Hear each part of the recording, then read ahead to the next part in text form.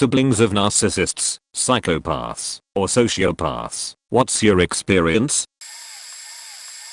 My brother was diagnosed with NPD at 16. He's never had empathy. Children learn empathy at some point, but it was like he never reached that developmental stage. He was unconcerned when people got hurt. He hit and bullied others in school to get what he wanted. Doctors, therapists, medication. Nothing made a difference, and it's not like there was some kind of trauma or a reason for his behavior. It's like he was just born wrong. When he was 10 he started taking and dealing drugs as a drug runner for some older teens. You can't be prosecuted under 14 in Germany. My parents called our version of CPS for help. He got more therapy, some inpatient stays, and his own social worker. He stole my dad's car when he was 12 and got picked up by the cops. He got his first charges at 14, drugs and assault. My parents were at their wits' end and agreed to have him placed in a group home for troubled teens for a year. He was kicked out shortly before the year was up. He came home and seemed to recognize in a clinical, detached kind of way that he couldn't go on like this without ending up in prison. He was about 15. He started being less violent, but he had insane delusions of grandeur and needed everyone to comply with whatever he wanted. If they didn't, he lashed out. My parents still made him go to therapy. He assaulted my dad and choked him because he didn't want to. My brother was 16, but also 6 feet 3 and about 190 lbs. My dad died from a sudden aneurysm when he was 16, and he went off the rails completely. He got a girl pregnant, and she was kicked out by her mom. My mom took her in. The girl was not a bad person, just had some issues, so it wasn't that surprising that she'd date my brother, who could be charming if the situation demanded it. He beat her up at our house a couple months later, while she was still pregnant. That was the last straw for my mom. She kicked my brother out. We helped the girl to find an apartment for her and the baby. Unsurprisingly, my mom caved a short while later and let my brother move back in. He seemed to think he was the head of the household. My parents never married, so my father's modest possessions went to me and my brother instead of my mom, and that included the car my dad bought a year before he died. It was the first brand new car he ever bought, a small one, but he was proud of it. My brother made my mom sell it so he could get his half of the money. It wasn't even a faking expensive one, and my mom was devastated to lose my dead dad's little car. I was 20 then. My brother was 17. He was verbally abusive and basically tortured my mom mentally. He threatened to hit me on a daily basis whenever I didn't do something or give him something he wanted. He also threatened to kill me a couple of times. On a particular bad day he told my mom that he'd have no trouble to get a couple guys to run her off the road when she went out. When the threats got stale, he'd beat me up every couple weeks. There was one particular instance where I was actually afraid he was going to kill me. He did his usual spiel of using me as a verbal punching bag because he had a bad day and I was just burnt out. Didn't even react anymore. He hit me a couple of times and choked me. No idea how, but I fought him off, grabbed my phone, and ran to the bathroom where I locked myself in before he could get to me again. He was trying to beat down the door while I called the cops. The cops did nothing. Told me he lived there, so we'd have to get along, and since we both said opposing things, nothing would come of it. I insisted they take my faking statement. My mom wasn't home at the time, but she was a wreck anyway and couldn't deal anymore. A couple days later, my aunt came to visit for a couple of days. My brother was his charming, manipulative self for her. My aunt tried to pressure me into not pressing charges, since apparently I gave myself the dozens of bruises and contusions I had, as my brother had told her I was severely suicidal at that point, and gave my mom an ultimatum, me or him. She kicked him out again. He came back a year later, and I moved out for college immediately.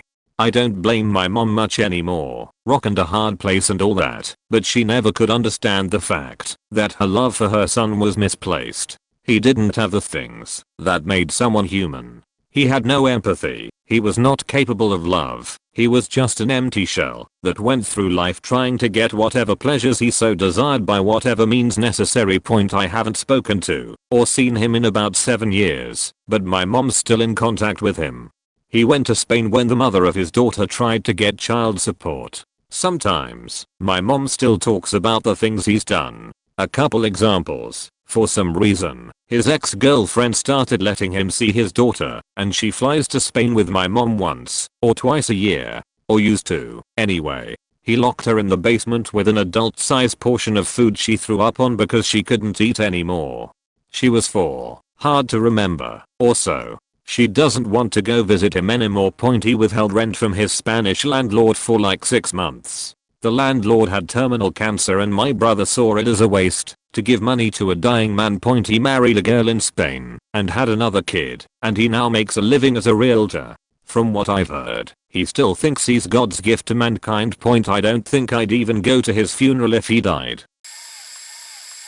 They can make drama out of any situation and will try to drag you into it even years later. Example, I'm the next to youngest. My whole family is a shit show, but when I was planning my wedding, I was still trying to pretend I had a reasonable family. My future husband's family was like leave it to Beaver, so I asked both of my sisters to be bridesmaids. I knew this was a risk, but I hoped they could keep their sheets together for a single evening. At the time, I thought they had.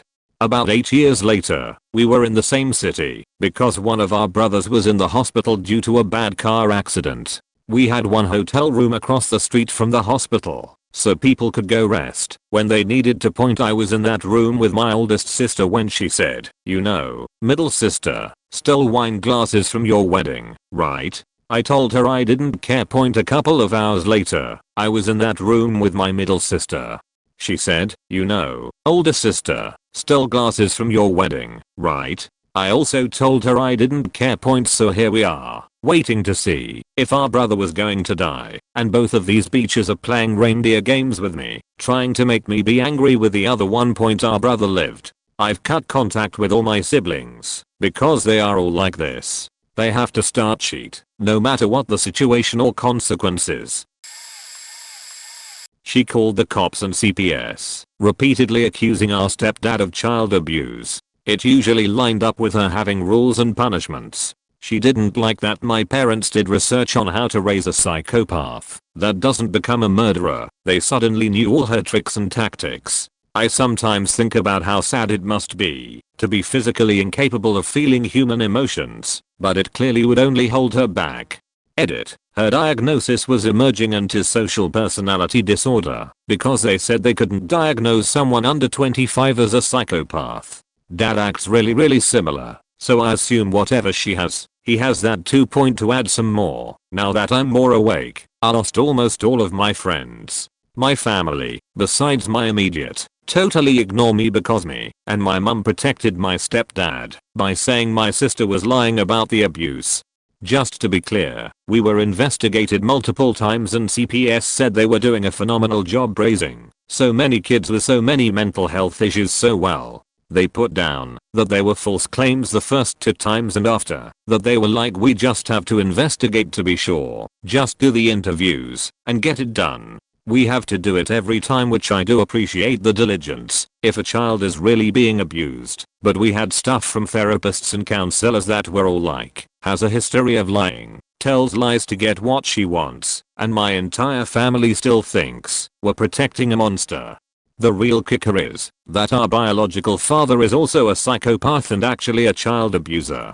Guess who she moved in with when my aunts refused to let her go back to my mum's? If you guessed our actually abusive dad, who was now basically giving her Psychopath 101 courses just by being near each other, then you're right. All our family who banded together in a fickle justice brigade about child abuse are now BFFs with the guy who used to threaten to break my legs and choke me and hit me when I was 7 or younger.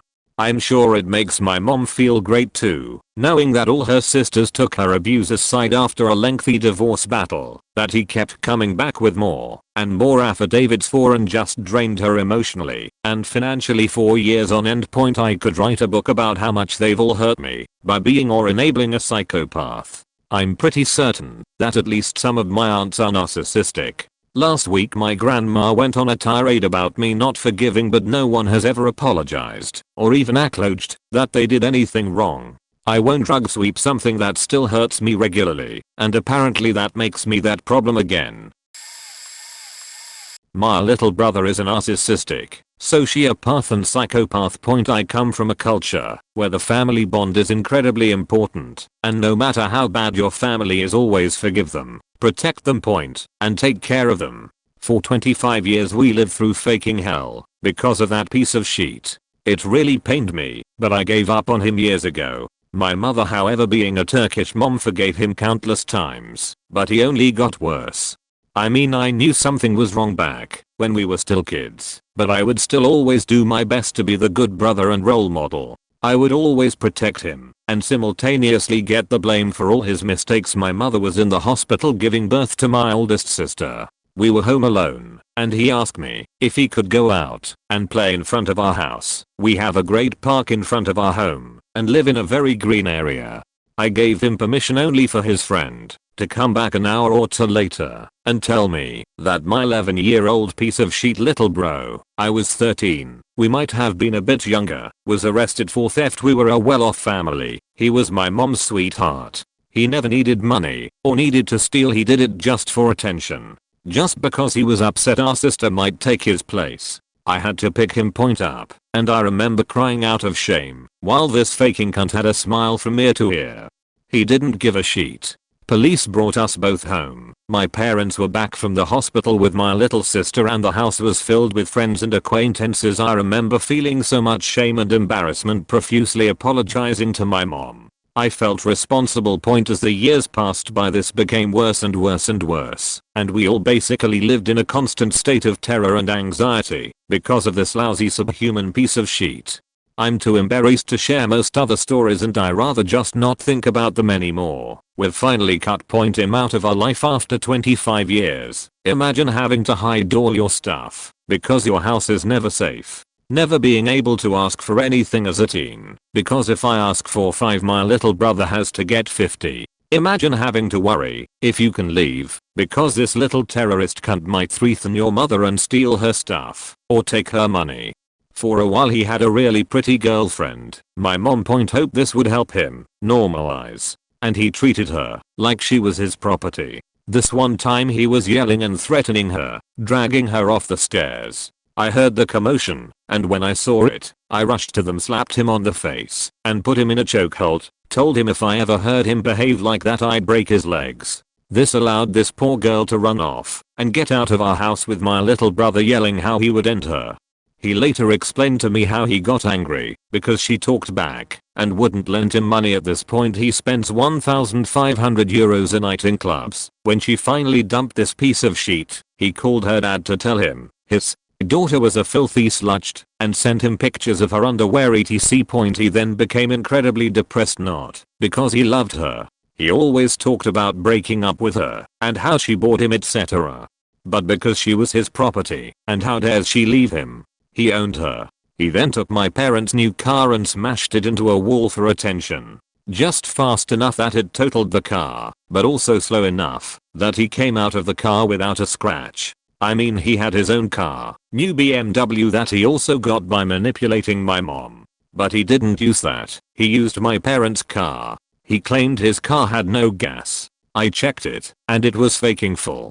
He then emotionally manipulated my mom about how he was suicidal, blaming us for not being more supportive. He used this for months as an excuse for his shitty behavior and intensified daily. The only person he actually feared was me, so I felt this incredible faking burden on me to try and keep him in check. I couldn't leave him alone with my mom. I couldn't move out because I was worried sick he might kill her one day. I tried to talk with him, but no amount of talking etc. worked.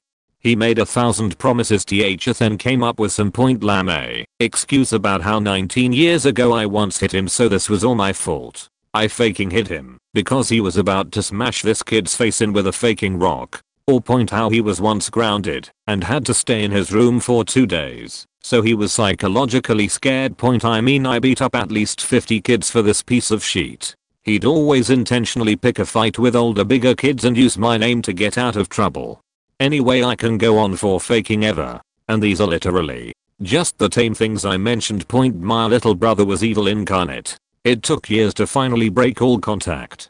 Because ESP, my mom always hoped he'd get better, and she even excused his threats and theft, even though he could just ask He liked stealing our stuff despite the fact that we'd have given it to him if he asked. He'd take money from our pockets, valuables from our rooms, etc. I couldn't go to the bathroom without locking my door, but we finally no longer have contact. It's like this burden is lifted off my shoulders. I no longer have to worry he's threatening, stealing, or pressuring my mom, abusing her trust etc. The anxiety and terror we all felt on a daily faking basis literally ruined our life. He literally made my mother sick. She was the strongest woman I knew, and this piece of shit destroyed her bit by bit. He ruined over 20 years of my life and I will never forgive him for what he did. I do no longer consider him my brother, family or even an acquaintance, and in all honesty I won't even go to his faking funeral, and don't want him to come to mine. Fuck him. P.S. This is why I believe some people are born evil. This piece of shit had an incredibly loving and supportive family that gave him all the attention he needed or wanted. But it was never enough. It was like absolutely no one, except he was real. None of us mattered. He treated his friends, girls etc. all the same way. This was made worse with how social and manipulative he was. Everyone that met him thought he was great and funny until he took their money etc. And one day he just switched and threatened them, spread lies about them etc. and did absolutely everything to ruin them. He would never ever forgive anything and was so stubborn that he would cut his own arm just so he could get back at someone or get his revenge. Even though he was always the wrong party, he made up this delusional stories in his head that made him the one that was the victim. I mean, my mother once refused to give him money because he had stolen 500 euros from her. He was like 15. So he went into her room, and when he couldn't find money he took a scissor and cut up all her clothes and shoes, then took all the sauces we had at home and squeezed the mayo, ketchup, BBQ sauce and anything else you can imagine on the clothes he cut, all over her floors and carpet and her bed. Even years later this piece of shit used that as an example of my mom being a bad mom, or treating him wrong, saying my little sister got pocket money, but she couldn't spare to give him some money. He blamed her and my mom to my faking frustration for years like an idiot. I love her, but this is the one thing I absolutely resent. Apologized to him saying she should have just given him the money. When I hot angry about this and explained to my mom she shouldn't ever apologize to him because in his head it legitimizes his behavior. She simply says she doesn't want to cause any drama and problems in the house. She was faking scared. The problem is the more she did it the worse it got. Something she now finally realizes. Fuck man, I just keep ranting and I can go on forever. I'm going to stop now. Literally made myself depressed thinking back. Anyway, fuck him. We're all happier than we've ever been now that we are rid of this piece of shit. My dad is as much of a narcissist as it gets. I didn't realize that it was abnormal until I moved out of the house and out of state. When I finally came back I remember him calling me one day to tell me to give him $10 because he claimed he need to grab something to eat. Sorry, but I don't have $10 to give you. You don't have $10 to give your dad. Come on, I'll pay you right back. I just need it to go down to the store so I can eat. I don't have it, so you'll have to put on your big boy pants and make some money for yourself. Well, I was gonna ask your sister, but I don't wanna ask her because she's my daughter. Yeah, no. I hung up after that. A few minutes later he calls me and says, hey, your sister just sent me the $10. See, it wasn't that hard. A couple months later I heard that he was still asking my sister for money, and then on my sister and my brother-in-law's anniversary he called and basically blew her up over the phone when she said no, to the point where she was crying on that day of all days. And then he finally said, so you're just gonna let your dad freeze to death outside tonight? My brother-in-law told him not to ever call them again, and I haven't heard from him since. He honestly thinks he is super popular and a good person, but he isn't. I blocked his number and want nothing to do with him anymore. Back to the question though, it's really weird because you end up growing to either be just like them or completely the opposite. I've had to grow up on my own and not be able to have a father figure to show me how to be a man and make smart decisions or how to be a leader of a household. These are things that I think many people take for granted and don't fully realize how great they have it by having both parents in the house and have them not be completely focused on themselves. I always envy the people that still get to live with their parents into their 20s. I moved out when I was 18 and I'm almost 30 now, and I wish every day that I had the ability to still live at home and not have to worry about rent, utilities, car payments, insurance, gas, phone, internet, etc. 2-year divorce/custody battle. I was a faithful, happy, and devoted husband and father. Gave up my music and my small business to stay home with our child by her request. She displayed great emotional and mental abuse and instability prior our child's birth, was prescribed meds which helped greatly, but went off when our child was conceived and never went back on. My goal was to protect him as much as possible. She got worse and worse again. She started a relationship and affair with another co-worker, someone she hired, and hatched a plan to destroy me. Had me arrested, kicked out, left me with no money, job, vehicle, home, and told the court I was an abuser, neglectful of our child, an alcoholic, stolen wasted family funds, etc. etc. etc. Without the court's involvement she had his education and medical block me. I have access now. Son developed bad asthma and she hid it. He was prescribed 2 inhalers and only gave me 1. When I tried to get in touch with his education and medical she claims I'm harassing them and causing problems. I went through 4 months supervised visitation for 1 hour a week, 2 CPS investigations, no case was ever opened. I have my son overnights on a more regular schedule now. She still won't settle and still wants sole custody. She took out a $120k loan out on our app 2 years ago without my approval or court's knowledge, and they put it in equity.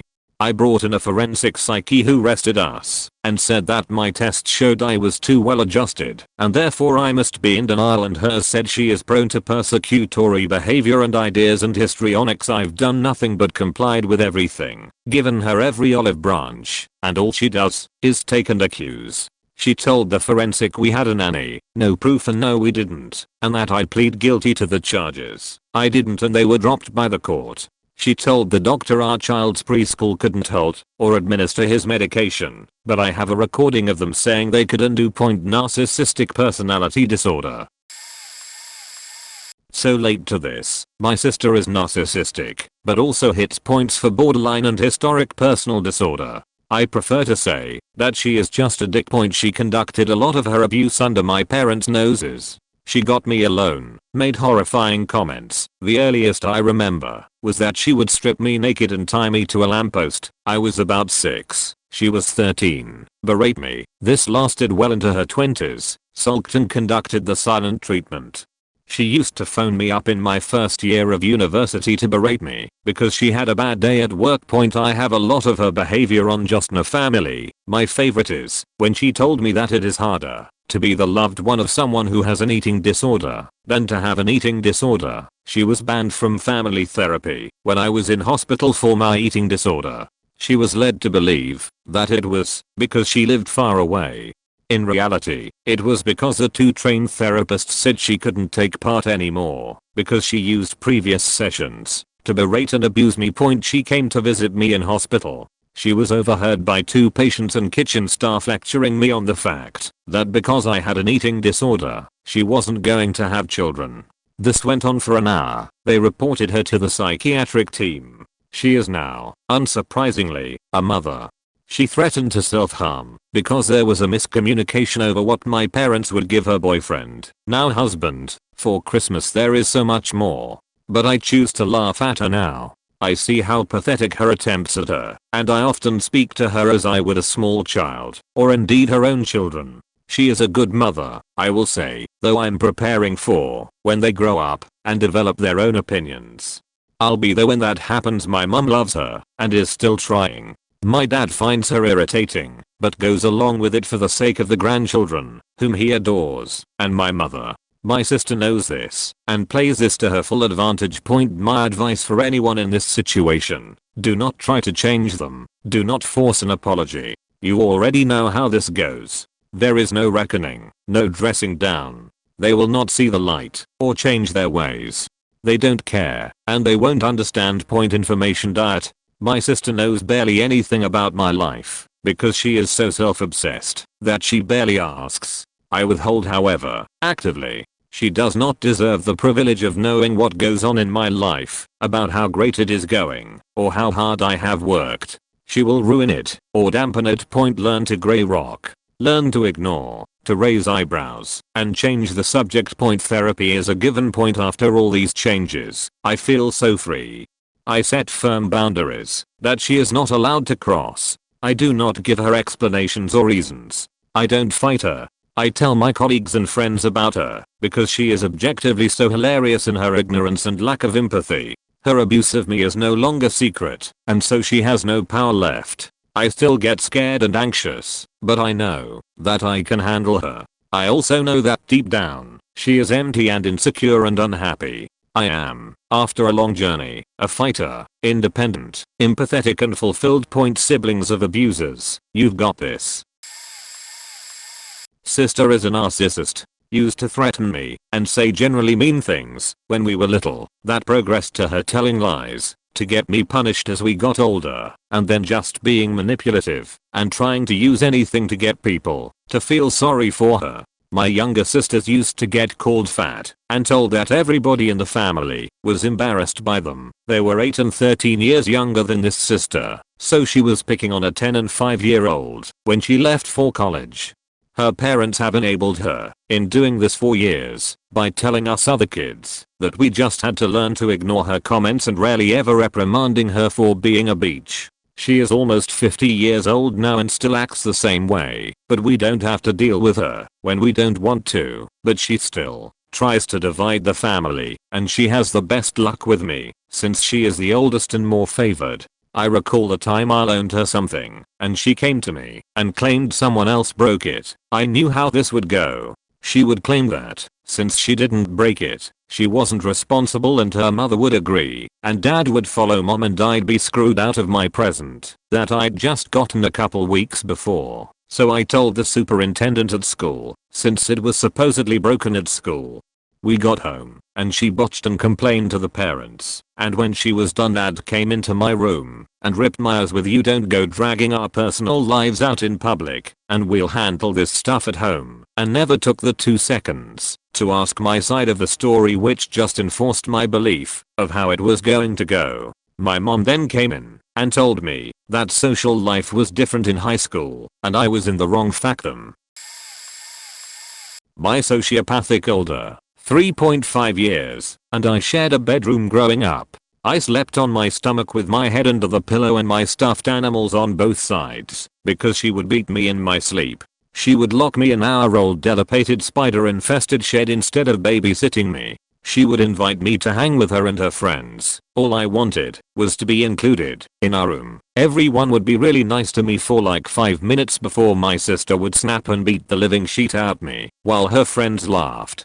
They bullied me all day, every day. I was sweeping the kitchen one afternoon and she walked in, snatched the broom out of my hands, and proceeded to beat me with it. Telephone receivers, tennis rackets, soccer cleats, and hairbrushes were her weapons of choice. Once, when I was 18, I still lived at home, and she lived a couple miles away. I just got off work and she showed up at my parents' and invited me to hang out at her place and told me to bring my weed. Knowing she was just using me, I told her I was tired and didn't want to go anywhere. She left, and about an hour later I left to get a pack of smokes. As I'm driving down my parents' street away from their house, I see my sister barreling down the street towards me. Needless to say, she plowed right into me. Totally my car. Currently my mother, my brother, his partner, his ex-wife and her husband and my 18 years old niece all have restraining orders against my now 44 years old sister. She has been banned from grocery stores and other public places for her explosive, "I'm just being honest," tirades on other customers. She was arrested for assaulting one of the aforementioned family members, and as the cops were putting on the cuffs on her, she said, "I should have curb stomped the beach side."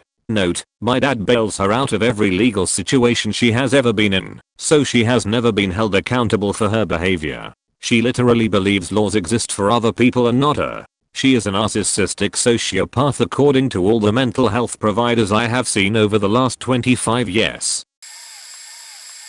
In recent memory, she was getting married.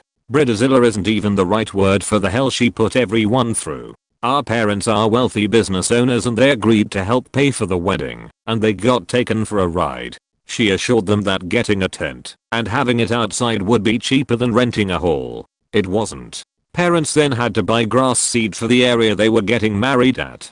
They then paid the rental fees for the tent, the tables, the chairs, the washrooms, etc.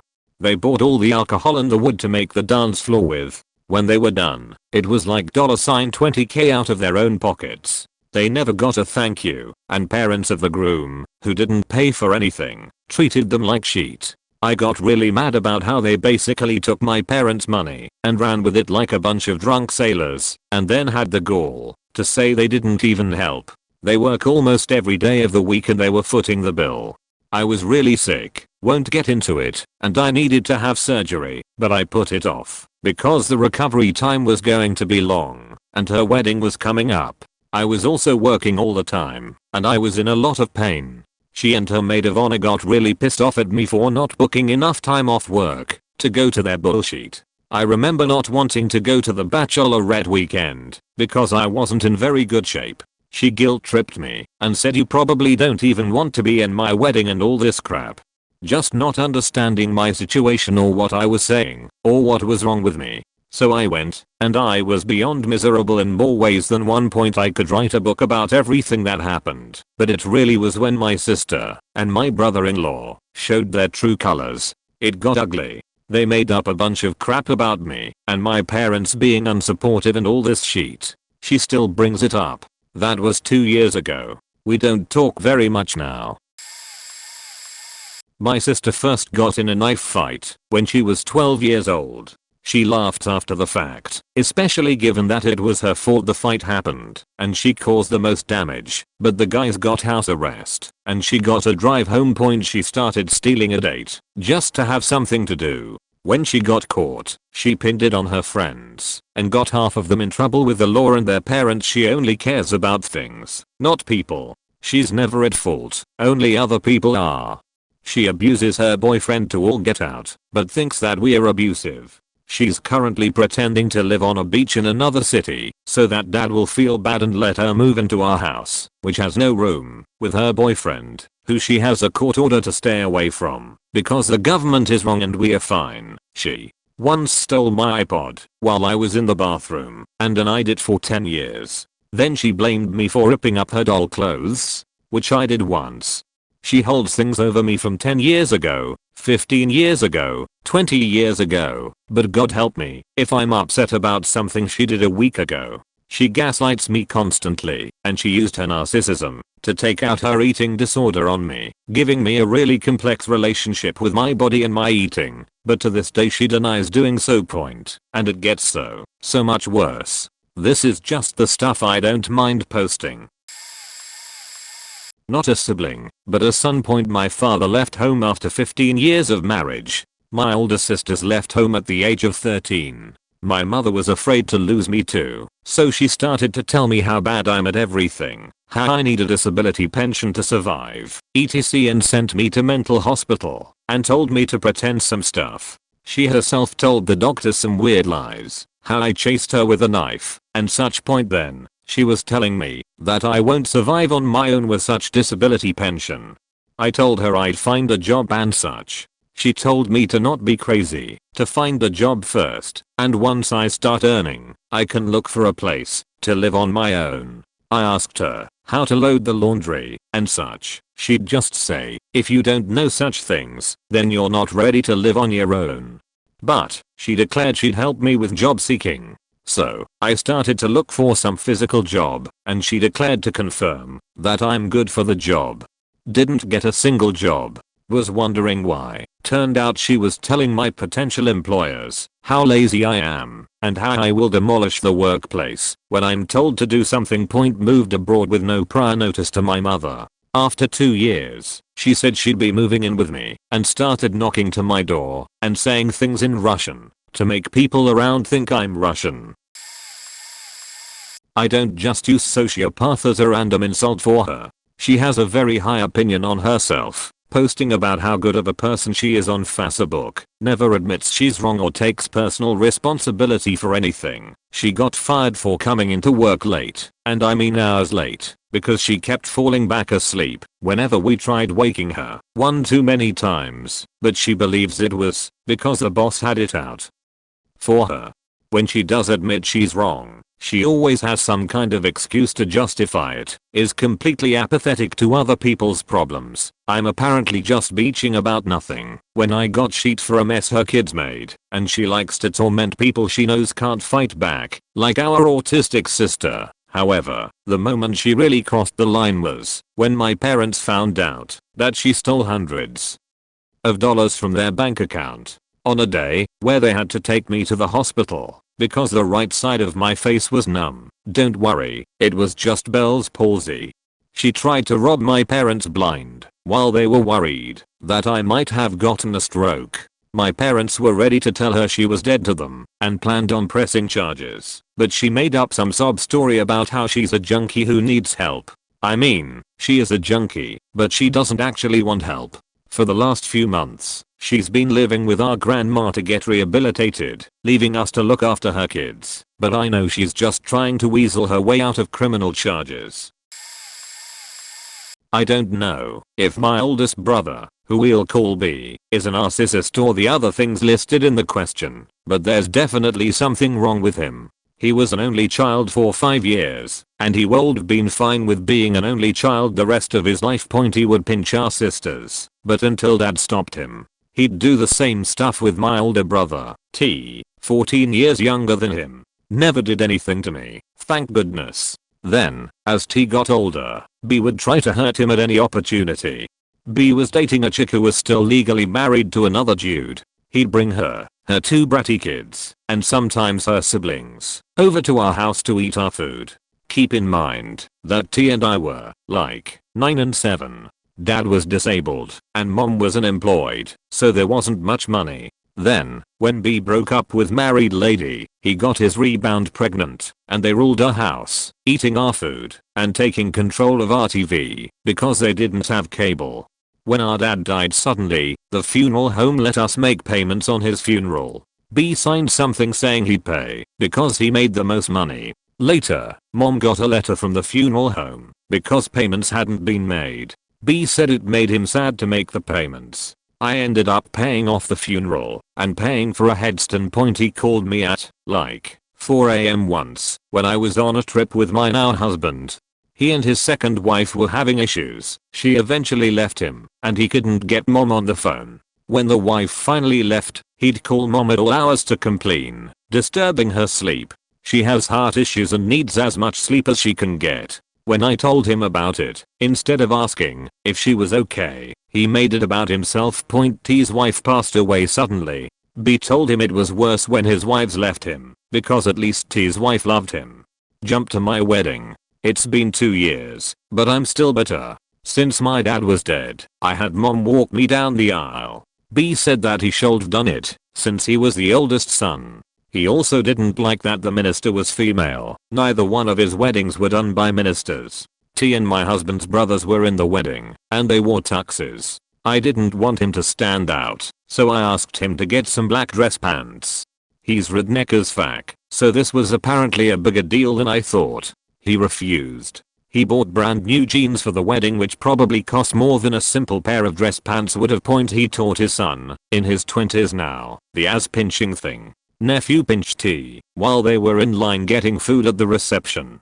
T thought B did it and punched him in the arm. This caused a whole thing, and B and his family left. Mom yelled at him. I didn't know about this at the time. He's found Jesus now, apparently, and all of his conversations turn religious. He also thinks he's 100% right on anything he does. He's also a Trump supporter. We don't talk much. One time, I didn't order my sister a pizza, and she locked me out of the house for the rest of the day. Another time, she asked me to make her a sandwich, which I then forgot to put cheese on, and she screamed you did this just to fuck with me. Then beat me up 6 or 7 years ago. I bought her a really nice pair of red suede boots she wanted for Christmas. She then proceeded to hit me in the arm and legs with them for a reason that I can't quite remember. When I was 4 or 5 she told me that everyone dies and that my mom was gonna die. When my parents got divorced and my mom moved us into an apartment, my sister never let me leave my room so she could have the whole place to herself. I found out later it was because she was smoking cigarettes and didn't want to get caught, but if I left my room, I was being chased right back and with the threat that if I tried to leave again she'll kill me. There's a few other little things here and there. I wasn't allowed to watch TV shows she liked or eat any kind of food or candy that she liked. Always had to play games that she wanted to play. I wasn't allowed to climb this certain tree in our backyard past a certain point, but she and my cousin could. She never let me sleep in my own bed. I always had to sleep in the bed with her, and she'd just push me off the bed with her legs anyway. When I'd try to go back to my room she'd scream and cry and try to hit me until I came back. I'm sure she's done countless other things that I'm just blocking out, but yeah, it kinda sucked being raised with a controlling tyrant of an older sister. Not a sibling but a child. My father was diagnosed with schizophrenia when I was about 9. He was a stay-at-home dad since my mum had the job that paid better. I have 2 siblings. My sister was always terrorized by my father and my brother was the kid that he spent most time with. I mostly remember one incident where my sister was coming home from school, having already eaten, because we could never be sure if we would be fed that day. That time he had cooked. My sister told him that she wasn't hungry, and he attacked her. She was lucky to have gotten out of the way before he could reach her, but our kitchen door did not survive. My brother on the other hand experienced even worse parenting. He never really had friends, and since my father never let him play alone he now gets super angry when my mum doesn't allow him on the PlayStation. He is really entitled. Well, after the incident with the kitchen door I started thinking about how I could get rid of him to save my family from him. He did have a psychiatrist, but he did not trust them and never took his medication because he chose to self-treat with alcohol. He once told me it was healthier to be an alcoholic than be addicted to psychopharma. I didn't have the energy to argue with him anymore at that point. I asked my mum to divorce him, but she was sure they would have shared custody and that he would pick us up drunk or smash his car into a tree with us in it. I got really depressed and helpless because the only way we could seem to ever be free of him would be if I killed him. I cried myself to sleep for the next year because of that. This might sound harsh, but we were so relieved when he committed suicide when I was 16. Since then my mum only works half-time and found a better workplace where she makes the same amount of money as before. We finally got to eat regularly and I gained 10 kilos, finally having a normal BMI that is not underweight. I struggle with romantic relationships, but with my current partner it got a lot better. My first was a nightmare, but that's a different story. TLDR. Schizophrenic dad who didn't want to take his meds since he was psychotic almost killed my sister, let his kids become underweight, gave me and my mum reactive depression and finally ended his and our struggle by taking his own life. Sorry for my not perfect English, not a native speaker. I'm pretty sure my brother is a narcissist, along with some other mental illnesses. Our mother certainly is. Brother spent a fortune on clothes, shoes, hair products, shit like that pretty much from the moment puberty began. Dude would work out constantly, played sports ball, and insisted I do all the things he was doing, including walk, talk, behave like him. If I even suggested that I felt uncomfortable with any of it, he'd get all passive aggressive with me. Fine, don't listen to me. I'm just trying to help you so nobody messes with you. But I guess, if you want to be a fat ugly, worthless piece of shit, which, he was constantly telling me that, anyway, and had been ever since we were small children. So, now at the tender age of 42, he's an alcoholic with a criminal record for domestic violence, has next to no friends, had destroyed multiple cars due to his extremely aggressive driving, and refuses to junk any of them. And has to live with our mother, who pretty much chose him over me. Meanwhile, I'm 37, live in another city, changed my name for privacy, have a pretty cool job, and am lucky to have a handful of amazing friends who inspire me every day to be a better person. Yeah, I'm overweight. Yeah, I wear what makes me feel comfortable and confident, and it isn't Tommy Hilfiger or whatever. Yeah, I play D&D, listen to REM, and drive a sedan that I take care of instead of redlining it to make up for the size of my dick. Point who's the worthless piece of shit now, as whole. I wonder if my brother is a sociopath or something like that, because he has never really expressed remorse. He hit me and called me a lot of names when I was a kid. We have a 8-year age gap, so I was always on the receiving end being younger. He plays a lot of mind games to get people to get upset, ranging from telling my family to all come to the house when I was 9 to inform them all in a group that I was fat. He does things to trigger people.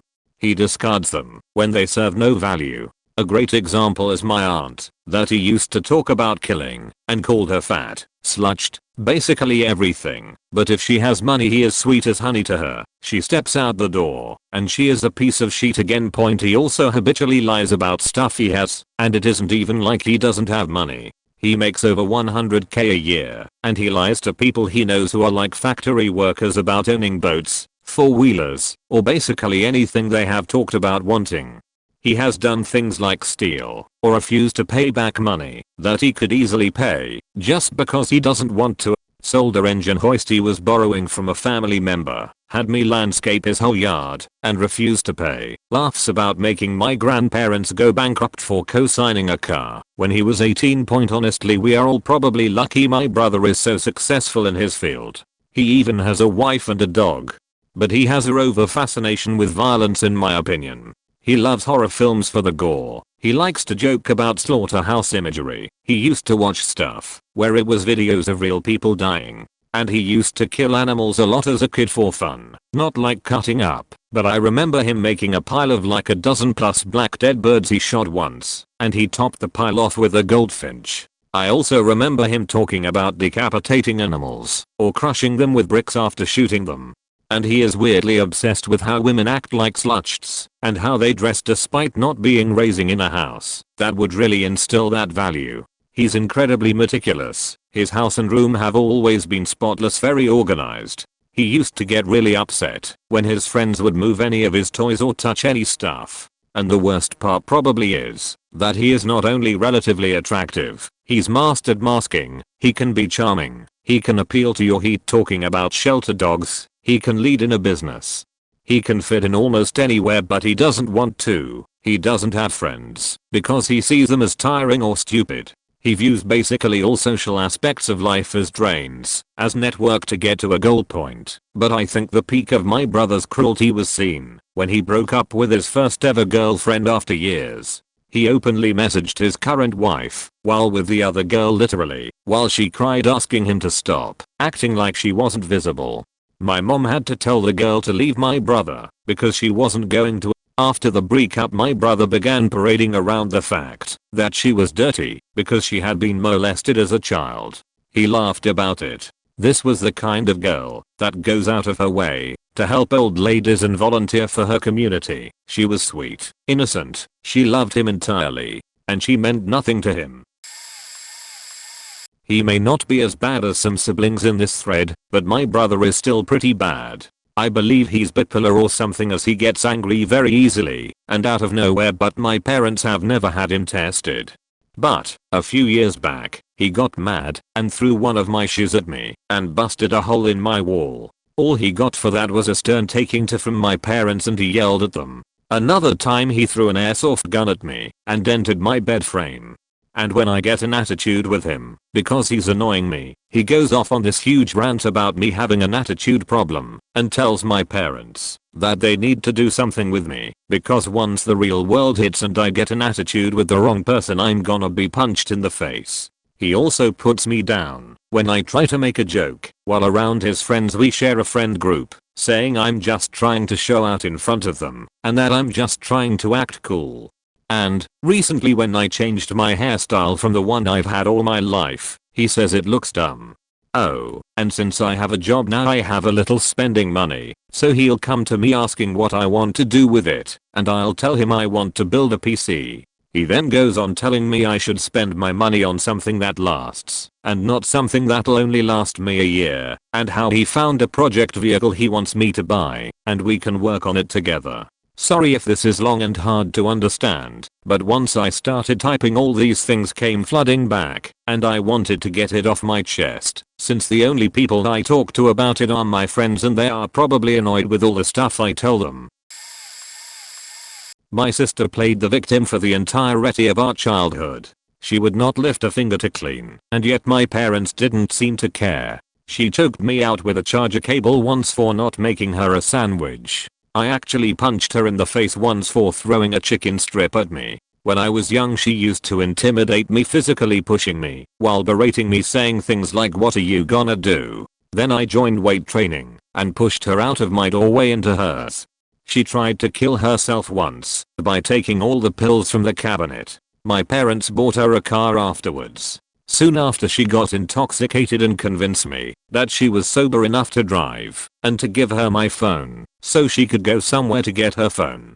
She was 15, I was 12 over 13, and I hid the keys. Eventually I gave them to her and she went on a high-speed chase and ended up running someone over. I had both house phones with the ringer turned all the way down, waiting for her to call me. The phone lit up and it said police department. My heart dropped and I answered. I had to wake my mom up cause she went to the hospital. It was my fault. My parents put her into cosmetology school after this event. The faking guilt I had because of that I lived it for years. This event affected my family's lives tremendously, financially and in so many other ways. Nothing was the same. She went through court and CPS came.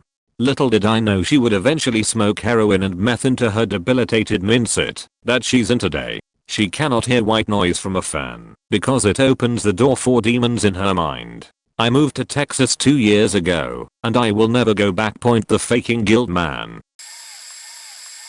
I networked well in college and hooked up my older brother with a job with F500 engineering firm through a contact who usually doesn't consider people with his credentials. When I told him I wanted to work there, he made sure to put in a bad word for me to the same person I initially met, lied about heroin use, never even thanked me. Countless times I've had his girlfriends message me on Facebook asking how to deal with him, usually after drunken fights and marginal domestic abuse. Hitting on my girlfriends every time he was in the same space as them. He used to get drunk and try to sell me on his business ideas, namely GeForce stickers that already exist and Pico projectors, and pressures me to present them to a partner who took me under their wing. It's only ever these two ideas steals anything he can get away with from myself and our parents. Half a dozen watches, earrings, physical cash reserves, computer parts, which have devalued over the years to nearly nothing, still sitting in his drawers. Moved cities because he wasn't allowed in any bars due to complaints from women there. Sexually harassed me several times in my youth. These are some of my earliest memories. He shot my car while I was driving away with buckshot, saying he didn't think he'd hit me from about 30 to 40 yards away. Then he'll break down crying because he can't develop and maintain relationships. Everybody hates me. Him and I are both pretty messed up in the head, but we got very good grades when we were young, so our parents thought everything was alright. In seeking treatment, I told him not to lie to therapists and psychologists, because why the fuck would you? Turns out he only went to one session and pretty much just talked about how much he makes to the therapist. My entire childhood my sister would manipulate me and anyone else she could.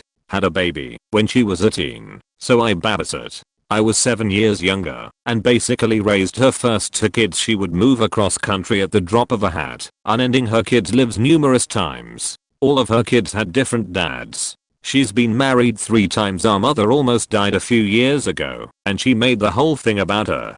Her kids don't even talk to her anymore. They are all adults now and I'm their support system. I own the house our mother lives in and she tells me everything I should do for our mom and fix the house. I pay the mortgage, I buy her groceries, I make sure she gets to the doctor, but that isn't enough for my sister. Does she offer any support? Nope, just criticism. She gives me endless shit about how I bought a nice house for my family when our mom's house needs a new roof. Told her if she pays for it, I'll get it fixed. She says she can't afford it. Yeah? Me neither. Since the beginning of the year, she got hooked on drugs, left her husband, who should have been the best thing to ever happen to her. He's great. She's attempted suicide and tried to say it's everyone else's fault. She was in a psych ward for hallucinations and hearing voices. Again, it's everyone else's fault. I haven't seen her since the holidays last year, and I plan to keep it that way. My older sister has never been diagnosed, because if you bring therapy up to her it's a personal attack. She's 28, barely a year and a half older than me, and after years of putting up with her abuse, because that's just how she is, thanks mom and dad, I haven't had contact in over a year. I tried explaining to her that she's been emotionally abusing me and my mom, but she has never taken responsibility or apologized. I've endured things from getting punched in the face and having my glasses broken because I changed the radio station in front of one of my friends, to being told nobody gives a shit about me and that I just shouldn't speak. Last contact I had with her, we were both visiting my parents. I was there to visit a specialist for a chronic pain condition, and my sister was waking me up by singing at the top of her lungs and slamming doors at 6:30 in the morning. I mentioned to my mom that I was thinking of switching rooms, and my sister had a friend coming to stay the night. My sister asked my mom where her friend was going to sleep, and my mom said, "Oh, Maljem is thinking of switching rooms because you keep waking them up," and my sister lost it, saying that I'd been keeping her up Skyping my partner at night. I simply said that he worked at 4 AM and was in bed by 6, and she retorted, "Well, 2 years ago you did." I stood up and left the room silently, and she started screaming at the top of her lungs that it was my mom's fault I don't like her, because apparently my mom coddles me, not the 27-year-old who throws a fit when she doesn't get her way. I decided that was the last straw. She's reached out, but I ignore her. I've given her too many chances. She's 28 faking years old, and she only acts this way with me and my mom. Honestly, I forget I have a sister most of the time. She lives on a different continent, so it's easy to cut her out. I'm a much happier person without her in my life. My mother is a huge narcissist. Her favorite thing to do was gaslight and project onto others. The day I finally had enough was when she kept berating my handicapped sister. She was really drunk. I had told her to please just go to bed. Finally she shifts her anger to me, and we start going at it. Her words to me were, "You're not even a real woman. You hate her. You wish she was dead in a ditch. Nothing good ever came out of my relationship with your stupid, worthless father. Not even you. No man will ever love you or give you babies because you're not a real woman." She has 7 children, all of which have different fathers. She resented my oldest sister, in the wheelchair, because she had her at 17 and was forced to take care of her literally all her young adult life till she got busted for drugs. It took her 2 years to actually talk to me again after that night, and even then it wasn't to apologize. It was to ask why I haven't talked to her and how I could be so bitter to her. Yeah, let that one sink in. My mother isn't really a part of my life anymore. Occasionally she asks for money, in which I never give her. She'll get mad, call me selfish, and then we don't talk for a few weeks. Funny thing is, I'm doing well for myself. Her and my idiotic stepfather on the other hand are struggling with money. They are terrible with money. Constantly spend where they honestly don't need to, but they both like to pretend like it's my problem. I can say I'm happier now. They are best at distant, and my sister lives with me now. All is good. My 2 wilder older brother, 35, is most definitely a narcissist and possibly a sociopath. I'll start at the beginning point. When he and I were young, he would manipulate me into doing his bidding. He was lazy and controlling, and due to some lazy, divorced parenting, I assume I was some semblance of something he could control, so he would order me around just because he could. His belongings were his belongings and my belongings were also his belongings. He treated me with no respect, and my low self-esteem at the time played into his demands because he feigned some sort of appreciation for the things I'd do for him. He hit me and threatened me countless times if he didn't get what he wanted.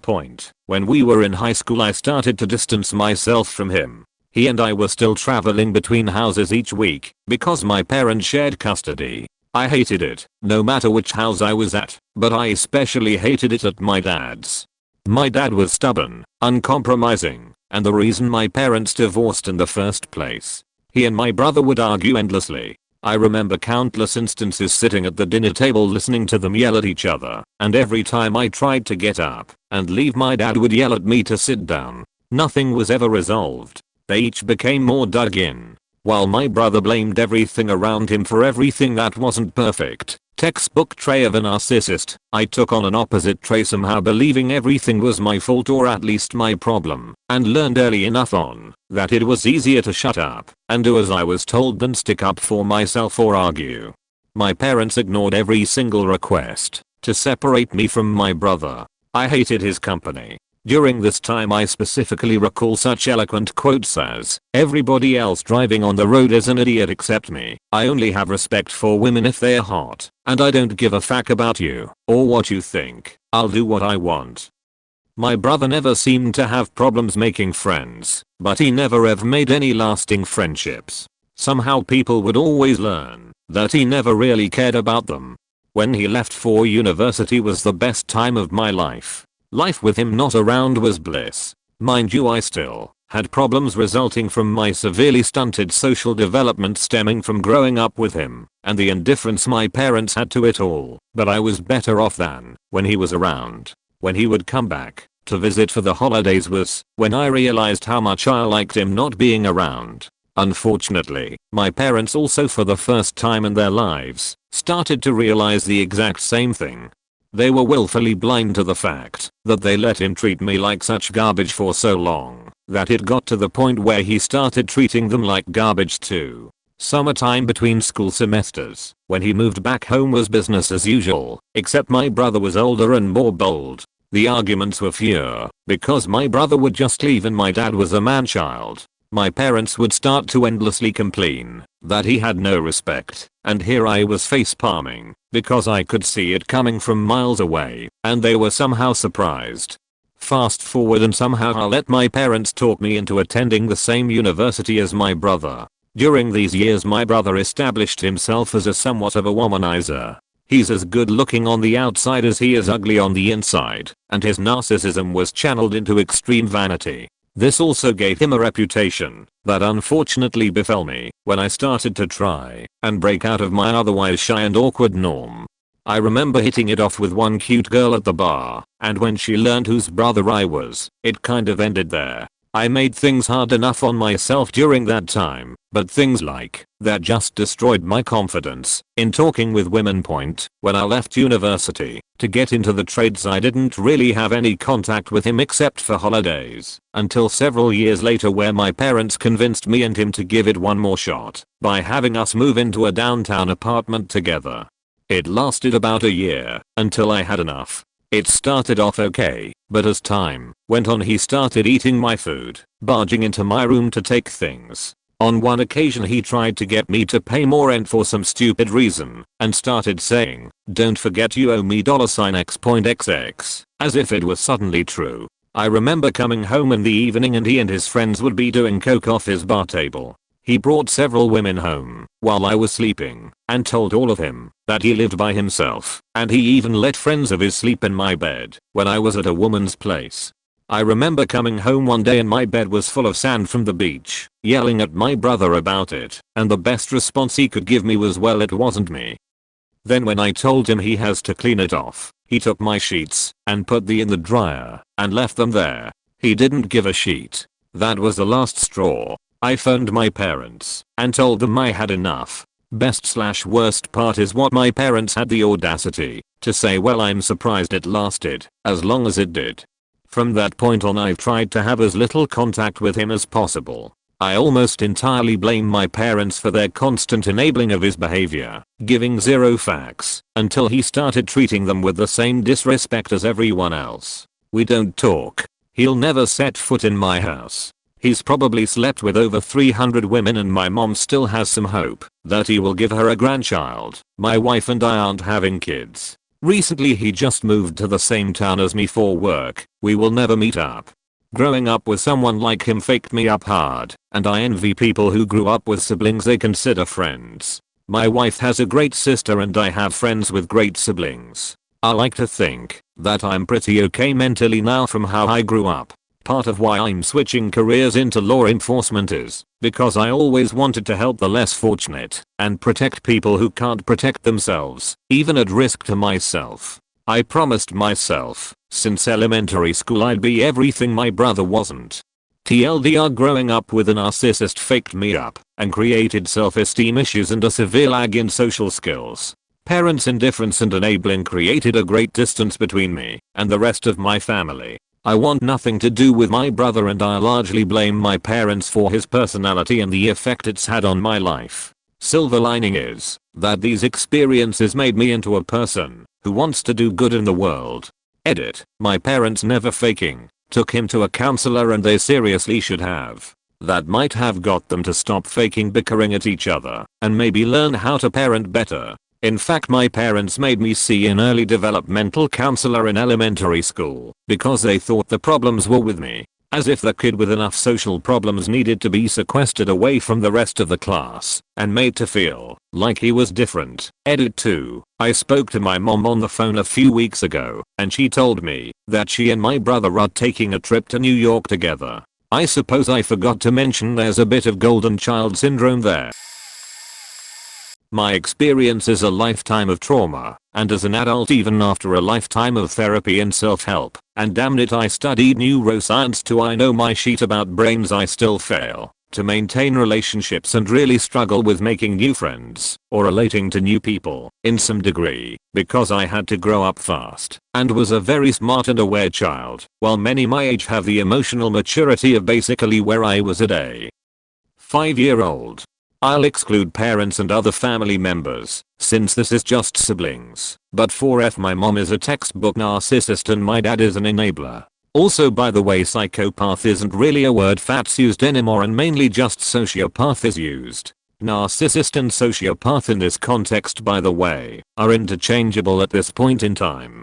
But my brother, I have a younger brother, and younger by enough that the age gap really wouldn't have allowed us to be super close anyway. 7 years, I think. I mean, we have a literal generation gap. Also relevant that I'm a woman and have always been on the smaller side, so as a toddler my brother was stronger than young kid me by default and almost my size. Point, he was the stereotypical golden child who could do no wrong, and his shitty behavior was always encouraged by my mom and ignored by my dad. As the black sheep of the family, i.e. the kid who innocently questioned everything, I was the scapegoat child, always treated as subhuman. Point, my brother broke my hand as a kid trying to rip my Gamma Boy from me on a long train ride, and it was my fault according to my mom. Mom of course ignored him hitting me hard and me crying this whole time. Shit like this happened often. Point, if I ever defended myself from his constant bullying and abuse, even simple boundaries like stay out of my room, don't steal my things or break my things, don't hit me, head fake cry, twist my arm until it bleed, and my mom would always defend her innocent baby who could do no wrong, and ground me or beat me for crying or defending myself. You can imagine how this makes establishing boundaries as an adult hard on a knee-jerk level. He would often go into my room and just break shit just to break it, leave, and if I saw and got mad, he'd either fake cry and I'd get in trouble for giving him a mouthful. He'd be openly laughing at all of this as my mom was there. She didn't care. More of an excuse to punish me, not exactly my brother, but I know many won't mention it, and I know it happens in okay households too. So we had a chore chart as kids. Parents listed chores and had however many boxes next to them in the week that the thing would need to be done. Hard jobs, i.e. manlier jobs, were given a higher price value than kitchen or cleaning chores, women's work. My parents would yell at me if I woke up early to do a yard work chore that was worth $1.25, because that's for your brother and I'd essentially only be allowed to wash dishes for 25 cents or similar. Wage gap was instilled early on. I'm all for having kids do chores and having some sort of reward system, but not this way, not with sexism. If I ever tried to stand up to my brother, even to say stop hitting me, stop banging on my door, 4 hours, head lie down, and kick my door for hours well into middle school, when I moved out, etc. Shit, that's not okay and should be disciplined. My parents would come in and yell at me, wait till he's older and bigger than you one day, then you'll get what you deserve. Meaning physical abuse. It's a threat. He had a very easy time charming my parents to buy shit for him. I don't know how to describe this well, but sociopaths are very charming people, and this is how victims often gaslight the victim or play into a smear campaign. Google these words if you don't know them, saying stuff like, "But that doesn't seem like them." They'd never do that. Yes, they would. Abusers don't abuse everyone, and they don't often start out with their bad side. But anyway, as a kid, thus meant he got every video game, a computer, a nice new teak desk in middle school he'd replace for no reason in a year or two, nice office chair, a car the second he got his permit, everything under the sun. Meanwhile, I was never allowed a computer or even on one. When I saved up and bought my own laptop at 17 or so, my parents took it and snapped it in half.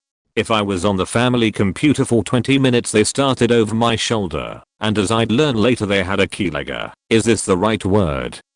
And essentially tracked passwords. I never got a car, didn't have a desk or desk chair at all, until I moved out, and a shitty IKEA desk already lived in my first apartment, and without more detail essentially lived in abject poverty within a wealthy family. The stuff never bothered me. It was the inequality and the fact my brother would bulky and make fun of me after the fact constantly. Brother was a picky eater. Parents catered to his picky eating and wouldn't get anything else food wise. I'm hypoglycemic and anemic. Guess who was malnourished until 18, and I swear to God I don't know how I didn't die from the hypoglycemia. My parents wouldn't even keep juice in the house, and I had no words for what was wrong. They're somewhat anti-medicine as well. Most of the food they kept for my brother wasn't great for iron and hard to digest for me, so I was passing out and having seizures from the sugar lows often enough to be a problem. I told adults and medical professionals what was actually happened, but no mandated reporter did anything.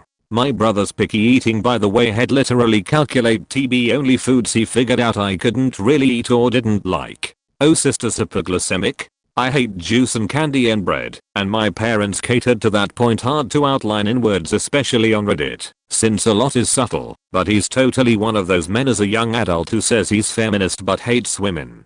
As a woman it's easy to suss out, but I don't know how to describe in words. Him and other men like him, even if I know nothing else, I know to stay away from. Clearly the type who you know will probably abuse a partner later. Even though I've been NC with my brother for years, he now has his first girlfriend and I've steadily befriended her and kept an eye on her because of this. I'm worried about her. She seems nice. A lot of coming out of nowhere just to verbally abuse, and I'd argue back, and then he'd switch his stance, and it was this circle of losing, no matter what you did or said.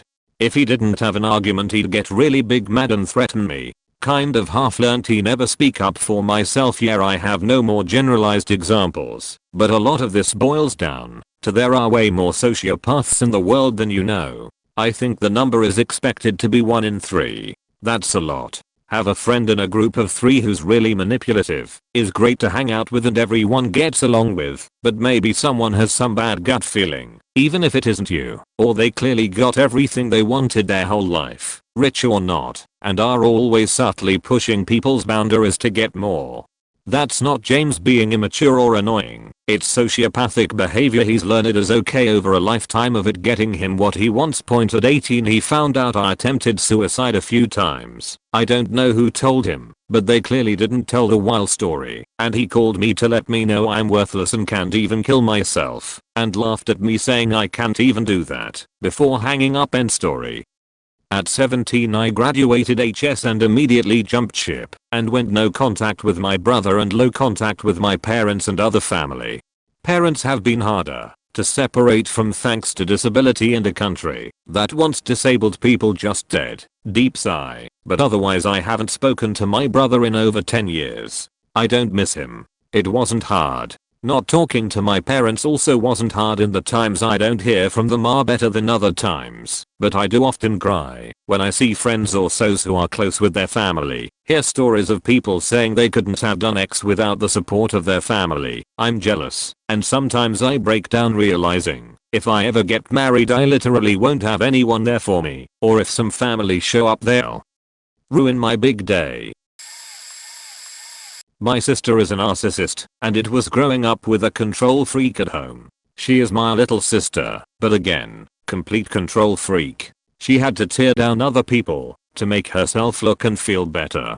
Growing up, if there were new kids in the area, my sister and I were only 18 months apart, she would insult and belittle me. I had a stutter, have had it most of my life. She used that as a way to tell other kids that I was a form of retard. Her shit is why I never had many friends growing up, and those that I did have, she was there to badmouth, insult, and do all she could to ruin those friendships. Growing up, she had to get her way. Not part of her way, not most of her way 100%. If I were playing a video game and she wanted to play, our parents made me play with her. This meant not playing the game that I was playing, or even being able to continue the game that I was playing. Nope. That came to an instant end because she didn't want to play what I was playing, nor wait for me to finish. And she had to be player 1. Anything less had her crying to our parents that I wasn't letting her play, and then none of us go to play anything. And no, I'm not talking about us as little kids. I'm talking about us as 11 and 12-year-olds. Even today she will insult anyone and everyone she doesn't like. She will insult anything she doesn't like. However, you insult her or her friends and she will yell at you, tear you a new one. Her favorite TV show is Lost. Talk bad about that show, and she will scream and yell at you. She remembers people's failures. Every time you get a new job, or a job promotion, or even watching Jeopardy, and get a clue, right, that she didn't know, and she will say you suck, and then tell you of every failure in life that you've had. That she remembers my ex-girlfriends and my ex-wife. Can't stand my sister. My friends can't tolerate her. There are family members that just assume not associate with her. Her oldest child is about to turn 18, and we've told that child, if you want to move in with your grandfather after you are 18, we will help you pack. Because my sister is putting her sheet onto her kids. My sister, the narcissist, has been working on her undergrad degree for the last 14 years. Will claim she has 2 degrees when we point out how long this has taken her. I have 2 associate's degrees, has lived rent-free by herself in a 4-bedroom home my parents bought as an investment property for 8+ years. Claimed my father had tried to kill her after he called to tell her she had to move out so they could sell the house. Also claimed I had tried to kill her in the same conversation. What did I have to do with any of this anyway? Evidently that one time I tossed a McDonald's plastic fork at her over my shoulder was when I attempted to murder her. No regrets. Would toss again. We were on vacation together with our mother and my wife. She had let herself into the room where my wife and I were sleeping at about 2 AM to take a bath in the jacuzzi tub in the bathroom in our room. She both entered and exited my bedroom nude. I tossed a plastic fork in anger because she insisted this was all fine and not inappropriate at all. She still lives rent-free in a rental house that my mother has decided to pay for. She was paying for an apartment, but my sister decided to buy a 3rd dog, and the apartment complex kicked her out for exceeding the allowable number of pets. There were many other selfish behaviors when she was young, all much more minor though. No clue what she plans to do when mom's gone. I know my siblings and I are done with her.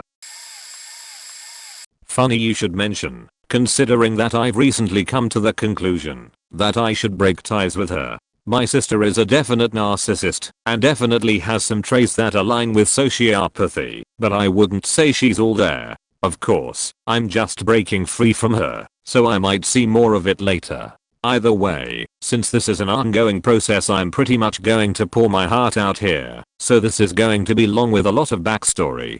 I've always made excuses for her because her behavior sort of made sense for me. We have different dads, and she's quite a few years older than me, so my dad is my mother's current husband. Things have been rough, but I will say that my parents have always been amazing.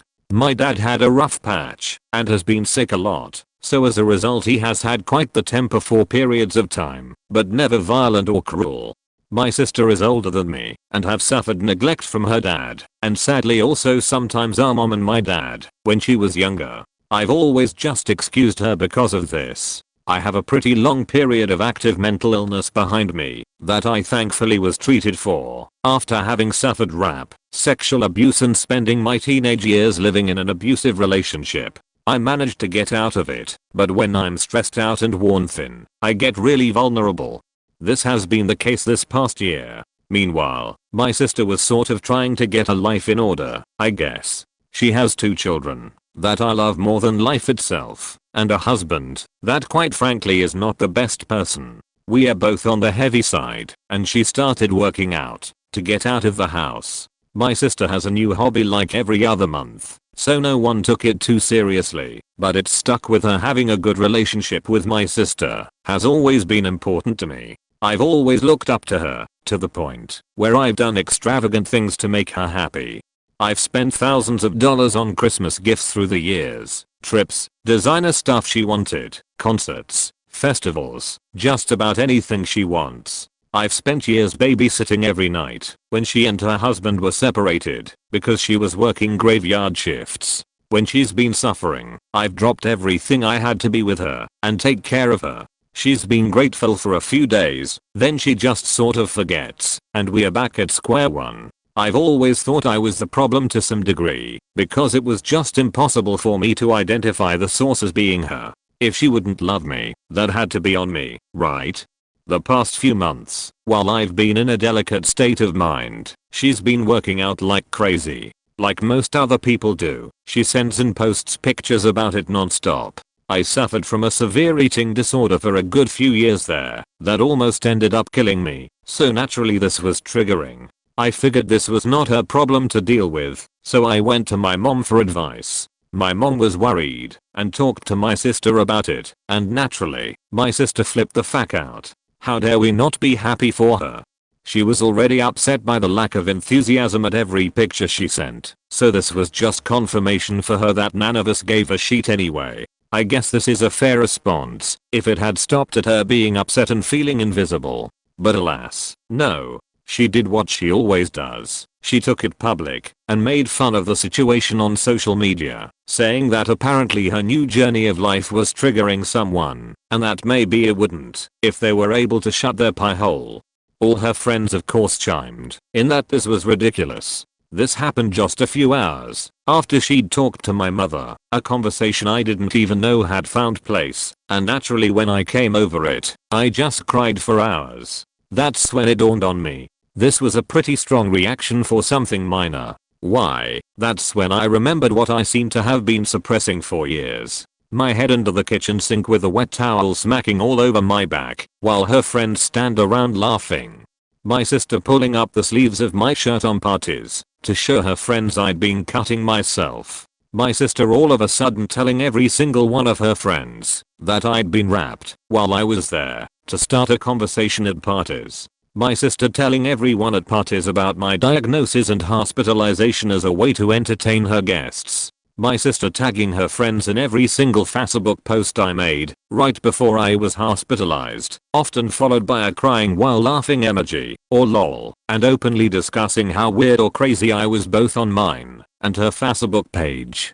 My sister making fun of my eating disorder at my grandfather's funeral. I could go on forever. She has been gaslighting me for my entire life, and I never even realized. I pinned it off as sibling rivalry. I figured it was due time we talked about this and fixed our relationship. Naive as I was, I just pinned this all down to lack of communication. When I told my mom I was thinking about talking to her about this, she immediately warned against it, at least as I was finishing up my studies and planning my wedding.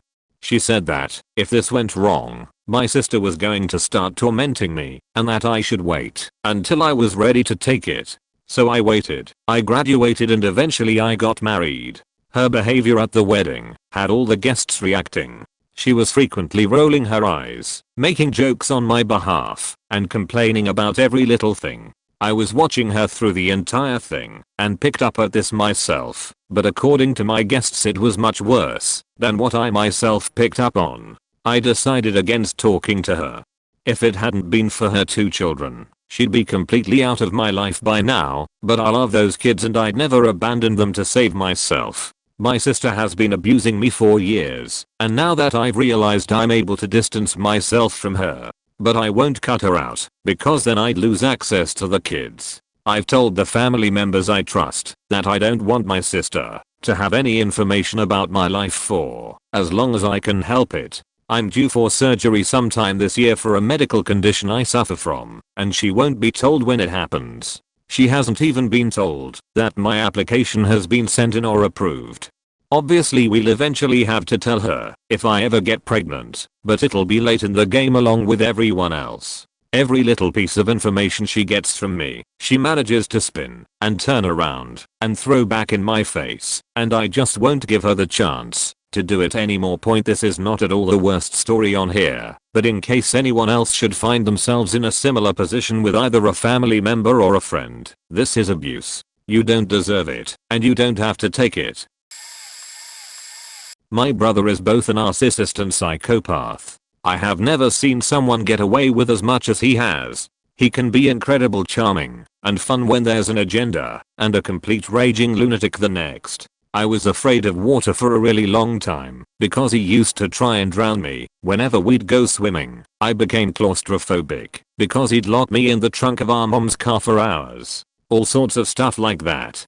I still flinch to this day whenever someone so much as raises a hand near me, as I can't get over the fact that he used to attack me in every way he could point. He sexually abused my cousin and I when we were just little, and he was 12 or 13. I was always afraid to tell anyone against the fear I had with him. He's controlling like nothing I've ever seen. He took my laptop and my Xbox power cord when he thought I was acting naughty and wouldn't give them back, no matter what me or my mom did. He's stolen millions of things, my mom's engagement rings from my dad and stepdad, selling them for meth.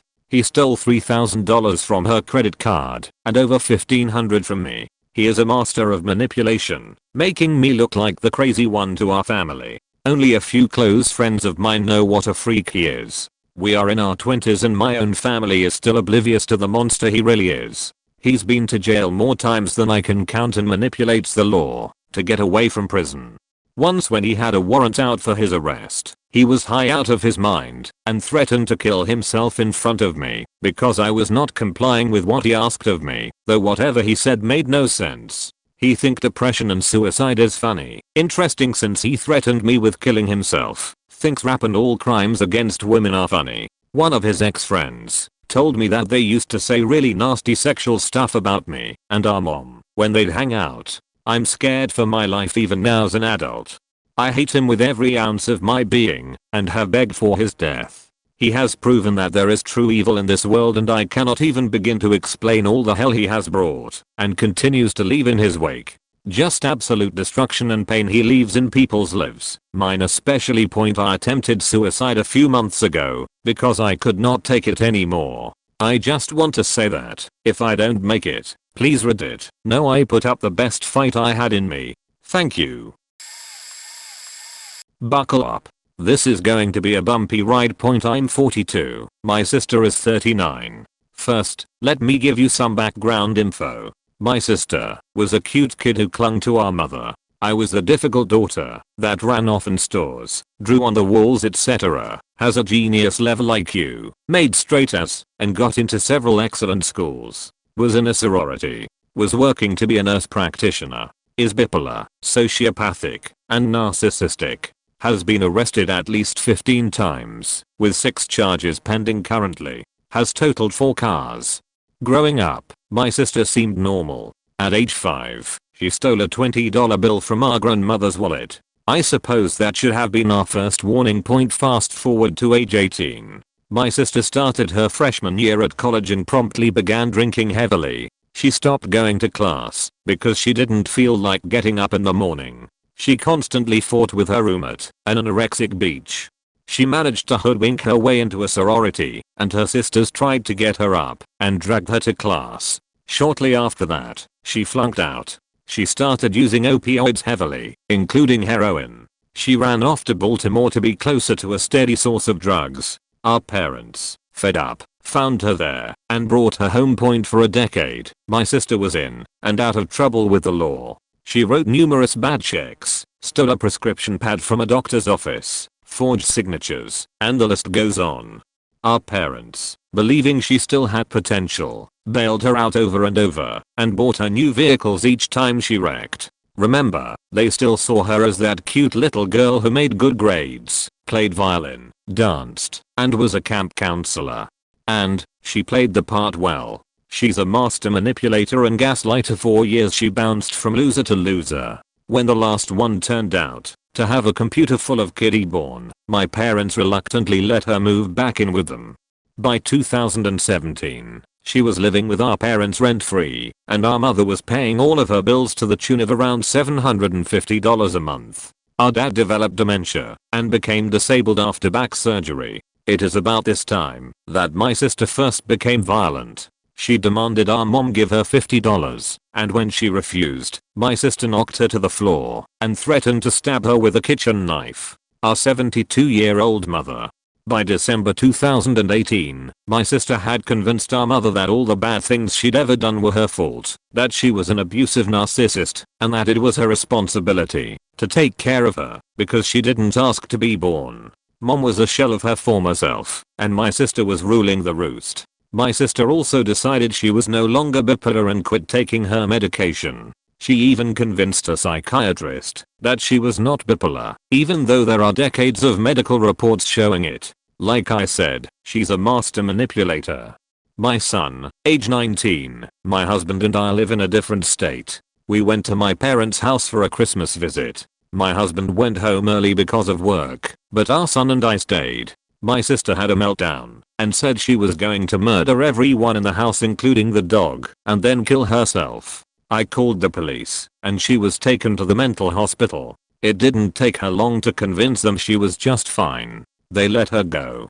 She came home the next day and threatened to attack our disabled father. She barricaded herself and our mother in a bedroom, but not before physically assaulting me. I called the police and she was arrested for assault. She threatened the police and bit a guard at the jail. That guard broke her nose in return. She manipulated her way back into our parents' house, and in February of 2019, she struck our father with a bottle of wine, beat our mother black and blue, bit her bloody, and threw a drink on her.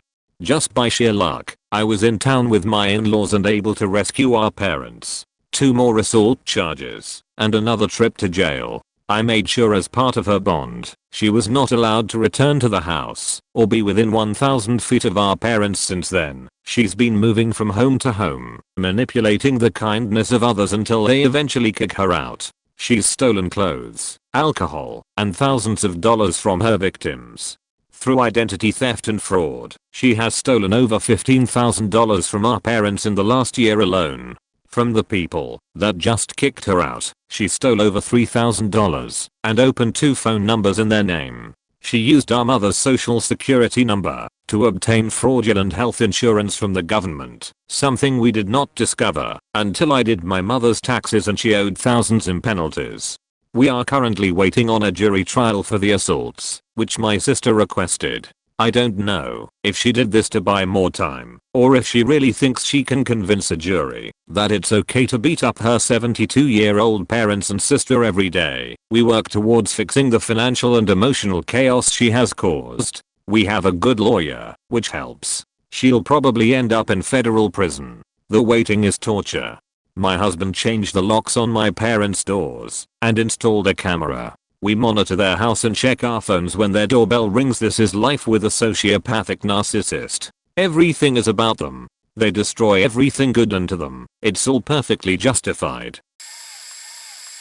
Not a sibling but my mom. She broke up with my dad when I was around age 3 to 4. I'm now 20. Ever since she had custody, she made my life and my brother's life a living hell. She's a mythomaniac narcissist who could not give a shit about our needs. Of all the things I can remember, here are the worst ones in my opinion. Basically homeless at age 13 for a short while due to her not paying our rent.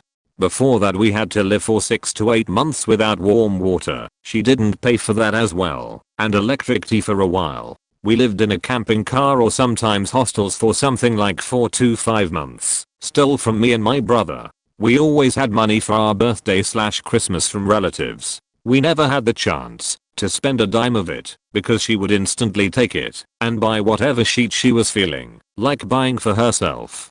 Sheltered us because she was the only thing she had. Unemployed. Basically spent the day watching reality shows with her cat, and so we couldn't really tell anything about what was going on mentally. Faked our young brains, so we thought our dad was kind of an enemy. barely managed to make us have a restraining order against him by telling whatever lie she made up stole from my grandparents. They broke any sort of contact with her. The only thing that made them keep it is us. Since my mother had me at age 20 and was irresponsible, they raised me for the major part of the time from age 0 to 7, and that's what I can remember for now.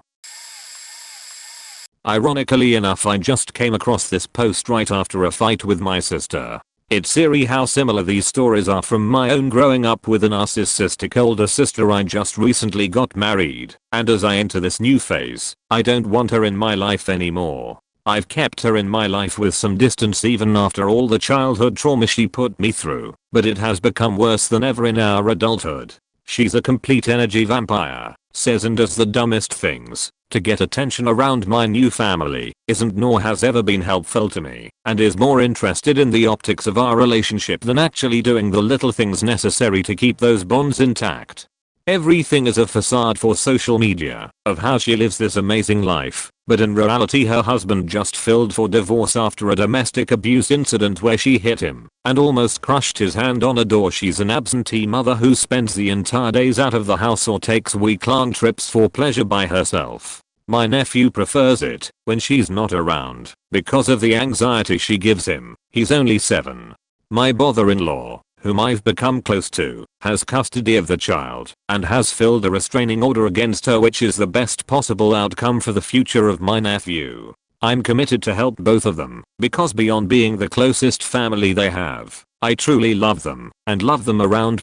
Every time she's around I get overcome with anger and resentment. She constantly lies to me and I don't trust her anymore. I hate myself around her, and it's not the person I strive to be for my family. Even on the day of my wedding we got into a huge argument in which she came into an area my groomsmen were hanging and started drama for no reason. It was embarrassing, and my groomsmen saw the dynamic that I have tried to keep hidden for many years. My wife supports my decision to cut ties, and I'm finally now reconciling that's what needs to be done in order to maintain some semblance of mental sanity and move on with my life. The biggest issue that I'm struggling with is that as much as I don't want her in my life, I feel a responsibility to continue to help her. She is bipolar and borderline schizophrenic and needs intensive therapy. I feel compelled to help since she is sick, but everything I have told her to do for her benefit she has ignored. All the advice I try to give falls on deaf ears. Has anyone ever struggled with these conflicting feelings of wanting to cut someone off because they aren't good for you, but at the same time feeling compelled to try to help them? I can speak for my mom on this one point. Aunt was awful to my mom and treated her like absolute shit. Growing up, my grandparents had 4 kids, including my mom, aunt, and 2 uncles. They all lived with their grandparents, so they had a crowd, so of course, mom and aunt had to share a room which was tiny. Mom was the popular one growing up, thin beautiful hair, had a cool group of friends and boys were always calling the landline for her. Aunt though was the opposite, overweight, food was her friend, antisocial, self-absorbed, etc. She even tried pretending to be my mom on several occasions whenever a guy called for her, but they almost never fell for it. Once my mom met my dad, it took my aunt a long time to meet him because she didn't want to. All she would do was spend time in her room, and the only time she came out was to use the bathroom. As they got older, her and my aunt eventually became friends, but things were still rather strange and uncalled for. When my mom told her she and my dad wanted a kid, she told my mom she wouldn't be a good parent, and when she had me, she asked if she could be mom too. Her and my uncle, mom's youngest brother, came up with a plot to kill my grandfather. It never happened, but it was outrageous. Uncle never worked a day in his life, so keep that in mind. Last but definitely not least was when my grandmother, who lived in Florida, got sick. She tried to make my mom her full caretaker. There was no way this was happening. My mom was married with her 2 children, raising a family, and was busy with that life. Although my aunt wasn't married and uncle still wasn't working, taking care of my grandmother wasn't their responsibility. My sick grandmother was always on her side and said to my mom at the time, well, Anonymous 55 is about to graduate from high school. She's moving out, isn't she? I could have her room. She even went as far as telling her that my dad should move out because the mother is far more important than the husband. This was 11 years ago, and they haven't spoken since my grandmother's death. Point as for my oldest uncle, he and my mom were besties, but he died in 2004. She's missed him daily since. My older sister always liked scaring me and basically bullying since I was like 3. She broke many of my toys, but it's nothing compared to anything I'm about to mention though. Once when I was like 5, she scared me by sliding a wet string across my throat. I went crying to my parents thinking she cut my throat. She laughed despite my parents being angry. When I was 6, she stole around $100 most of money. When I was like 11, she threw a remote at my face for something. I don't remember for what, but probably she was looking for something, and I didn't know where it was. When I was 12, she started taking self-defense classes and got kinda buff. Knowing how to fight, she started having some alpha complexes. Everybody shall bow before her, otherwise they will be deemed enemies. Resistance is futile. She liked being admired by people. She'd use me as a martial arts demonstration tool in front of our parents. She would always start with "it won't hurt," which was obviously a lie. When I was trying not to break into tears, she was already looking at our parents with a smug grin on her face. It shouldn't hurt, but it did, so he's weak. That was basically what she wanted people to think. Same year I was rushed to the hospital cause of a very strong headache and nausea. Apparently I have condition which I think is something like abnormal activity of the frontal lobe, which makes me feel sick. In extreme cases I temporarily forget stuff connected to the certain event that caused these emotions. When I feel strong emotions, and also I feel them much often thanks to it, such as stress and even affection. But affection has nothing to do with this story. And this is where shit hit the fan. She no longer respected me at all, cause I was very emotional and vulnerable. Everything I did after that incident was stupid in her opinion, and I was too weak. At that point she was 15. She changed friends every school year, while I kept contact with few of my old friends while making new ones. This was a red flag for me. She wasn't good at understanding relationships. Every time I asked my parents for anything, she'd join the conversation and try to convince them that I shouldn't get that thing. Argument #1, she didn't have it at my age. Argument #2, it is Wall Street in G money. Refusal was met with furious walk to her room, smashing the doors shut, and high-pitched screaming.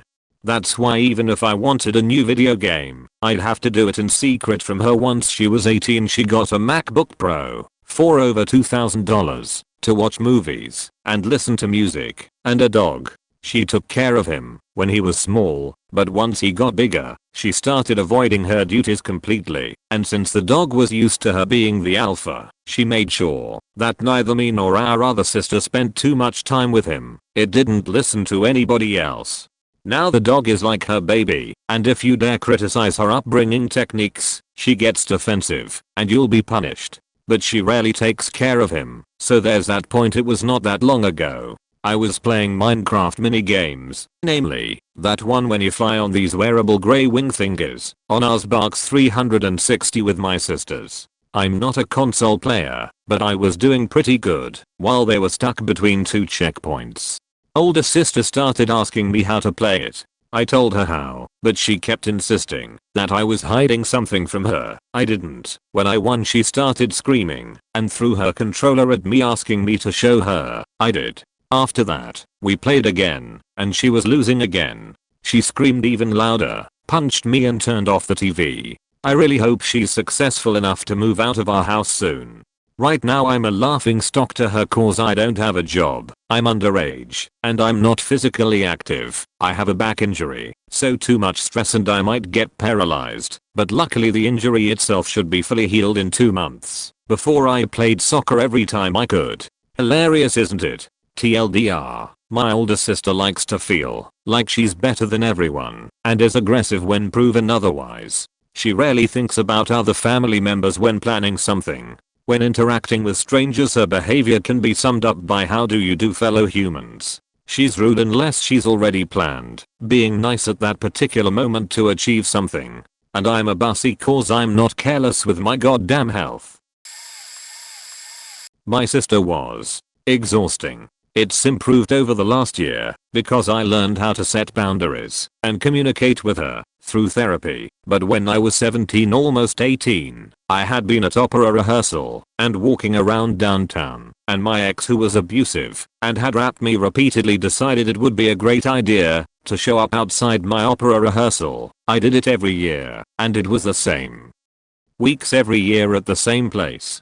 Well, I came home and went straight to my room and was shaking and crying.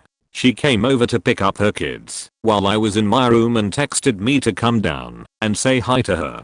To which I responded that I can't right now, I just need to be alone. She lost it. Started screaming about how I was so selfish and bratty and ungrateful. As you can guess, this sent me into even more panic attacks, and I was hyperventilating and sobbing on the floor of my room.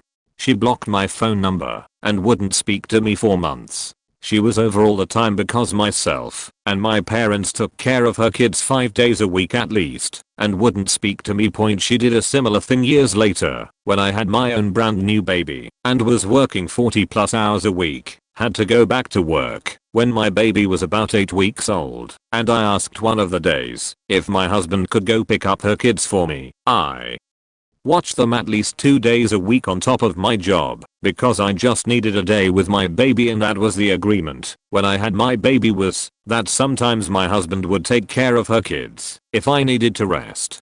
She screamed at me and said I was a selfish bitch and blocked my number again for months. She missed several of my daughter's firsts because of this, but she pretends it never happened.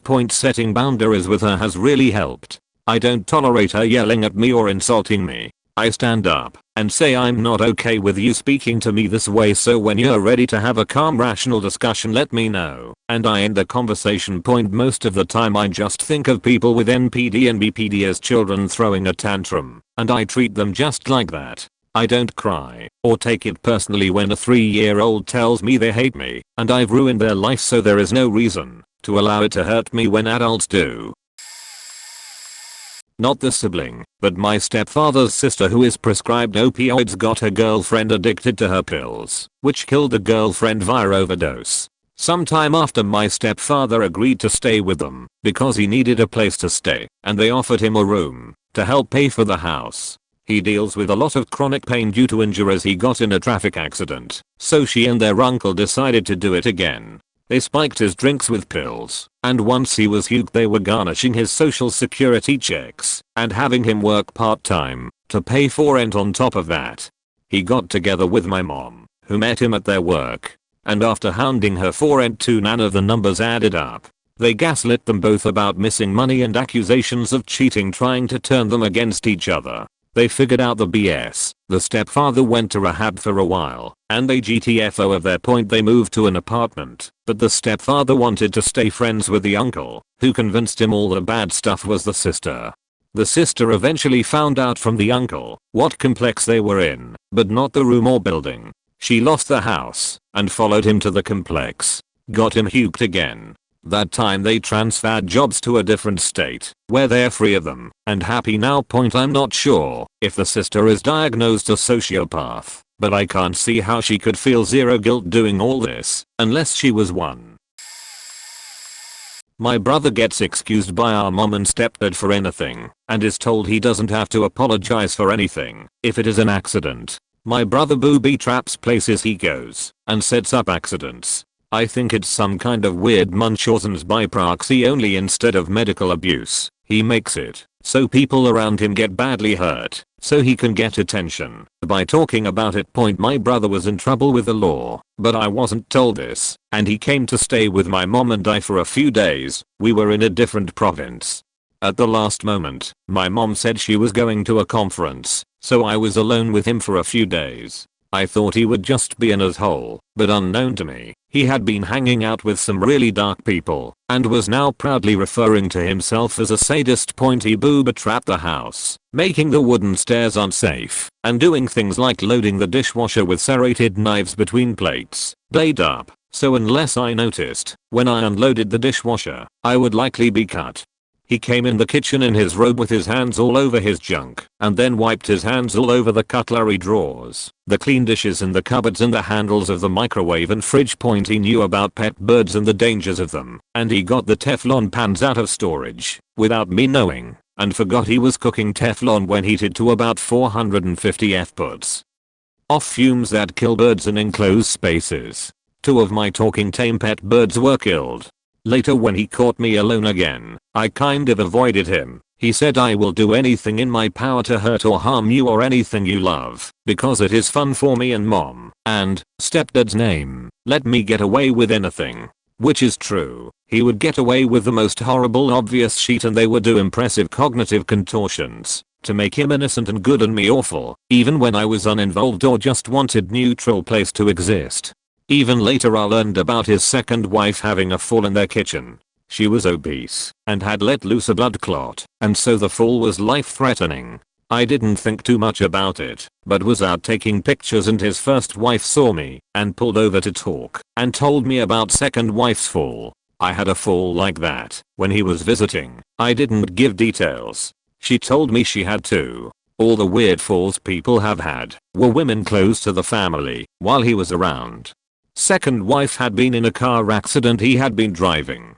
She was pregnant. They were on a 70-kilometer freeway that had traffic lights, I know, weird, and he had turned left and claimed he didn't see the oncoming traffic and T-boned her. He was unhurt and went to the bar. When in town he liked going to the one I went to because obviously it was a boundary thing he was infringing on. More about this in a bit. When second wife, she was still fiancé at the time, got out of the hospital. She was obviously hurt that he didn't stay to support her, but was putting on a brave face around the in-laws. My mom was talking about going to the bar to get him, and she said no, it's okay, I don't like being around him when he gets like this. Point later I was talking to the guy my brother was talking to that night, and guy said that my brother was talking about the car accident and obviously trying to get people to buy him beers for the story. Guy also said the way he was laughing and talking about it, everyone thought it was months ago and not hours ago and no one had any idea that his pregnant fiancée was still in the air. Later I learned he was active in the MRA and MGTL and was trying to get rights to see his kids more, which would normally be valid, but not in his case, and it turned out even they didn't want him because he was not allowed unsupervised visitation because of his record of violence and sexually assaulting one of his daughters. He even has a vlog on how evil women are to him. But wanting to not be around him makes me the bad one and breaking up the family and therefore completely ostracized. I've managed to stay away since 2008. I also have quite the psychotic/abusive father. Maybe that's where I got some of it from. But anyways, on to my father. He is a really stupid motherfucker who thought he could get away with hurting me and my siblings. I may have stabbed him once, but it was in the arm and he deserved it. He made me the emotionless beach I am today. He would try to win me and my little brother over by buying us stuff. I acted happy and kinda used him so he could buy me stuff so I could get all the money back that he stole from my account. Major dipshit, but when my mom got full custody he made me return everything he gave me, but let little brother keep things. Now technically some of that stuff I bought, but he took he really gets on my nerves. When he dies I hope he burns in hell. Maybe I'll see him there. He has really bad anger issues. When I was younger he would lock me in the basement when I was bad, but this was when my mom was out and he made me swear not to tell anyone, and I didn't. I was, and with my disorder, afraid of him. When my emotions flip to like sad and depressed I think about what the hell he's gonna do to me and my family for payback. I also use the knives/blades that you have to cut myself with when my emotions go to depressed. When I still had emotions as a normal person I tried to commit suicide multiple times. As I'm kinda learning to have emotions again, they are mostly sad and happiness and love. But only having some emotions left is quite bad because I think of DIYing a lot. I go to therapy because of my father, and when my therapist asks if I wanna die I simply lie and say no. When father dies, I'm taking my sheet back, dancing on his grave, and probably stab the ground where he is buried. I severely have a strong anger towards him, so I will do anything for payback. My brother is something. I don't know. Perhaps he's got some low-level brain damage maybe. He had a major head injury and brain surgery when he was 2. I was almost 4 and my shitty mother sent us out to the park with me in charge, and he got hit in the head by a swing. I remember it clear as day, especially the noise that thing made. Anyway, for the rest of her life, she treated us differently. I couldn't do a thing right, whereas he was the golden child. When he was 16, he attacked my dad with a chair. He stole from me constantly. He set a fire in my bedroom. He refused to work. He was eventually thrown out of my parents' house until my mum persuaded my dad to let him back in, and it all started again. But this time, alcohol was involved. He was arrested for indecent exposure, and my dad evicted him again. I felt sorry for him and let him stay at my place, and it was a huge mistake. He got a job in McDonald's and for a week was a model citizen. He came home with burns on his hand and forehead because he had tried to see how long he could put those body parts on the grill for and decided that it was too dangerous for him to work there. He basically lived in my house rent-free, despite me trying to make him leave, which he eventually did when I got some heavies involved. Soon after, he broke into my house, and the oven, gas hob, toaster and iron were all switched onto their fullest in the hope it would start another fire, but thankfully I got home from work in time to see him vault over my fence and run off, and I turned all the appliances off and changed the locks. 5 years ago, my mother died, and my brother was devastated. As an adult, he moved back in with the parents, and she did everything for him. Bought him clothes, paid his car insurance, for him a job, basically let him live rent-free. She didn't tell my dad the last part. I despise the woman, but put that aside for my dad's sake, and visited her as she was dying. Little bro didn't even once. My dad was semi-retired and juggling work with being at her bedside as often as he could. He'd get home past 10 PM and find my brother passed out on the couch, surrounded by beer cans, and vomit and have to clean that up. He would have friends over for parties, while my dad was in the hospice with his dying wife. One time I suggested he do something nice and maybe buy my dad a sandwich and take it to him at his job before he went to visit her. Just a little token gesture, you know, and he literally asked why. On her last day he was texting me, obviously drinking, as the messages got more and more abusive. He was jealous that I got her last coherent word. It should have been him, because she loved him more. How it could have been when he never visited, I don't know, but whatever. I didn't dignify it with an answer. She died. There was a funeral. He drank half of the bar tab by himself, cried about his best friend, his rock, and then went back to living rent-free, or so he thought. After a few months, my dad had retired and found that he couldn't afford to support himself and a 40-year-old man on a state pension. Surprise. So he told him to pay his way or he would have to leave. So he left. He came to my house first, drunk, crying about how unfair it was, and it's always about money. Nobody ever helped me, and how it couldn't possibly cost the extortionate amount my dad was charging him to run a house. That amount? £50 a week. I showed him exactly how much a house cost to run. He called me a cunt in front of my children. He left my dad's house and I haven't seen him since. He sofa surfed for a while, treated everyone very badly, never paid his way, and lost most of his friends because of it.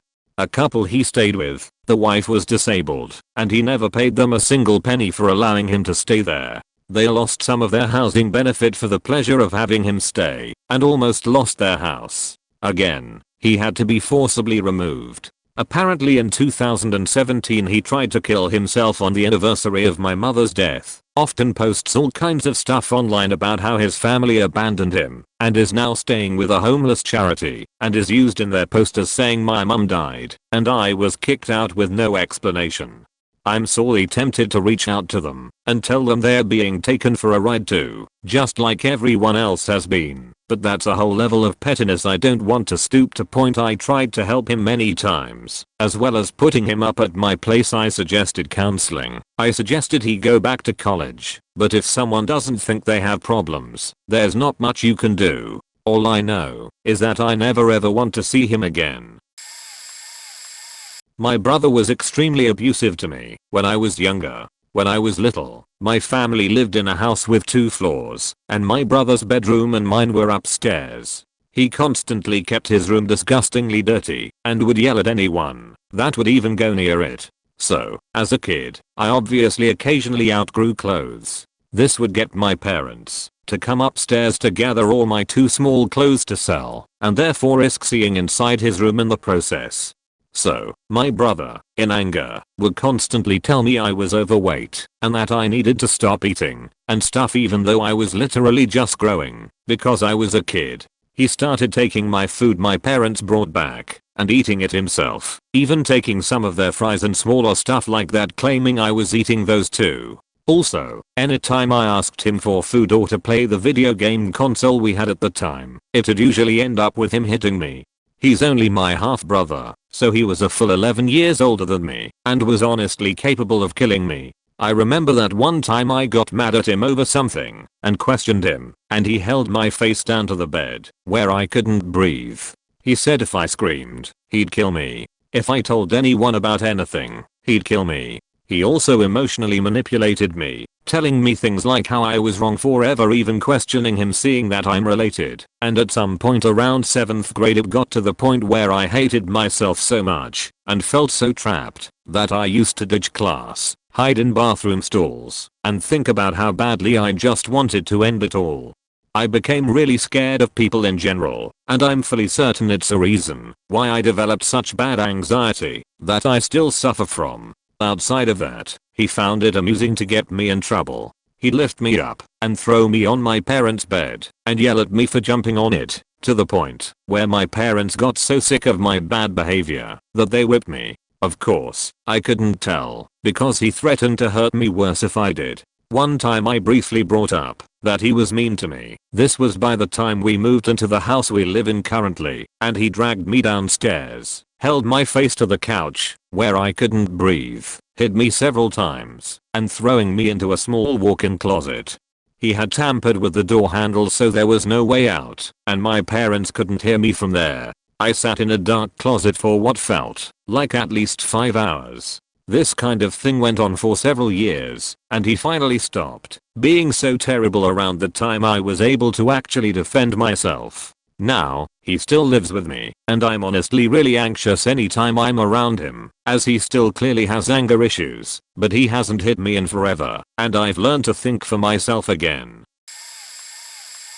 My sister's never been diagnosed with a mental illness of any sort, but I genuinely believe there is something very wrong going on in that mind of hers. It started when she was 16. She started disobeying my parents. She got suspended for a week for masturbating in class. She was borderline abusive to me and my other siblings. When I was 9 she punched me so hard in the face that I got a bump on my forehead and bruising for weeks.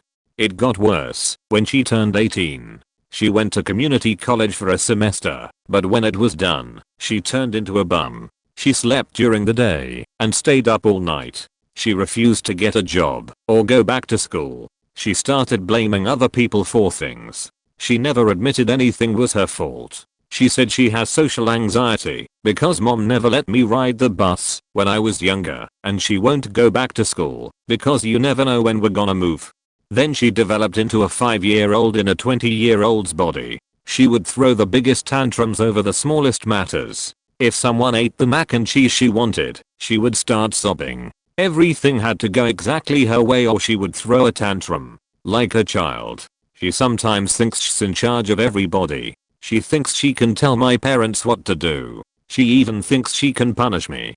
Once I ate a chocolate chip cookie she made, and as punishment she held me down and tried to force feed me a very burnt cookie. It was so sharp it cut my face point. She creeps me out sometimes. Whenever the topic of her becoming more independent and getting a job comes up, she starts sobbing. Sometimes she'll get on the ground and bang her head against the wall, repeating I don't wanna grow up.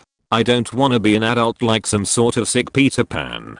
She's always been very manipulative too.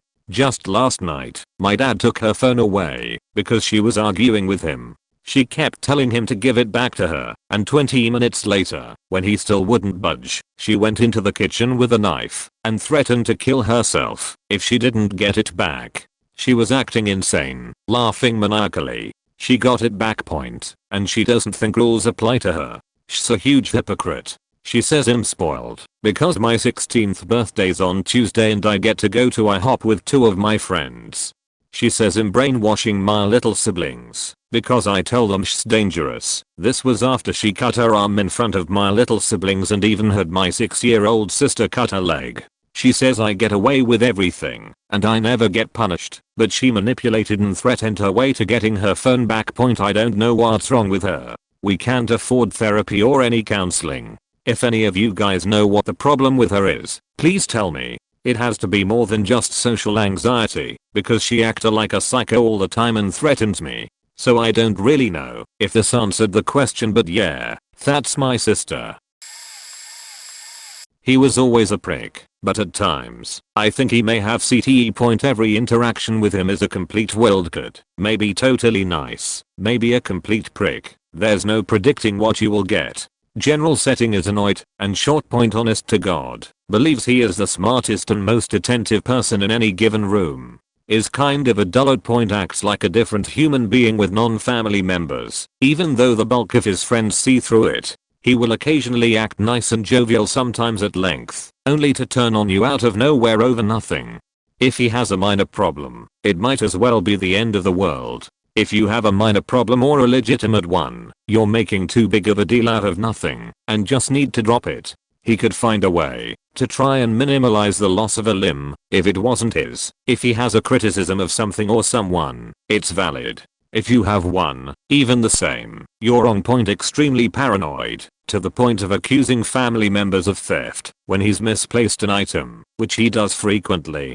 Criticizes everyone else at length for their inability to listen and tendency to be thinking about what they're gonna say next rather than actually listening. In 38 years, I've never faking once had him clearly understand what I was trying to tell him, because he does exactly that to a disastrous degree. I've had repeated lengthy conversations over the same subjects because he got the incorrect, half-assed takeaway stuck in his mind and holds on to that, no matter what evidence is presented. Example, there's no such thing as a set-top device or digitally streaming movies or television shows. Apparently. If something he noticed was the case 25 years ago, it's still the case today. Example, our home county generally voted Democrat growing up. It has voted Republican overwhelmingly since about 2004. He doesn't live in it, doesn't vote in it, and has no idea who any of the elected officials are, but will argue that it is a Democratic county in light of verifiable and long-term proof to the contrary. Has a bizarre belief that he has absolute control or dominion over any outcome of any situation, yet if something goes awry, it was never his fault. Example, it was Apple's fault he lost all his contacts in his phone he never backed up. Furthermore, if you relate to him any event that happened to you, no matter how little control you had over it, it was always your fault, because you too have absolute dominion over the universe as a whole, and could have done X, Y, or Z to prevent it. Somehow simultaneously believes there's no point in bothering with colder shoulder. Criticizes the entire family for having a so-called negative outlook. Is without question the single most malignantly negative human being I have any sort of semi-regular contact with. Will use your stuff without asking, or sometimes just swipe it from you without mentioning it until you notice it is gone and call him out. Would probably try to fight you if you dared to do the same to him.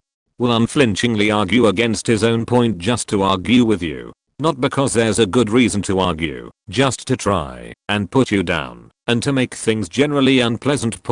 If he has an idea, it's great, no matter how unfeasible. If you have an idea, it sucks. Here's why. Even if it's effectively the same faking idea. Are you repeating him? Well, whatever it is, that's not what he said, dumbass. He said the sky is blue, while you said the sky is blue. How dare you accuse him of using an apostrophe? If you find yourself in an argument with him, there is no Geneva Convention or general decorum.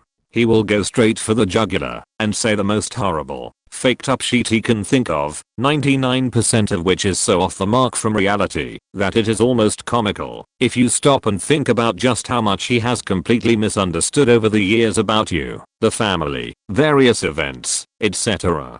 Should you choose to engage and get the better of him, which is quite easy, considering he's a delusional overconfident imbecile, he will threaten bodily harm and remind you that he can get away with it because his high school friend who he hasn't spoken to in over 20 years is a judge.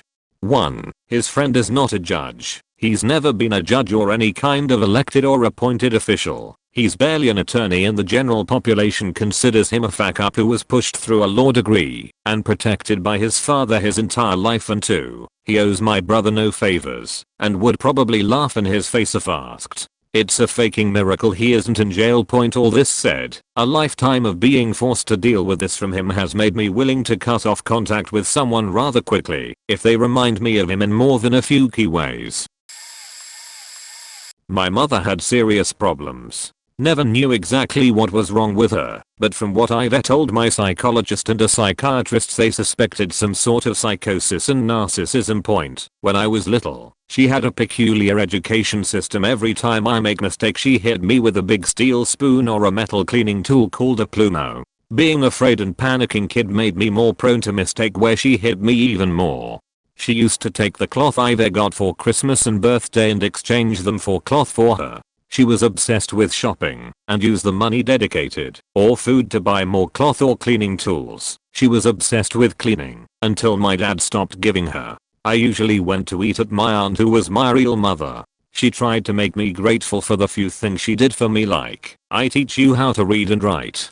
One of the real traumatic things, when I was kid, she comes at me, show me a knife on her wrist, and tell me she want to kill herself. She did that several times. Also she tell how I was a bad rotten kid, so I could have little friends and interactions with kids, because she was extremely manipulative and a compulsive liar. She always tried to make herself as the poor victim. When things hit bottom with my dad, he tried to have her medicated and hospitalized, but her family wouldn't believe that she was sick. She tried brainwashing me as she was the victim and my dad as evil incarnate. She usually kept a close watch over me, not letting me out of the house and even going out for shopping, keeping me hours in the car. Even when the court gave my father full custody, she kept ringing to our home trying to give me orders and threats. Her family finally hospitalized her after she became even violent for them. I'm under impression now that she is heavily medicated. Here is the damage from my psychiatrist. I have traumatic childhood syndrome, and I'm prone to anger issue, panic attack and a bit of depression and paranoia. I have real problem trusting and connecting with people. I probably will take medication for the rest of my life and will have problem interacting with people, even with help. For my mother, me, my brother and dad gave her a house to herself and made sure her essentials are met. She called me for time to time, usually cozying up to me because she want money. She usually try to smooch money from us and her family by saying the other don't give her anything. The latest disgusting behavior of her. She was hospitalized because she had bad health. She is a chain smoker and usually had obsessive self-destructive behavior. So I had to run to hospitals, insurances and bought her meds from my pharmaceutical company. Employee get a big discount. While I'm busy taking care of her, my aunt was helping me too. She phoned everybody, told them I was stealing from her, including my brother who work in other country. He did phone me, but told me he didn't believe her because she always lie. This is the 5th time she was hospitalized because of smoking and don't stop. When I confronted her about her behavior when I was kid, she said she never remember any of it and she never hit me or my brother. She is just unpleasant all around. I only visit her for emergency. She tried call me for time to time and taking a victimized and motherly voice that she was never was, and I roll my eyes. When she called, there is one subject: money. She never had enough. So this is my story. I'm very low contact with my sister now. Growing up with her was a nightmare. We shared a room, and it was constant drama one day to the next. I don't think she's a full-blown narcissist, but she definitely has some narcissistic traits and they've ended up nearly destroying her children's lives. My sister is incredibly intelligent, but acts like an idiot because, I believe, she's decided it's easier to act dumb and get others to do things for her instead of doing them herself. She pretends to have various disorders that either prevent her from doing things or require constant time, attention, and sympathy from others. Half of her friends think I'm a monster for ignoring my poor, needful sister and her plethora of troubles. The other half aren't her friends anymore because they realized she's full of it. She can't live alone. That self-ingrained helplessness again. But no one actually worth dating will go near her once they get to know her, so her love life is a string of people at least as dysfunctional as she is, because they are the only ones who will put up with her shit. This has brought her kids into contact with some very questionable people, one of which ended up molesting her daughter.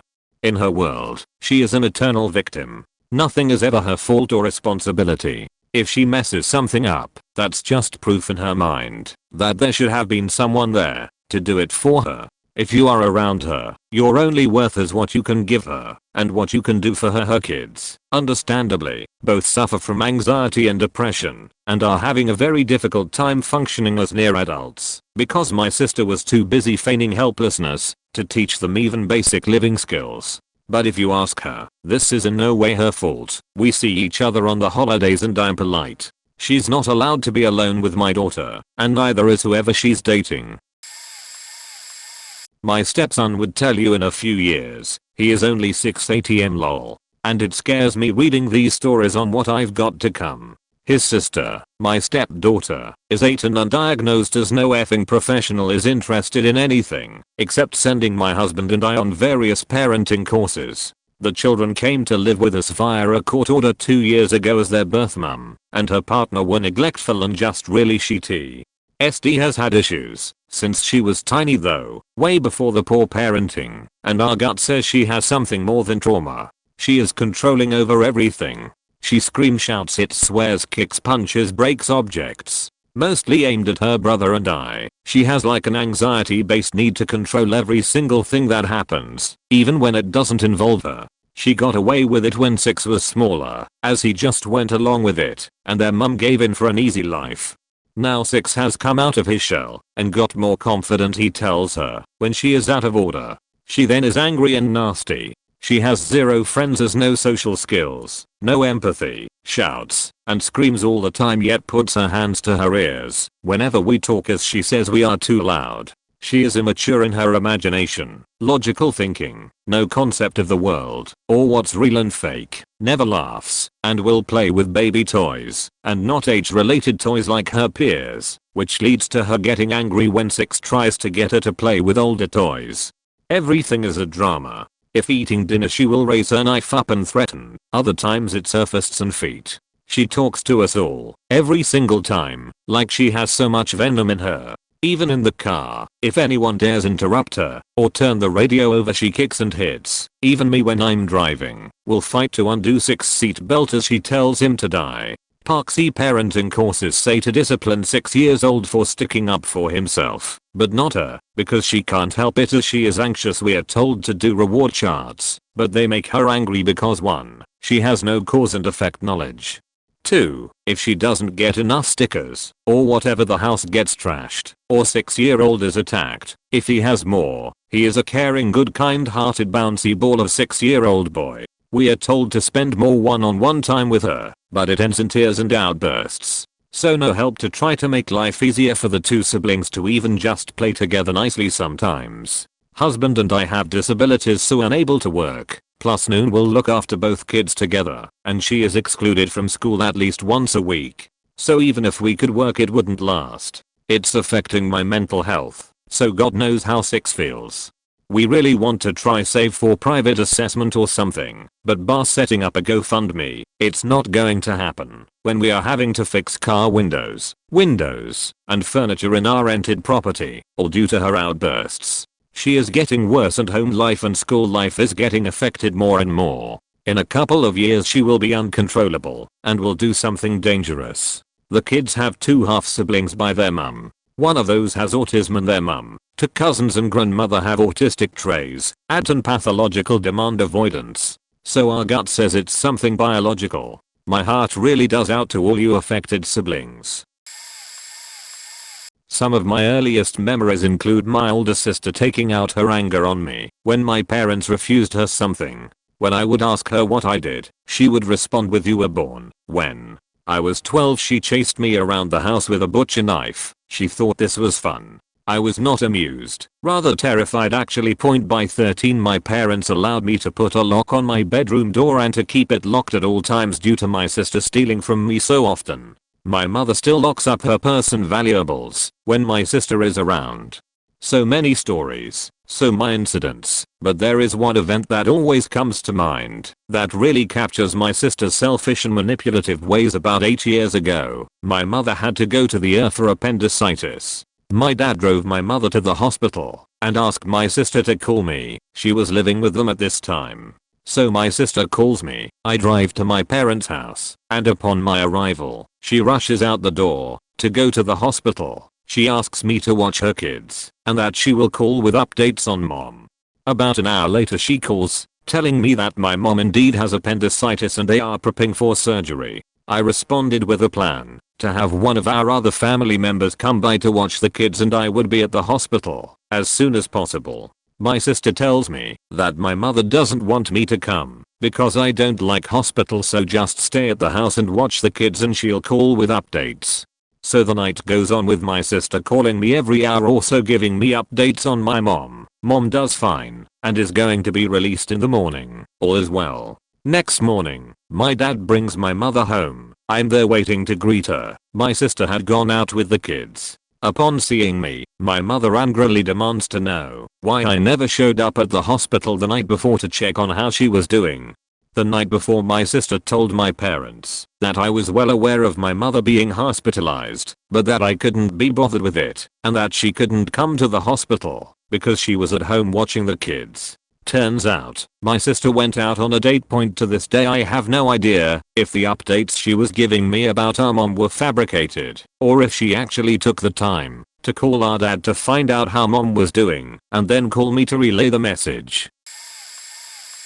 There's a saying in Texas that someone is as worthless as tiggs on a bull, and that describes my brother. He left home when he was 17, clearly stated that he hated his own family, and left with the intent of never contacting any of us again. But that didn't happen. When he was about 20, he showed up on my mom's doorstep with literally yellow skin and almost dead with hepatitis from drug use. My mom and I spent months nurturing him back to health, only for him to leave again, stating his hatred and intent to never contact us again. When my mom was dying of brain cancer years later, my now ex-wife and I cared for her in her last 8 months of life. She expressed a desire to see him. He was always her obvious favorite. I contacted him, and he said that if I would send him money for plane tickets, he and his wife and kids would come for a visit. I knew better than to send him money. I personally arranged for the flight and paid for the tickets. He was furious, called me an idiot, and said that he could have obtained the tickets much cheaper. But at least he did come. He didn't attend her funeral. The only flowers there from him were ones that I bought and put his name on. Fast forward about 10 years, and now our other brother is dying of diverticulitis. While working on my job on the road, I did my best to look after his needs as he was hospitalized for 7 months. I called Baltigs and asked him if there was any way he could help me out. His response was for me to ignore our dying brother, and the state would take care of him. He never visited, called him, or acknowledged his illness in any way. Finally, our brother died. Now here's the clincher that tore my heart out. I had my brother's medical power of attorney, which meant that the decision as to whether or not to keep him on life support was up to me. His doctor told me that he was a vegetable with no hope of recovery, and that if I should let him go. So I did. My brother's response? I had a responsibility to help him out, and I killed him. Once again, he didn't attend his funeral.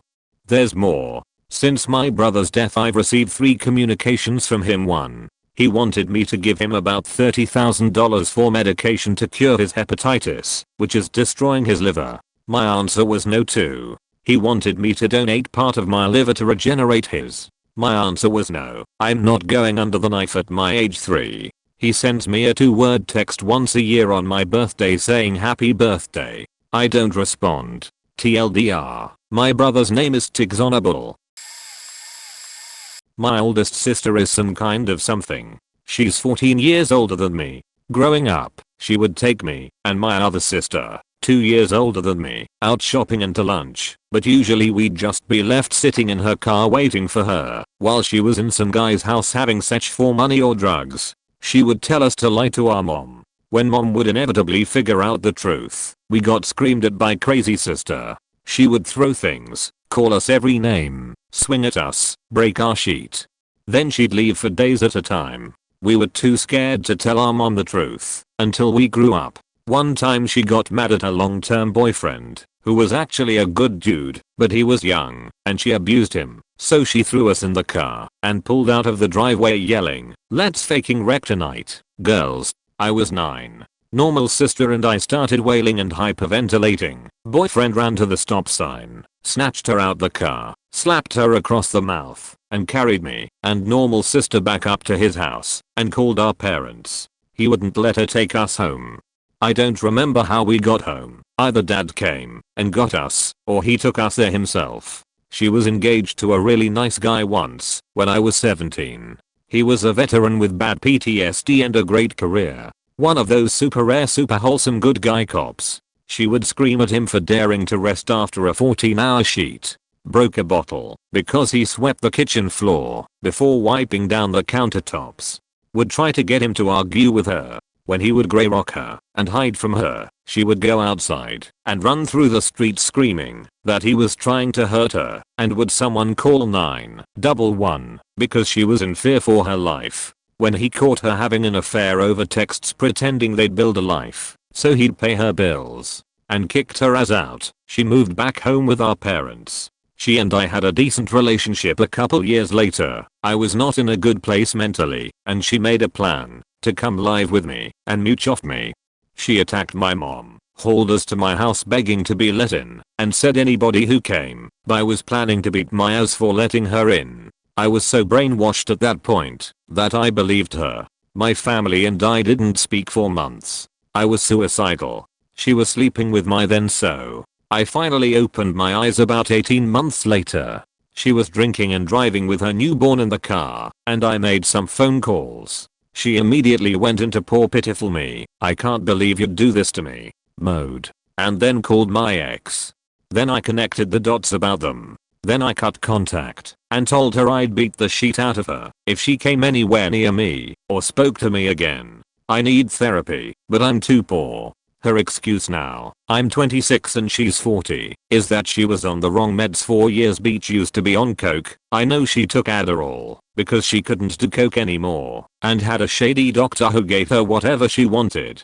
Now she's trying to convince my parents she's changed. I told mom last week, yeah, you say that till she puts you in the floor again, which was super wrong, but mom knows it's the truth, so she's keeping her at an arm's length, and I really hope she goes back to no contact again soon, because if crazy sister even breathes towards any of my family members wrong, I'm punching her and leaving the state.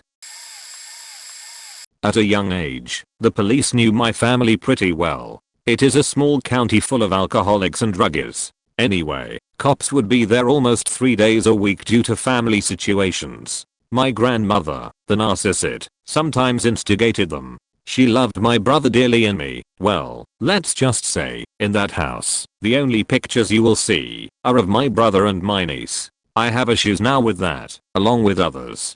Even though my grandmother spoiled him, they also got into fights constantly. I remember one day, when he came by the apartment I was living at with my father. I was 10 to 12 years old at the time, I think. And right after he showed up, I had gotten a call from grandmother. She was in hysterics. "Your brother hates me, etc, etc. I should just kill myself, etc, etc." I started crying and panicking. I can't remember what happened next nor my past too well due to the fact of these situations/traumas. Even in my younger years, I saved my own mother's life, and that only came to light when I was in high school. I can only recall bits and pieces moving along. Not only was my grandmother was a narcissist, but she also has OCD and everything has to be her way. One time she violently threw a soda box at me, yelling at me out of nowhere about how the box wasn't broken down right. Luckily, the box was light, so it didn't hit me, but to this day, I can't handle someone yelling at me, or even a stern voice without wincing. As for cleaning, I had to be on hands and knees when it came to floor cleaning. And if I didn't clean it right, she would yell. I didn't mind the floor cleaning much though. I like hard work / manual work.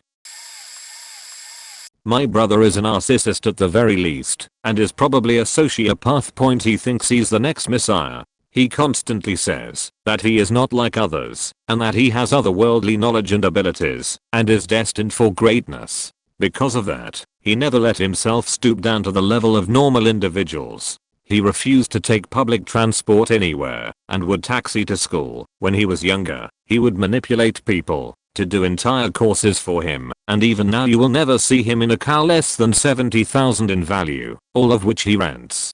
His delusions of grandeur can get pretty ridiculous. Once I caught him trying to revive the body of a dead relative in the hospital. He constantly cheats on his spouses and often has more than one spouse at a time. When they get suspicious, he yells and gaslights them into thinking they are just paranoid crazy girlfriends. Currently, he's a pimp. He uses his good looks and manipulative personality to find women and convince them to give him the money they earn doing such work, and he'll take care of all their everyday worries like bills, etc. He takes most of the money and buys shoes and jewelry with it. I stopped talking to him after he forced me to give him the little money I had left for school, and was so desperate for money that I had to pawn off valuables. He often seemed shocked that someone, let alone his little sister, could have the gall to avoid his presence. It's wild. Extreme trauma and distress. Sorry if this is long, but the asshole formerly known as my brother is crazy. I don't know if he's any sort of path, but he's definitely a narcissist. The worst part about it is no one will take you seriously. Abused by lover or parent? Of course people will listen. Abused by sibling? Well, all siblings fight, so stop complaining. I even had the police stare me straight in the face and told me to just move out after I called them hysterical because he was going crazy and threw actual shit at me.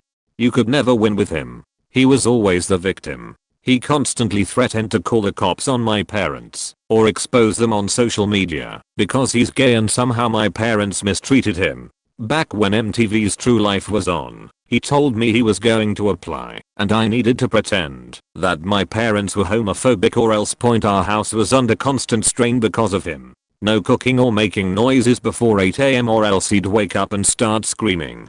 No taking a shower 2 hours before he had a shift because he may take a shower at any time. He would sing at the top of his lungs for hours on end, even as late as 2 AM, but you couldn't tell him no. No making noise when he was in his room filming YouTube videos. You couldn't turn on the fan in the downstairs bathroom because it annoyed him and he'd freak out. My mom seriously stopped using her hairdryer because she was afraid of him. So help me God, if you don't open the door at his first knock you're in for a tirade. One day at our old house, he forgot his keys, and instead of calling someone like a normal person, he took a rock and smashed the window to get in the house. He ruined my parents. They no longer function correctly. They're all shut down and just ignore everything around them now. Towards the end of my time at that house, I broke down and told my mom I need him to leave because I was so extremely stressed from the abuse. She looked at me with these dead eyes and said, he didn't do anything to you. He would hurt my dogs, and one day, he took my dog by the throat and started punching him in the stomach. I pushed him away and my mom got mad at me. It came to the point where I had to keep my dogs with me under constant surveillance because I was afraid of what he might do. He would send my mom these vile texts. I hated looking at her phone because I'd see him calling her a fat hoe or saying she snores like an obese cow. When my sister was pregnant with my niece, he got mad at her for some stupid reason, so he went in his room and started screaming at the top of his lungs that we would see him on the news smiling in handcuffs after carving that baby out of her womb. He even told my niece, when she was like 5 or 6, that he couldn't wait until she had hundreds of dicks in her like her mom. I can safely say he is the only human being on this planet that I absolutely abhor with every fiber of my being. I can honestly say that when he dies, I'll breathe a sigh of relief. I don't want him in my life. I've cut off all contact with him and even moved countries to get away. He is actual filth. This is a long post and I apologize. No idea what diagnosis she has. I haven't spoken to her in years. But something was wrong with my sister. I'm 2 years older than her. Keep in mind that none of these incidents were provoked in any way. She never showed remorse or any realization that what she was doing was wrong, nor did she ever provide an explanation. Earliest incident I can remember is when I was 8 and she was 6. She sat on my head in a swimming pool, wrapped her legs around my head, and sat on me until I stopped breathing. I turned blue, but my mom came outside in time to call an ambulance and did CPR till I came to. 4 days later, she hit me in the back of the head with a cast iron frying pan, gave me a concussion, and sent me to the hospital. She would cut wings off butterflies, capture frogs, whatever little creatures she could find, and would keep them in Tupperwares, poking them and leaving them in the heat without air holes or water till they died. When I lost my first tooth, I got $5 in tooth fairy money. She cried, saying it wasn't fair, that she couldn't lose teeth to get money yet, so I felt bad for her and gave her the money. The next night, I woke up to her stabbing my mouth with a fork, trying to knock out more teeth so she could get more cash when the tooth fairy came. When we were 10 and 12, we were carving pumpkins for Halloween. She reached across the table with her knife and slashed my thumb open to the bone.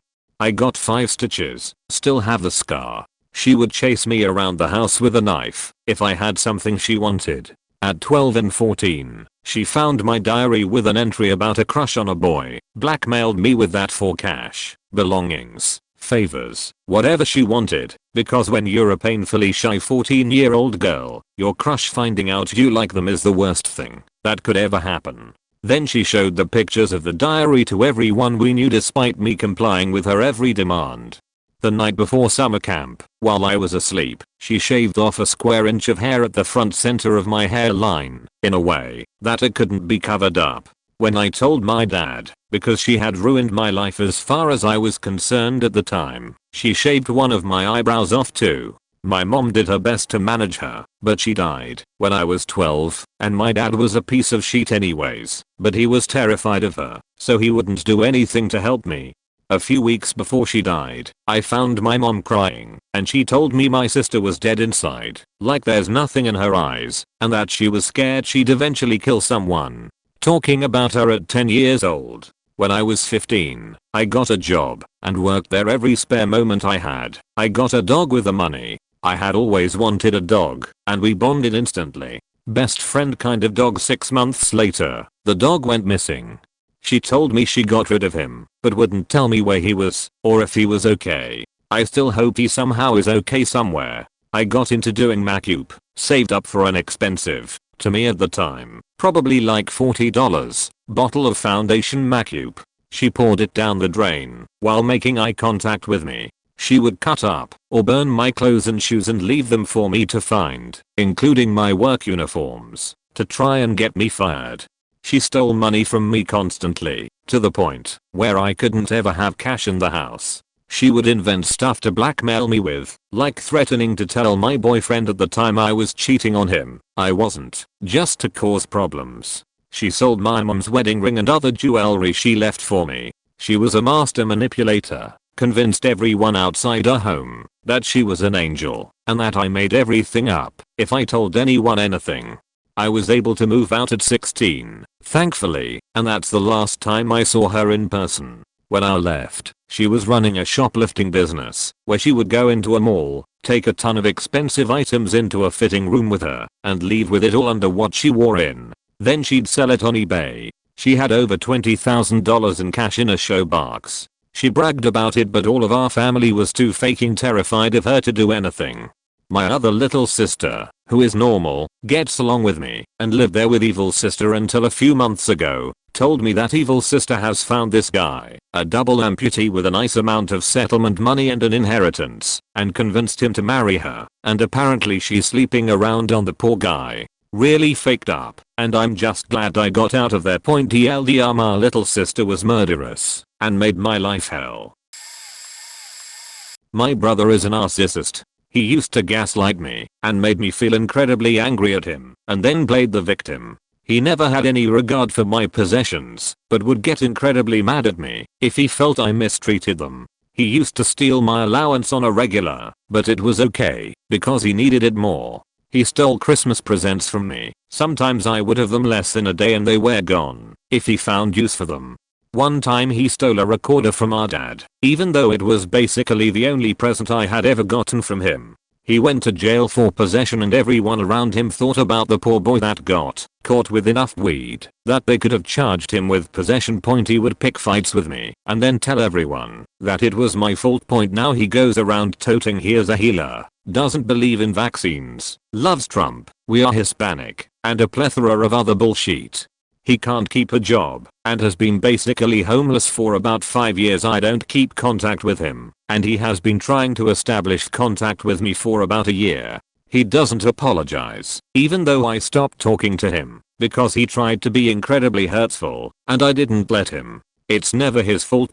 It is very exhausting and I cannot keep contact without letting him trample all over me if I want peace. So I don't keep contact. I'm the baby of the family. My middle sister, sibling #3 out of 3, not including myself, is kinda crazy. TBH, I think she needs help. She continuously lies about things. Has a bad competition going with my oldest sister, #1, so bad she always has to one-up her and never congratulates her on anything. Sibling #1 never complains, she's always the bigger person. Sibling #3 tried to get at sibling #1's ex-boyfriend whom she was going steady with. The rivalry she has with her was so bad, there was even a point where she didn't want me to speak to sibling #1, and in order to do so, she lied about how she was always ignored or treated unfairly by my mom due to sibling #1 being the favorite. I lived with her at the time and she kinda brainwashed me. I was 12 to 13 at the time and would lie to me about our early childhood, which I didn't remember well because I was younger.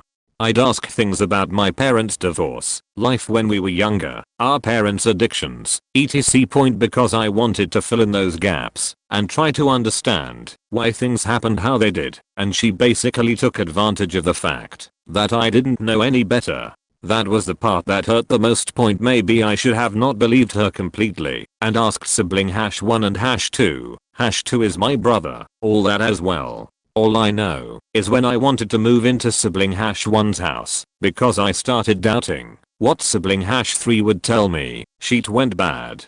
She went so far as to fake having breast cancer and then later pulling herself out of the lie by stating the doctor's office mixed up her paperwork in order to get me to stay with her. I could go on and it only gets worse. This is all soap opera shit, but to me that's just my family. I distance myself a bit and try to make do. We've tried to get her down a good path for such a long time that now I just don't have the energy for it. P.S. If I was too complicated with my wording, I apologize. I'm kinda high and this post just hit me.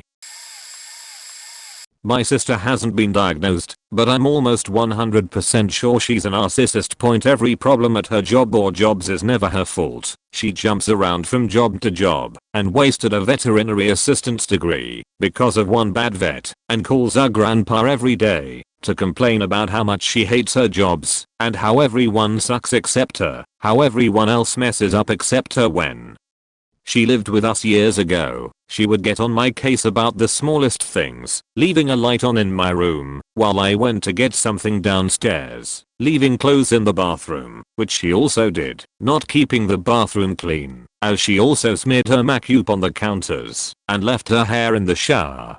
She would constantly tell me I was an ugly child and that I was going to get fat if I kept eating chips and drinking soda. I was a teen at this point. Now she's overweight and doesn't put effort into her appearance, but she's still better than everyone else in her mind. At a mutual friend's wedding, she tried consistently to get me to hook up with 3 different groomsmen, telling all of them how she hates my boyfriend and that she'd prefer any of them over him, allowing one of them to put his hands on me. He was clearly inebriated in ways that made me feel uncomfortable, but she told me to just get over it while simultaneously saying how awful my boyfriend is. The others were kind enough to keep it friendly and respect my boundaries, trying to tell her how uncomfortable I looked, but again, I need to get over it and have fun. She is married and has a daughter that only 2 people are allowed to watch. My grandmother, who already watches 3 other grandkids, no older than 4 years old. And our cousin, who works at a daycare. She does not allow her husband's parents/step-parents to watch the baby or see her. Apparently a 4-day notice isn't enough time for her to prepare for her husband's mother and father-in-law to visit the baby. One time I was feeling suicidal as a teen. I had tried to go to her for help, and she told me that only cowards committed suicide, and that they should just do it to rid the world of weak people. A year later, a kid at our school committed suicide on campus during school hours.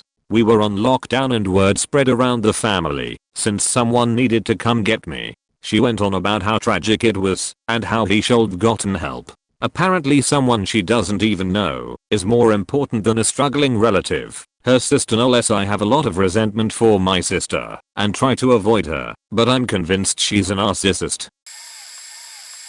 My brother used to constantly threaten to kill himself to get my mother to cave in and give him what he wanted. Oftentimes running outside with a kitchen knife and holding it to himself in the driveway. Anything he said or did to anyone was never his fault. I remember getting after him about something and he punched a hole in the wall. When he calmed down he laughed and told me that I was the one that caused that hole because I wouldn't shut my mouth.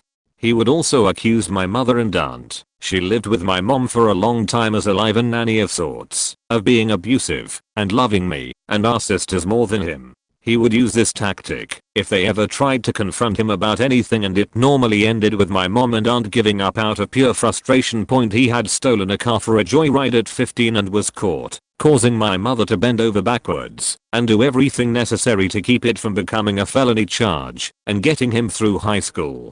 She had to pay $15,000 in damages to the couple he stole the car from, which was our neighbors down the road. After all this, he now has the audacity to bully her into giving him money so he can buy weed and making her move out of her house and live with her boyfriend so he can have it to himself. He doesn't even pay rent. He's an entitled and ungrateful sheet, and I hope he moves across the country like he keeps planning to, so my mom can finally get some peace. This is a throwaway account. I've been with my wife for a few years, going in a couple of decades. During this time, I've come across the worst person I've ever met in my life, my sister-in-law. When I first met her, I knew something was up. She was a darker person than anyone I've ever known. She had a way about her, manipulating and conning those around her, essentially being the polar opposite of everything I am and stood for at the time. As I spent time with my wife's family, I was in more and more family events in which she was naturally involved. I watched as she manipulated, conned, and schemed her way through her family. At first, my wife did not believe me. She looked up to her sister and was under the impression that her sister cared, but I knew this wasn't the case. Every secret, every piece of advice asked for, any detail given, was fuel for her malice. Slowly but steadily, she would use this information to alter the situation to her favor. I'd stand by and watch as she tricked people into believing she cared, simulating personality traits of those around her to suit her needs. Every family member she spoke to, she spread misinformation and her infection. She has a few children, of which she uses as objects. When her eldest was born, she used it as a means to gain attention and money for herself, building reputation with her family. Then, her next child was born, and immediately, the eldest was cast out, completely forgotten about, and felt terrible. Later it developed some medical problems, and she simply ignored them, until she came to understand that the consequences are far too dire to ignore. Essentially, the money well would dry up. Now that her second child is older, she avoids parenting as well, casting it out. She is currently focused on destroying another man's life. She feeds off the negative attention and doesn't feel any remorse or fear of the consequences of her actions. She craves control over any situation and grows irate when she doesn't have it. She infects others' lives so much that she is all they speak of. We can't visit my wife's relatives as every conversation is about her sister. To this day, my wife wakes up with night terrors about her sister. It took me forever to convince my wife that her sister was, for lack of a better definition, evil. She is a hateful, disgusting, sociopathic, manipulative, shallow, hollow, and evil person. I've never felt such a malice and darkness from a person before, and I'm neither a superstitious or mythical believer. My wife understands that her sister is my enemy for life, but neither can take action against the other. My heart, my empathy prevents me from hurting my wife's family, and by taking any action against her, it would inevitably tear them apart. However, she knows that I have a limit, not for her sake, but for this, and should she break it, even through a single trip up by her, will break the stalemate.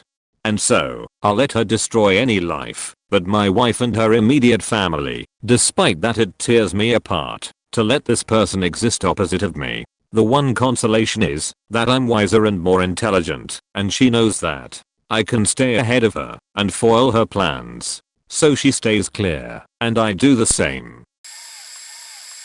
My brother's wife is a full-on narcissist. It's been going on for years. She's also a psychopath. She's everything in this question. Bipolar, you name it. She's also an alcoholic. It's been like this for years. It started out normal, but she never was normal to us. My brother is a very caring person. I look up to him because of who he is, but he also is very naive. His wife took advantage of this and manipulated him for years. When she was drunk, basically every day, but also when she was sober, she would yell at him and make his life miserable. But she was a master manipulator, and he was an easy target for her.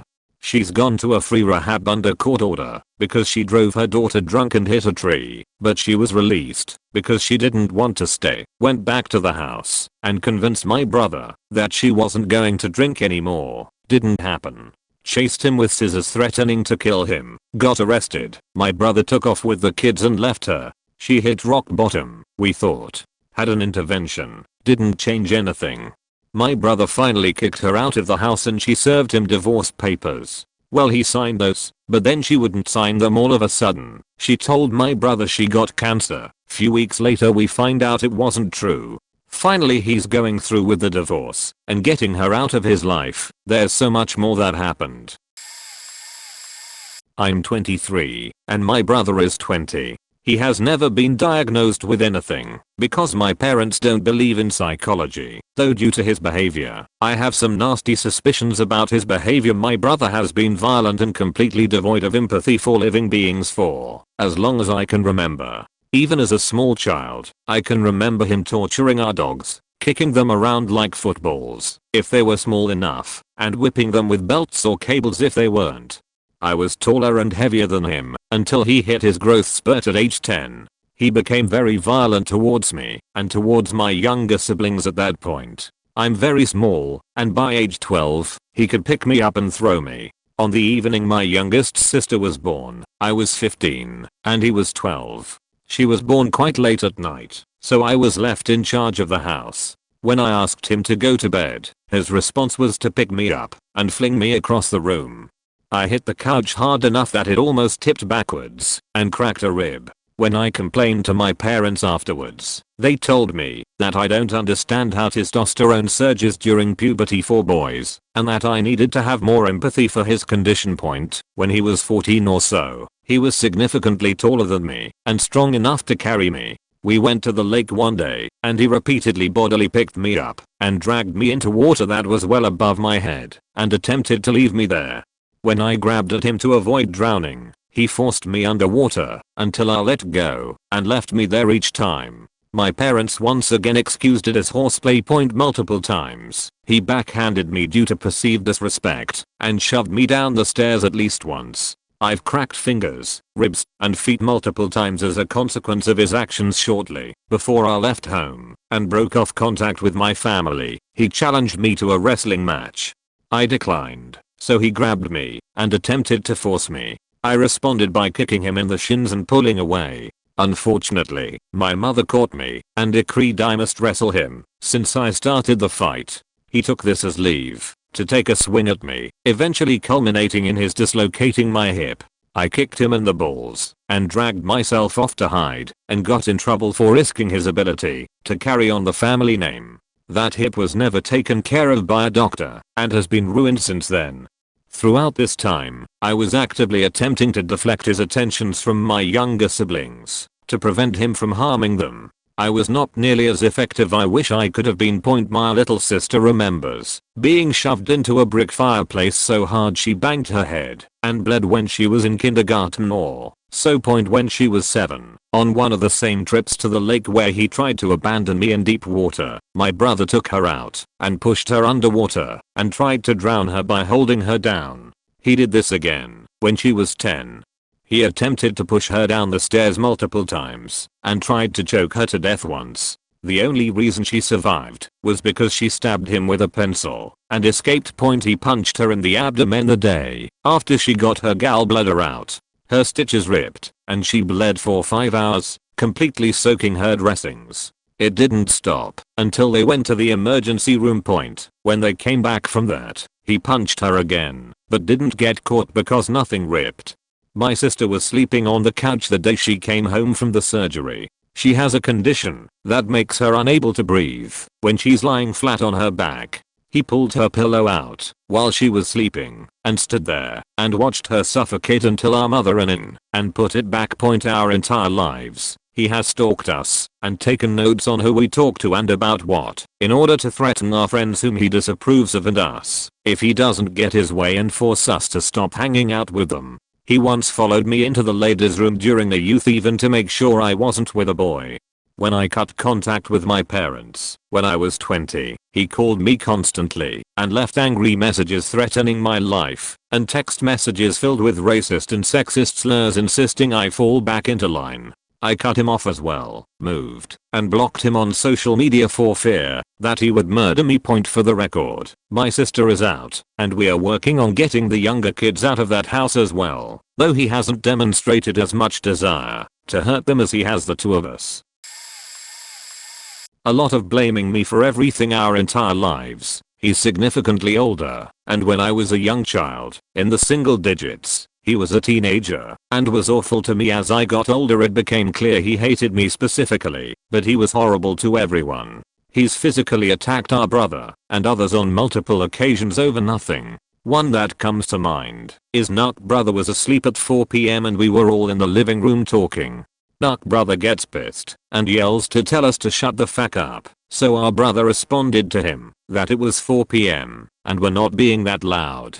Suddenly Narc brother comes running out of the room and jumps on him and starts beating him. Literally 0 to 100 immediately. As I became an adult he'd blame me for any and everything. Start fights over anything he could think of. The thermostat once caused a screaming argument for an hour that caused him to act like a child for days, including letting our disabled mother fall right in front of him without helping her because he was pissed at me. Despite dealing with him my whole life, as I got older I only got worse at ignoring him because he singled me out and say the most awful things to me constantly. So I'd try to defend myself calmly and it'd turn into an argument because he always has to be right. And if you don't bite your tongue and let him say every awful thing he can think of, it causes a fight. That's all your fault, of course, because you're so unreasonable. He's physically attacked me several times since I was a teenager. He's in his mid-late 30s with a child and lived at home. I'm in my early 20s and just recently moved from home. This grown adult man with a child has physically attacked me over argument about nothing. Finally he attacked me because an extension cord we had plugged in became unplugged. When I plugged it back in it sparked for several seconds, so I unplugged it and informed our mother that we probably shouldn't plug it in. We've had an electrical fire in the house already and have disabled family that we would have a hard time getting out in a hurry. When he found this out he insisted I must have faked it up somehow and it's my fault because I'm just an idiot. Of course I tried to calmly explain the situation this time because it was important to me that it not be plugged back in and cause a fire. Big mistake. Huge screaming fight. Said every awful and hurtful thing he could think of for several hours and tried to physically attack me 3 times that night. That's when I had enough. I apologized to our mother who I was helping because she's disabled, but she enables him for his entire life and makes excuses for him and has made it clear that she'd stand by him over me because she doesn't want him to leave and take my nephew away from her. Fair enough, but I couldn't stay anymore, even though I was helping her with a lot of things. Moved states. Still talk to mother and our other siblings, but haven't talked to him since. I still get fired up thinking of all the horrible things he's done to me all my life, and how he will never ever realize or admit that he's wrong. Somehow it still bothers me that he'll live his entire life thinking his behavior has been justified. I hope someday it won't bother me anymore. He's never been diagnosed, but I'm convinced he's a narcissist because he's never shown any empathy and he's convinced he's always right. When our father died, and when he was dying, he would guilt trip our mother for crying. Seriously. Among many other scenarios where he was mad that people were allowed to have feelings. Looking back, I've always been depressed and at times have been suicidal, but he'd basically tell me I was a weak pussy who couldn't handle life if I tried to talk about it all. He definitely made my mental health worse actively, and being away from him has helped me tremendously, but I still hate myself for letting him bother me even now. It just sucks so much to know that someone hates you for no reason, especially a close family member, and to know he's still now treating other people that way and he'll always believe he's justified. I've rambled a lot and repeated myself, but it just faking sucks. This will probably get buried, but oh well. My brother is 2 years older than me and has always had extreme anger issues. Throughout our childhood he's threatened to kill me more times than I can count. He began using drugs at the age of 13. My mother has always been an incredibly strong woman, but her brother killed himself with a rifle when she was younger and has had an absolute hatred for guns ever since. My brother knows this and is extremely manipulative, using guns and suicide as his main threats for years, which always devastates my mother. He left home at the age of 19 with his girlfriend and she quickly became pregnant and returned home when the baby was born. His entire life he has been using increasingly stronger drugs. They moved to a town an hour away. While addicted to drugs he beat his girlfriend multiple times and always had anger issues and has attacked my mother and me multiple times.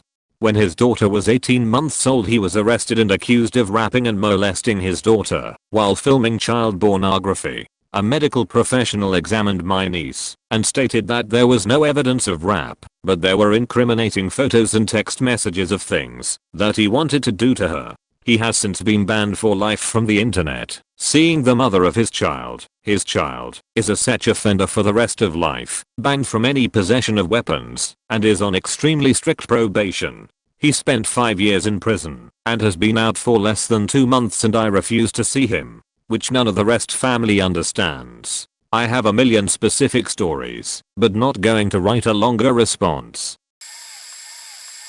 I'm not for sure what distinguishes a narcissist from a psycho or sociopath, but my sister is batshit crazy. My sister, a year younger than me, was molested as a child by our grandpa. We were very young, I'd say 4 to 6, and it was very unexpected to everyone. He went to prison, we grew up. We moved around a lot growing up. I was very good at making friends quickly everywhere we went because I was a class clown, played sports, and did well in school.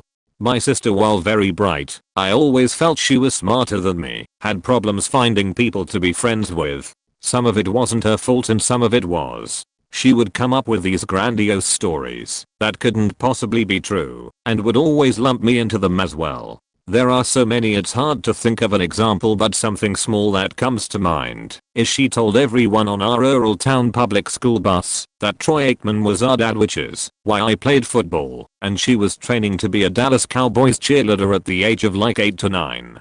When she wasn't even involved in pee-wee cheerleading. We were made fun of as a pair on that bus for the rest of the time we went to that school. A lot of middle school and high school memories are of kids I really don't know coming up to me and asking me if I was her brother, followed by this ridiculous, embarrassing, obvious lie of a story that they wanted to know if it was true or not, followed by why does your sister lie about stuff like that?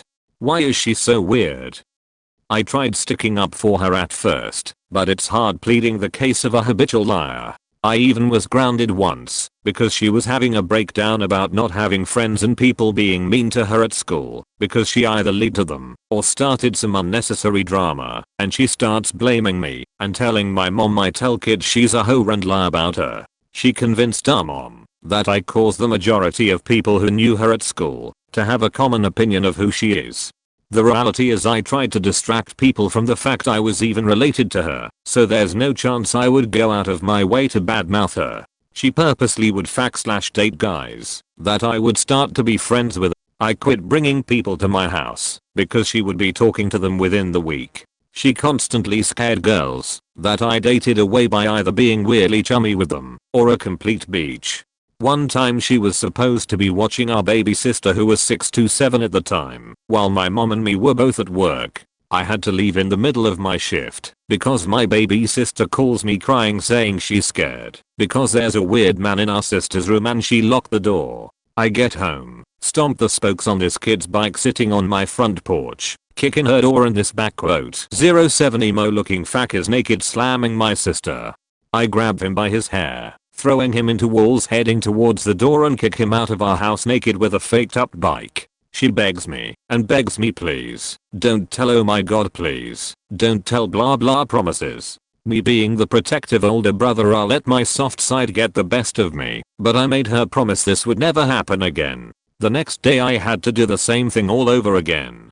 Besides the bike, I'm guessing it was in the shop. I told our mom what happened, and I got in trouble along with her for not telling our mom about the first night it happened. I could go on, and I already have. This is the first time I've really ever put it out there, and it's really just the beginning. I think about her always though. Especially now that we are adults and don't see each other or talk often. I think about how much of her behavior is who she would have been naturally and how much of it is caused by molestation or us moving all the time, lacking a father figure. Then I wonder at what point does the bad stuff that happened to you not matter anymore and you have to start taking responsibility for all the shitty stuff you're doing. I feel sorry for her, but at the same time you can't use things in your past to be an asshole all your life. Thanks for reading. Obligatory, not the sibling thing. Instead, I'll offer a less common perspective. I'm a diagnosed sociopath, based as a subdiagnosis of APD, anti-personality disorder. Atop this, I've suffered with mild schizophrenia, visual, for the most part, and bipolar disorder, since I was 14. Obligatory AMA. Ask me anything. For any info I don't cover enough of, or you're curious about, to start. It's very difficult to relate in a family setting. It's not that you dislike anyone in particular, but, in my case, at the very least, I find a strong disconnect from my sister and mother, only really feeling somewhat close with my stepfather. My mother and father died when I was 13, though the APD was diagnosed beforehand. For anyone who wishes to claim it was trauma-based. Anyways, back to the point. Feeling in general is very strange. It's something that is very diminished from most people and comes in spurts, if at all. For example, on an average day, I'll feel any given emotion on a scale of 1 to 5 instead of 1 to 10, not including anger or fear. I don't get angry at all, and fear is a very easy feeling to neutralize. On some days, that scale will drop to a 0 to 2. On others, it may reach up to a 1 to 8, though those days are very rare and oftentimes caused by extreme stress, depressive episodes, or something ground-shakingly positive. Now, you're oftentimes unable to feel toward anyone, and lack general empathy. For me, I understand cues easily, but I will never understand why people cry when upset or scream when in an argument. I know what to say, and how to say it to get what I want, when I want it. I had one friend, who told me late into our friendship, the only friend so far, that I genuinely disturbed him, when we first met. Apparently, we had been having a conversation, and I casually directed him to do something for me, and he had disregarded it. According to him, I don't remember 2 years ago, it's whatever. I turned to him with a confused look, offered a what, and seemed genuinely confused that he hadn't automatically complied. To be honest, I most likely was. I'm used to getting whatever I want or need from people such money, power. Friends are very difficult to come by for many different reasons. They have to meet the criteria below. I can stand them. They can stand me. I'm allowed by whatever mystical force holds the universe together to care about them. They are in some way more intelligent than I am. It's a common 4 rulings I've noticed between my 4 friends. A side effect of not being able to care about the masses is caring far too strongly for those who are willing to accept who and what I'm for who and what I am. It's very rare and drives people off. And brutally honest beyond belief, I don't have time for lies, and I often seem confusing. I will not text at all, and if I do, I'll do so with disdain, preferring to call. I was going to write more, but I have class tomorrow, so I'm going to bed. Again, Amma, and have a good night. I like clearing away the stereotypes. TLDRI, a sociopath. Go on a rant. After reading these, mine look normal. My brother was pretty narcissistic growing up. My parents gave him a car, and he didn't like it, so he purposefully drove it horribly, so it would break. My parents felt bad when it broke, so they gave him a new truck. He also drove it poorly and broke it, so my parents gave him another car and they gave me the truck. I replaced the transmission, radiator, air compressor, brakes, and repaired the paint. I drove that truck for 6 years until a semi totaled it. I then bought a used car that I've been driving for 10 years now. My brother is on his 11th car and complains he never has money. I also paid my way through college and worked part-time the entire time. He is convinced my parents paid for my college, even though I graduated with nearly $100k in debt. During college my dad lost his job and I helped him make a couple mortgage payments. He paid me back eventually, so it wasn't that bad, but still my brother wants them to give him money for paying for my college, which they never did. When we were growing up he used to always punch me in the stomach randomly. To this day, when someone moves quickly around me I always flinch. I never dated in high school, because every girl I met he said he had sex with. It was obviously a lie, but I trusted him and stopped talking to them. He also stole my parents' gas card in high school and tried convincing my parents I was a homosexual. He lies about a lot of things and for no reason. When I moved out he started dating a girl I knew. She realized he was insane and broke it off, and needless to say he slashed her tires and pulled a gun out at a party I was at. I feel most my problems in life are related to him, but as I've said he seems mild compared to some of the other stories on here.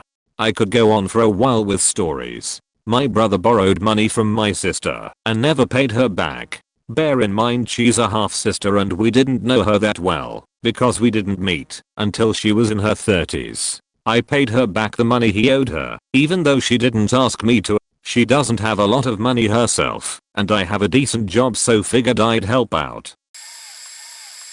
Mine isn't as extreme as all the others I've seen here, but my grandpa is the most toxic person in my life. There would be times I would sit at my computer, minding my own business, and he would bust in and start yelling at me about some dumb shit. He once passed by me on his way out the door and told me I made him anxious because I sit at my computer all day and don't do anything around the house. My computer is in the garage, the same room my grandpa's little office is in. I can't have it in my room, since they think I'll stay up on it all night.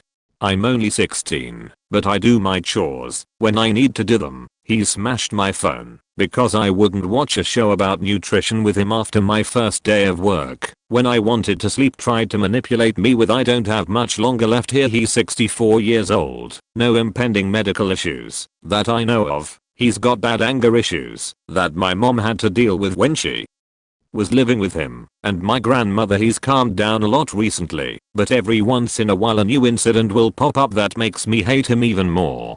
For those that are gonna say he's just my grandpa and he cares about me, that's what my grandma tries to tell me, but she's just trying to keep this little part of the family together. They were close to divorcing within the last year, and I was happy about it, but he instantly switched up how he acts because he knows he can't live on his own without my grandma's help. She does all of the taxes, handles his business and everything else.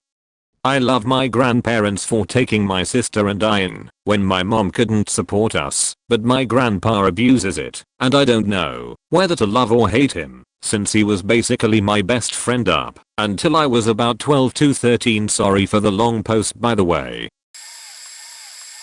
I'm not sure whether you would call my half sister a narcissist or not, but she definitely has issues. A lot of issues. I'm not going into the bulk of them. She's about 12 years older than I am, and while she could sometimes be absolutely lovely, in general she's just, well, not a very nice person. She doesn't have a good relationship with most of the family because she will never take responsibility for her problems and blames us for a lot of things, including really petty shit. Half the time I don't even know what she's mad about.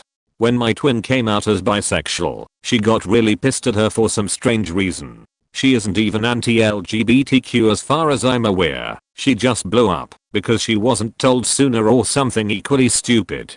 This wasn't the first or the last time that she has blown up on my sister for something small or even something big, like when my uncle passed away last spring. There was a blow up there too. Out of my full siblings, she has always been most antagonistic towards my twin, although, ironically, she has also been the closest to her. The only one that I think she actually has a worse relationship with is my elder brother, her full sibling.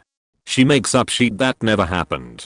For example, she was a very difficult teenager, but acts as though she was forced to step up and play mom to my younger siblings and myself, even buying us clothes and stuff. She didn't. She straight up tormented us those years too, just for the heck of it. She would do things purposely to make us angry or upset. She is also very quick to play the victim, although, to be fair, she did endure some trauma, which may have contributed to some of her later behavior. She also gloms onto whatever her man happens to be interested in. She doesn't really have interests of her own. With her ex, it was video games. Now, with her current husband, it's CrossFit and a bunch of weird health nut stuff. She also gravitates towards toxic and controlling people, probably because she is one herself. She and her current husband, who is kind of a controlling asshole, albeit a bit less objectionable than her ex-husband, have blocked most of my family from their lives. She is also an emotionally abusive parent. Again, to be fair, my nephew was a very difficult child. He was diagnosed with ADHD, bipolar disorder, and odd, all before he even reached adolescence. Very sweet, just with a lot of behavioral issues and emotional issues. She did try to a certain extent at first, and was the one who was really pushing for legitimate treatment. Her ex-husband was one of those people who believed that his problems would all be solved with more discipline, aka a good beating, but she also wrote him off as a future criminal by the time he was 6 years old.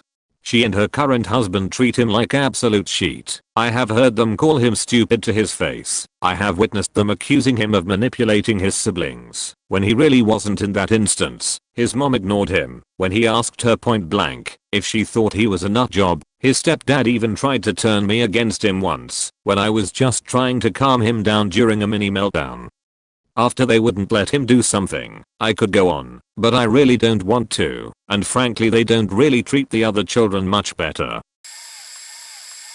Damn, someone finally asked a question relevant to me, and I came too late to participate. I've posted about my brother before. He was adopted at 10 months old, and as a result has ADHD, FARS and is bipolar. He's a diagnosed sociopath who was in prison from age 16 to 23, and is now institutionalized. It sucked. I grew up as a backburner child. My brother needed all of the attention, so he wouldn't go and kill a cat, or bring multiple knives to school, so I was pretty neglected. I like to think of myself as raised by accidental narcissists, as that is fairly accurate. He would go into violent rages, and try to kill us. I had 40-pound cat toys, pans and knives thrown at my head. He lied, cheated, stole and showed absolutely no remorse or empathy for anything he did. The hardest part was that no one believed anything was wrong. He's a brilliant and master manipulator. He was in and out of group homes and more than one kicked him out before the honeymoon stage was over, and he showed his true colors. When he visited relatives, they'd always dote over him, like he was the best child on the planet. So when he ended up going to prison for the first time, the relatives were completely shocked that such a sweet kid could ever do the awful things he had done. Because of my brother and my parents, I moved out at age 18, and aside from a few holiday breaks, never went back. I haven't spoken to my brother in over a decade, though my parents keep me updated on him. I'm happy to talk about it. It was tough for a while, but after telling the full story in therapy, the therapist said, "Wow, that's really faked up. Hearing it from your partner or friends is one thing. They have a vested interest in being on your side. Hearing that my childhood was faked up from a medical professional was cathartic.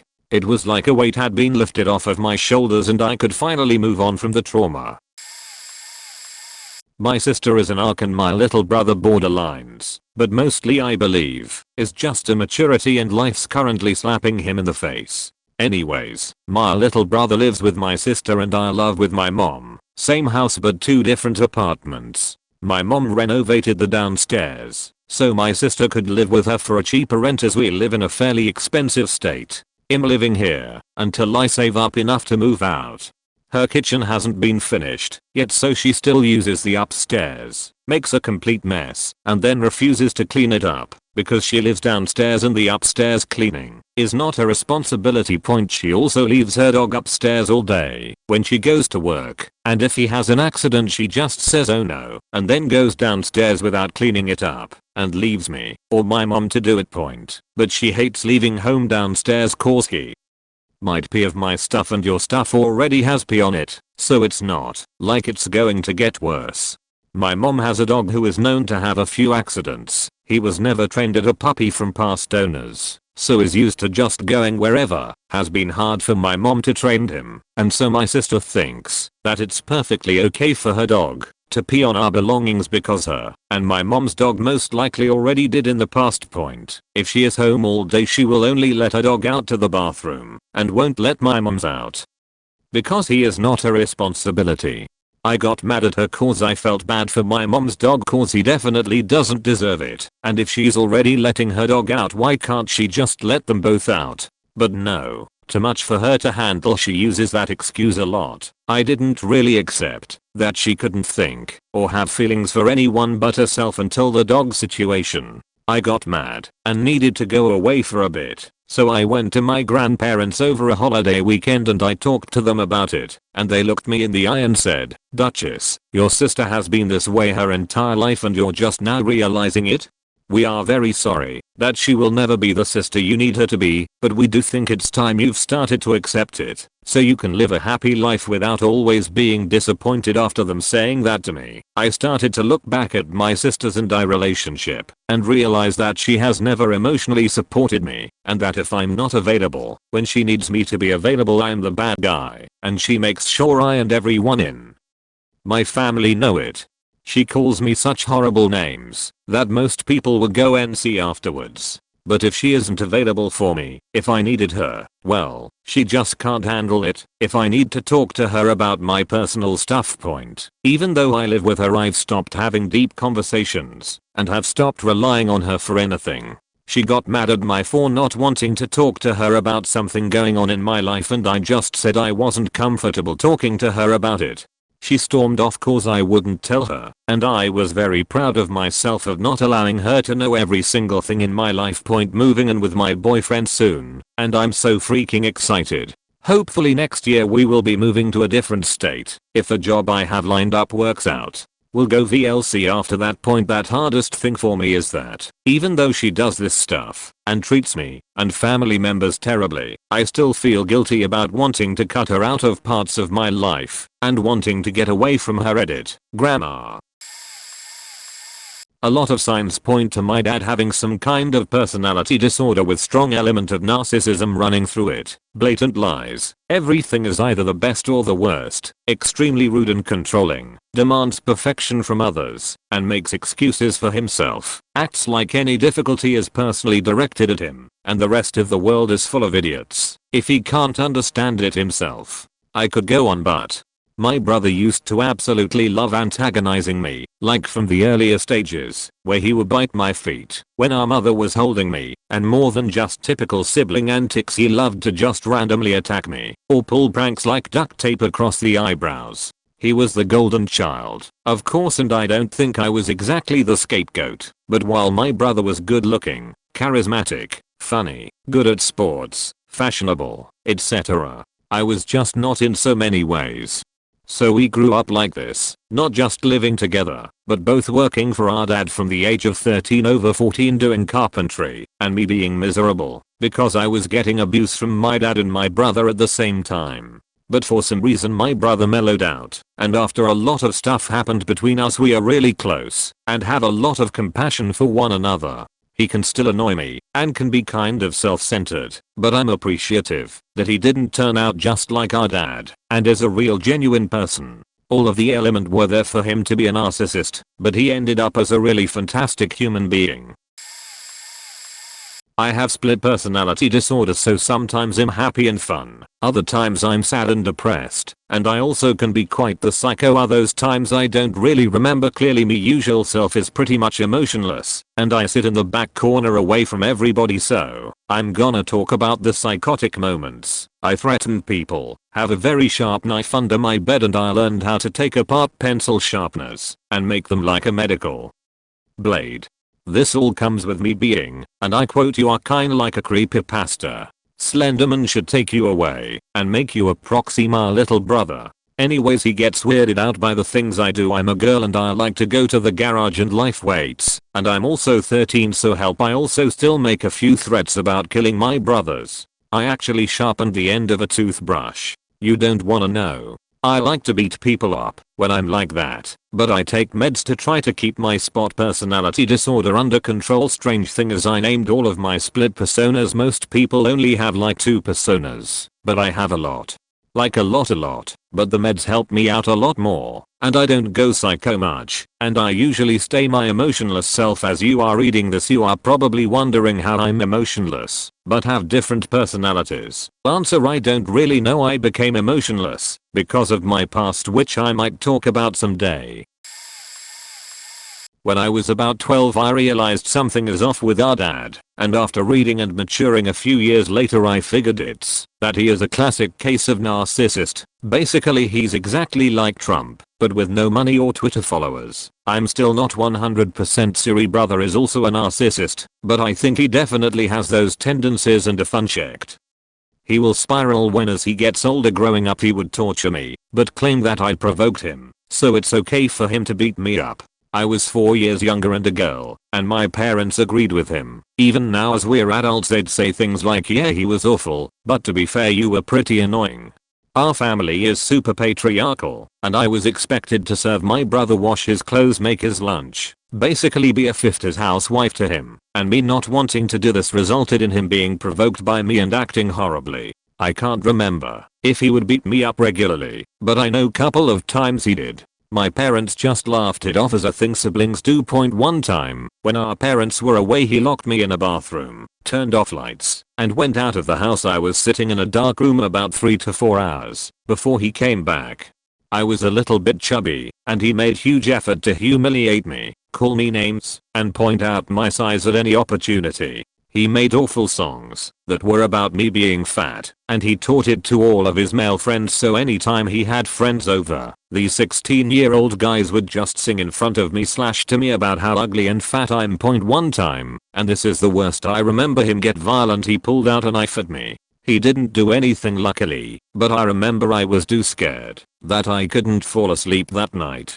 He would constantly criticize every decision I made, who my friends were. He would always point out something wrong with them. This one has crooked teeth. That was his dumb etc. What clothes I wore, what I enjoyed doing etc. Now we're adults and I can see that a lot of the behavior he displayed he seen from the way our father was towards our mum, so I try and not hold it against him too much. He has a lot of issues and trauma, and I think he could use a good therapy, though I doubt he will get one. Our relationship is okay. I do love him, but I don't open up to him. Not do I ever actually care or listen to his opinions. He lies a lot and likes to pretend like he's doing awesome, and I indulge him enough not to challenge him because I know it wouldn't lead anywhere. The ones I think were most at fault here were our parents, though my father is a narcissist himself and my mother is blinded by her love for my brother. They're both wrongly patriarchal, so my brother was put first and was in the right above me in most situations. I never felt protected by my parents, and when I have children I want to right those wrongs. You can't force children to like each other, but you sure as hell can force them to act respectfully and not hurt each other. I'm much younger than this brother, and luckily we only lived together a short time. He beat up my sister and effectively tortured her. She is mentally disabled, and he took advantage of her trusting nature. He still does. He'd kill neighborhood animals, especially cats. Decapitated at least one in a gruesome manner, going over it with a lawnmower after burying it in sand, and apparently he did much worse to other cats.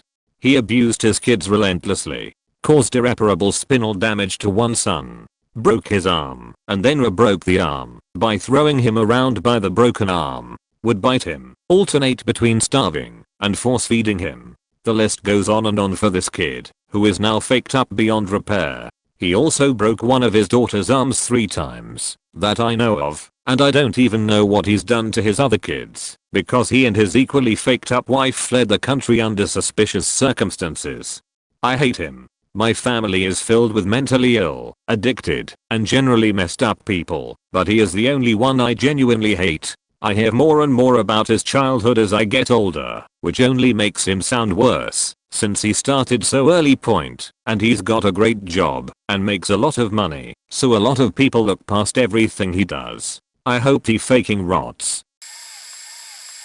Not me, but my grandma's sister is a narcissist, though we have no idea if she was ever diagnosed with NPD or not. It's pretty clear to all of us. The two of them actually grew up pretty close. Although her sister did show some narcissistic traits towards others, the two of them didn't have any problems until college age point. My grandma met my grandpa and got married, keeping in mind she was only 20ish at the time.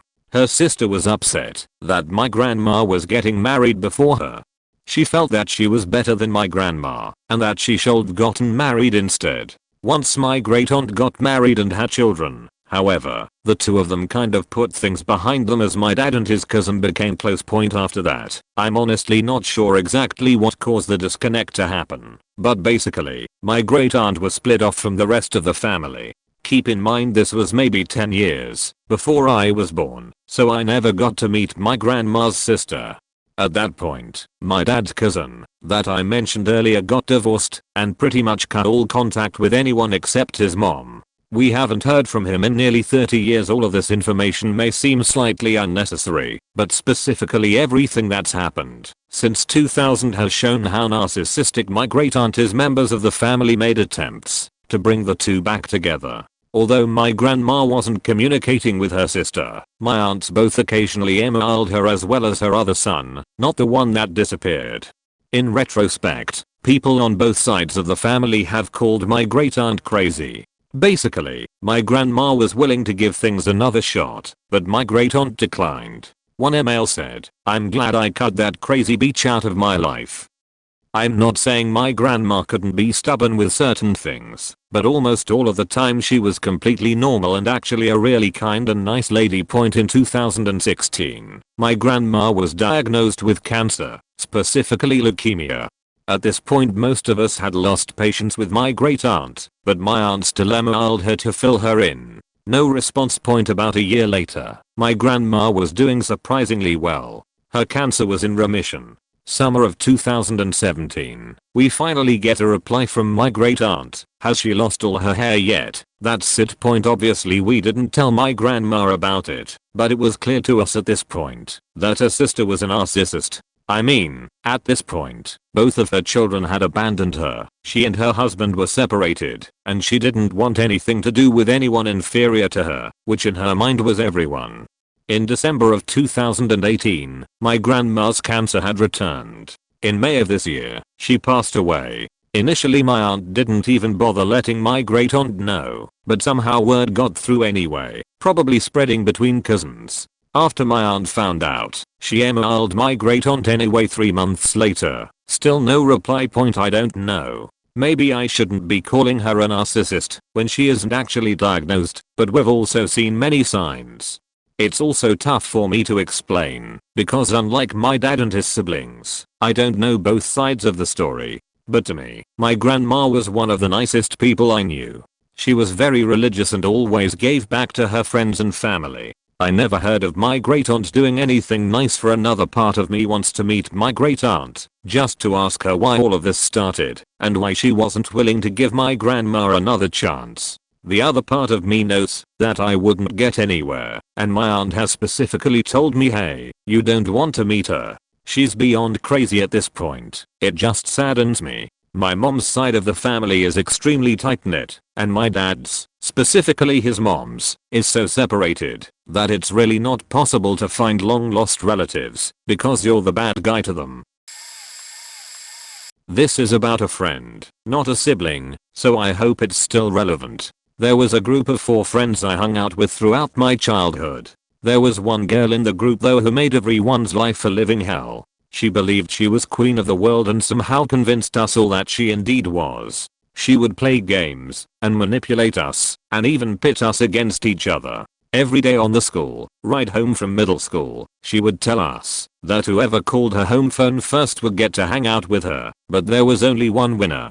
So everyone made a mad dash to their houses just so they could be the first to call and be lucky enough to have her company. Whoever won the game would get to spend the day gossiping about the others with her. And of course it was always her idea and she would start by saying, "Who do you wanna gossip about first?" Nonchalantly, as if it were a conversation about the weather. She would then start pitting us against each other by telling everyone what we said about each other. But she would always neglect to mention what she said and would actually even make up things that were never said at all. It even got so far as completely excluding a friend from the group. She had manipulated us all into believing one of our close friends was a terrible person because they liked the same boy. So for a year, we completely shunned her, and she had absolutely no friends the entire time. If we were seen with her, we would be shunned from the group as well. One time 3 of us played a friendly game of hide and seek. I was seeking, but after a while I couldn't find them and gave up. So I went around the house yelling for them to come out, but no one ever did. I eventually got so upset and fed up that I called my mom to pick me up. Only as I was leaving did they come out. Another time, her mom asked my mom to watch their family dog while they went on vacation. The very first day I went to Six Flags with another girl in the group and then had a sleepover at her house that night. The queen of the group was texting me and asked how her dog was doing. I told her I wasn't home with him. She blew up and cursed me out and shunned me for days. Even though my whole family was home with him. There were several times when she would pick fights and get pissed at me for no reason. During one of those times, I was planning a party. My parents always raised me to be the bigger person, so I decided to go to her house and invite her to my party. Her mom let me in, and I tried talking to her and even tried to hand her the invitation, but she wouldn't even acknowledge me. She just stared at her computer screen. The final straw came while we were in high school. 3 of us were home alone, and she convinced us to invite a few boys over. The boys wanted to roam the neighborhood after curfew, so that's what we did. We got caught because the neighbors told on us. My mom took my phone and went through it, eventually finding text messages between me and the queen. She found out that the queen snuck her boyfriend into her basement every night without her parents' knowledge. My mom told her mom about it. She actually spun it on me and said that I was trying to drag her down with me and that the only way for me to make up a lie like that was if I was actually the one sneaking boys in. She knew that my mom had my phone, so she had someone text my phone saying, "Dude, stop sending out your nudes to everyone." So my mom thought I was sending out my nudes over Snapchat. She had a lot of issues. She falsely accused her boyfriend of rapping her. She pushed her mom down the stairs because she didn't want to go to school. She dropped out of high school. She lost all her friends and tried to commit a few times. I'm not contact with her, but I heard she's doing better now. When my younger brother and I were growing up, our parents divorced and he took it really badly. He turned into an aggressive, angry kid who took it out on me physically. I never hit back or really gave it to him. I cold beaten the shit out of him if I really wanted to, but I'm just not that person. And I was afraid I would really hurt him. Anyway, this continued for years, and at 14 he got into weed, which unfortunately broke his brain. My brother is a classic case of young kid starts smoking and goes mental. He was getting involved with gangs and bikini shit and just being an all-round perpetual panic attack for my poor mum. My dad has left the state by this stage and is working up in the mining regions. When I turned 21 and my brother was 19, I had a big 21st party at mine and my boyfriend at the time's house. All my friends slash family slash workmates were there.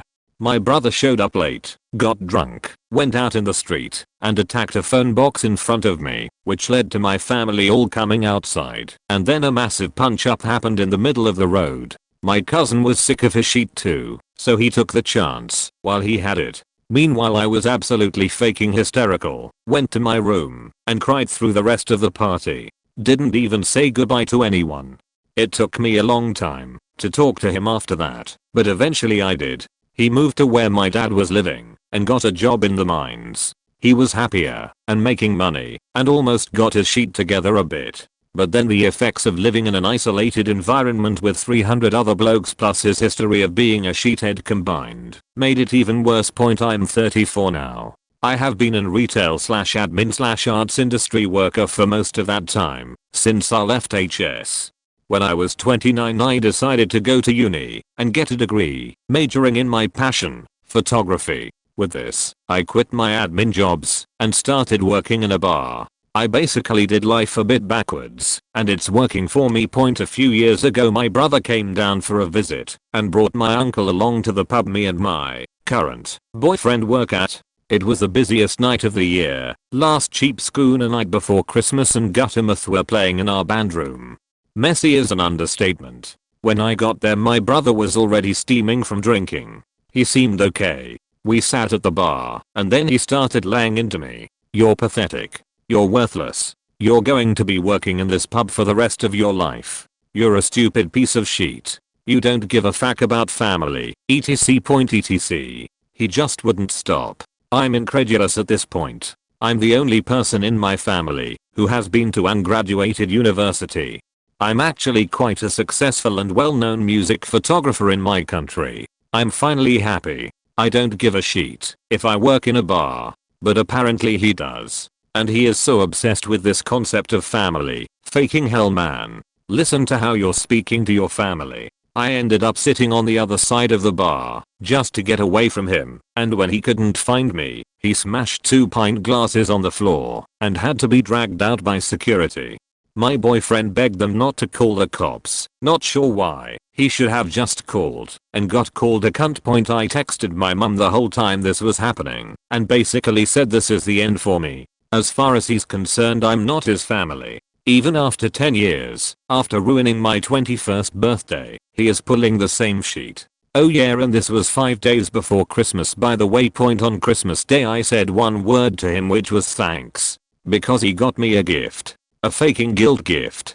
Since then he has been begging me to forget it happened, has showed up to my work unannounced, has beached to my mum about me, calls me randomly. He thinks that I should forgive and forget because he's family. No. You're a selfish cunt who for some reason has a major problem with me because I worked my faking life out. I refuse to participate in this abuse anymore. Haven't spoken properly for 3 years and I'm way better for it. I think he finally got the hint too because he stopped trying to contact me. I wish I did it sooner. My aunt and her son both have NPD. My experience with my aunt. We often argued about money. She would claim she's poor, has no money, only makes 1.2k a month, could never buy groceries. If she did, she went to a shelter, used a sob story, and got free groceries. At a moment's notice she would fly into a rage about something you said or corrected her on. Such as, maybe you shouldn't turn the heat on so high, then maybe the chicken wouldn't burn. After she would yell, cursed you out, then she would go play victim and claim that I, her sister, or whoever in the house, was being mean to her, and slander us to her friends and our extended family how we're abusive. The most disturbing thing she's done, we got into a fight, she's screaming, I scream back and curse. Eventually, she punched me twice, I hit her back once, then she cries about how she's abused, and I'm abusing her. Later on, she comes back, and she has 2 black and blue marks on both her shoulders. I realize she forgot I only hit her once, then went into NPD mode, and wanted sympathy to trick people as well as she said things in private like, everyone thinks I'm stupid, but I'm not. I'm tricking them. No one's going to believe you about what I do to you or say, I've said so many things behind your mother's back. I'm going hell. If my son goes to jail, I'll just tell them I had nothing to do with it. That's why I gave my son his own bank account, got him a job. They'll never suspect me. I'll just cry, then win. I recorded you yelling back at me to show people what I go through. Yep, then on her Instagram, it's just her talking about how she was emotionally abused, how people shouldn't talk behind other people's back. Every post, she's doing the opposite. Now, as for her son, he is just like her, but much more violent. He's killed animals, sold drugs, does drugs, hates African Americans. I often argued with him about several things. I eventually called the police on him. Nothing's happened so far, but hoping for the best and hopefully they go for his mother too. But what he does is this. Day for example. You try to help him do basic math. While you're helping him, he'll get pissed if you think he really needed your help. He hates being corrected on anything. Like, if I buy a PS4 for 150 and he bought one for 230, he will fly into a rage, curse me out, make it racial and accuse me of thinking I'm better than him over a price difference on a piece of electronic. In fact, it got so bad that we all stopped talking. Like, literally, nobody said anything. You come home and go straight to your room. His mother didn't care because NPD nobody wanted to talk to her. Anyway, her son had a rule of nobody can ask me any questions. And eventually it all just broke down. Now my aunt has a recording of me yelling at her that she may or may not have deleted. Well, that's my experience. Oh, and if anyone is curious, she's not poor because her son opened her mail and showed it to all his friends her bank account and told me it was 9.7k.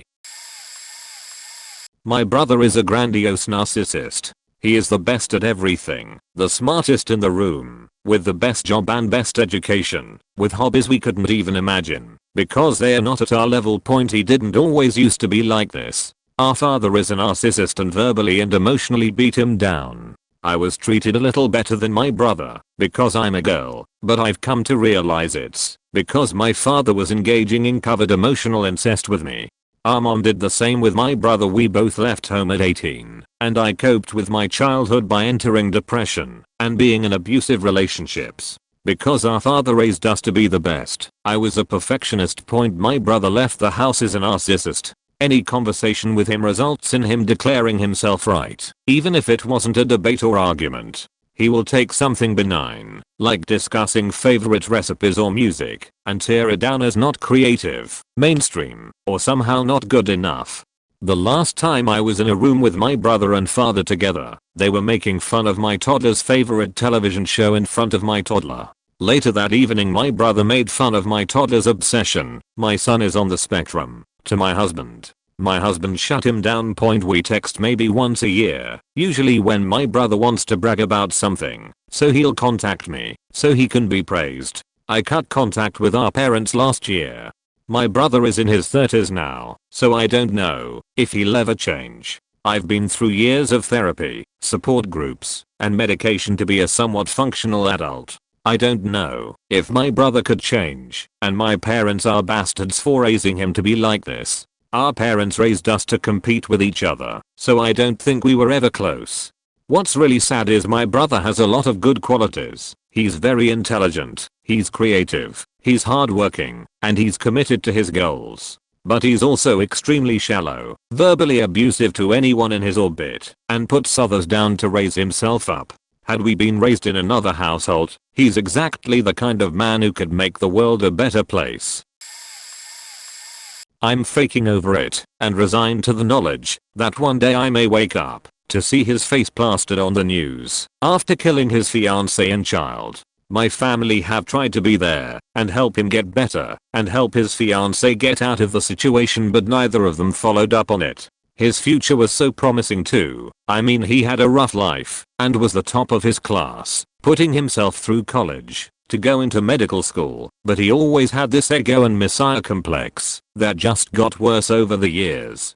I think it got exacerbated when he started to sell and do drugs. He already was genetically predisposed to addictions and mental illness, and I think it just made things worse. His temper kept getting worse and now he speaks an utter nonsense. I'm really thinking he's in early stages of schizophrenia, but he's an adult now and has been Baker acted 3 times now and nothing stick. He is really charming and knows how to sweet talk anyone, and in fact love bombs people.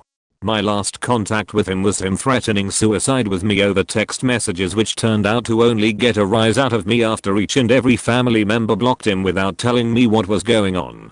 He knew I'm still messed up over our sister's suicide, and he still pretended to do it, but wouldn't give me the details of where he was, or answer his phone, when I was desperately trying to call him. When you have a family member like this, all you are forced to do is watch as someone you grew up with, formed a very strange and unique bond with, and remember having good times with. crash and burn the world around them, and there is nothing you can do but watch.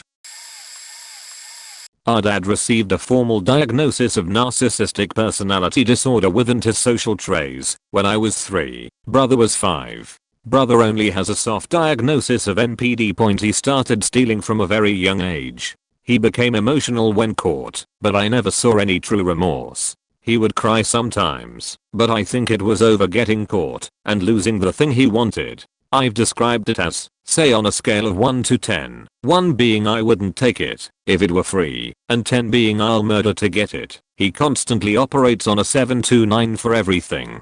Still does. From the type of food he wants to the car he wants. I personally operate between 1.5-3, so it created a family dynamic where his wants and needs were met first. Once he decides he wants something, it's over. He's incredibly charismatic, always surrounded by friends. Girls loved him. Maybe it's because I'm his sister, but I never really understood why. He could charm anyone, even in seemingly impossible situations. Like when he was failing classes in high school, he would just talk his teachers into changing his grades, so he'd skate by with a D. Watching it was incredible and stomach turning. I felt a lot of injustice. I could never get him to actually see me. I don't know how else to describe it. Still to this day all of our interactions remind me of nuclear fission. It's like a catalyst goes in, and then he turns and reacts. Any attempt to get him to step into my point of view is another catalyst going in. Nothing more. He doesn't ever reach out and become moved emotionally by the many things he's done to me. By 13 he was addicted to opiates. He had over a decade of very heavy drug use filled with addict behavior. He stole cars and motorcycles, parted them out, selling parts on eBay, then scrapped the frame, or whatever. He purse snatched, broke into places. His lies to get money were elaborate, believable, and consistent. He got out of nearly everything he's been caught for, except the arson. He has a felony for that one. Long story, and lightly identifying, because it's so unique. The girls he was into were drop dead gorgeous, and the worse he treated them the more loyal and desperate they became for his approval. In fact, recently he came over for a visit, and we got into an argument about some shady shit he did while over. I tried to leave as he was cussing me out and screaming in front of our kids. I have a 3-page text from my sister-in-law chewing me out for slamming the door as I left, in my own house, and scarring their infant. The views are so incredibly one-sided it creates these dueling narratives that intersect at approximately no point. Hair's clean now but always was, and still is, very manipulative. He's skilled at it in a way most people don't even see coming or going. Incredibly successful salesman. How he's able to get people to support him and make them think it's their idea is mind-boggling to me. The part that gets me most is how he gets it past our parents. Our mom didn't have a talking relationship with him for a decade, but she's begin to let water go under the bridge, and that's all in the past. They're thick as thieves now. I'm no contract with the whole faked up lot. By Felicia. Mine's sister went in was about 7, and she was about 11. I asked her if she'd finished with the TV. She was playing Super Point Mario on the Northeasts. She said after this level. It set her at 10 minutes later. I asked again. She lost her shit yelling and screaming at me and tried to suffocate me with the beanbag. Our eldest sister comes out and yells at her to get off me. She runs towards eldest sister, punched her in the stomach, and ran to her room.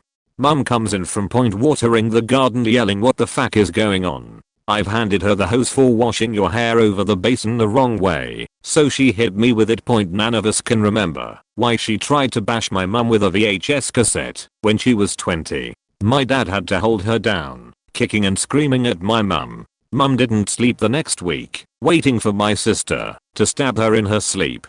She had a boyfriend when I was 16. It was a school night. They were having sex in the room between mine and my parents. 10 p.m. She's screaming over the top of the techno music. Mum bangs on the door saying keep it down. The music turns up and the screaming gets louder. She said he made me do it. 2 days before eldest sister's wedding, middle sister declares the boyfriend she was banging in the house rapped her. Dad lost his shit because that boyfriend was now dead, wrapped his car around a tree, and the alleged rap happened years earlier. She had 2 kids, married him, had 2 more. Almost 3 years ago she left him claiming DV and jumped in bed with our first cousin. She was astounded and cruel in court documents towards my family, and to this day, thinks we treated her unfairly by supporting him. She wanted 100% custody. He wanted her to move back and cooperate 50 over 50. The judge gave her the option, move back and cooperate, or see the kids every second weekend. She claimed we all wanted to kill her, so gave up her kid split with the cousin when he proposed to her because they weren't in a relationship, they shared a bed. He helped pay bills etc. But they weren't doing anything. He then was labeled abusive. Random things like my dad abused her as a child. He worked away and worked a lot. They were barely ever alone together, and he never tried anything on me or my eldest sister. She homeschooled her 4 kids. One age 7 couldn't even read the alphabet. She told everyone who would listen she was dyslexic. She never had her assessed. With court she had to enroll them in school, thanks to our mum telling the lawyer to make that happen. And 6 months later the now 8-year-old was pretty fluent and on par with her peers, and it was found she needed glasses. I apparently slept with her ex-husband because I helped him type up legal documents. etc. Regularly being told growing up I caused arguments and she always got the blame. Ask my eldest sister. No, the middle one started the arguments, and if no one owned up we all got punished, but the eldest won't own up and take the blame, so I didn't get the smack on the super fun times. My brother is a very charming, very manipulative, very smart, and very easy to get along with when he wants to be but something inside of him is missing. When we were younger, he was abusive, emotionally and verbally regularly, and then later, physically violent. I use a wheelchair, and he would regularly say that if I wasn't in a wheelchair, or if I was a boy he would have killed and or beat me up a long time ago. One time when I was maybe 16 or 17 he got so angry at me, no idea why now, and almost choked me to death. His best friend walking in is the only thing that stopped him. It wasn't just me either. The story that most stands out to me is when he was 16 he slept with this 14-year-old girl. He told me, since it was her first time she was freaking out thinking she could be pregnant, even though they had used protection. He manipulated/guilted me into buying her Plan B. A few months later I found out that he hadn't worn a condom, lied to her about it, and then basically forced her to take Plan B. I hope she's okay today. Things got better once he went off to college. I basically never saw him, except on holiday breaks, and then just tried to be out as much as possible. Once we both graduated and moved home, I saw him more often, but went partial no contact, except for family gatherings, about 3 years ago, and full no contact. I will not see him under any circumstances. Last year. Besides having PTSD from the years of abuse I suffered, literally sometime I freak out if someone hugs me because I feel like he's grabbing me. The worst part is my parents. My parents are wonderful lovely people who have never been able to grasp they raised a monster. They've never been willing to admit that his behavior goes far beyond the norm and write off most of it as siblings fighting. When he was younger, more violent, and smoking weed 24/7 they admitted his life wasn't going in a great direction. But because my brother is incredibly intelligent, he realized he'd get more of what he wanted by being a model student, not doing drugs, looking like the perfect citizen. So now they won't say a bad word against him. For a while, it got really bad between me and my parents. They couldn't understand why I despise him, why I literally will not be anywhere near him. Every time we spoke there was pressure to reach out, to contact him, to build bridges and get along. I honestly worried I was going to have to cut my parents out because of how toxic it was becoming. We've gotten past that, but I know my parents still think I'm being unreasonable, especially because my brother tells them he wants his sibling relationship. At least they don't bring it up. And, after an insane incident at Thanksgiving last year, don't pressure me to see him, and actively warn me when he's going to be somewhere. Pro tip for parents out there, don't pretend nothing is wrong. I know you love all of your kids, but the other ones are hurting at the expense of the one you're protecting. My older brother was never diagnosed as psychopathic or sociopathic. He was a serious narcissist and I have a lot of uneducated speculation that he is a sociopath. I truly do not believe he is capable of loving anyone. He makes people around him believe he cares/loves them because he needs them to think that, so he can use that relationship to get something from them. He has to feel like he is the smartest person in the room all of the time. One of the things he does to make himself feel smart is steal from you. He will steal anything from a cigarette lighter to large sums of money. I have seen him steal phone chargers, clothes, pens, a pair of flip-flops, and all of my 13th birthday money. If you confront him about it, he acts horribly offended to the point of threatening to assault you, all while denying that he took anything. He is a raging addict. He claims it's self-medicating from PTSD sustained in Kosovo.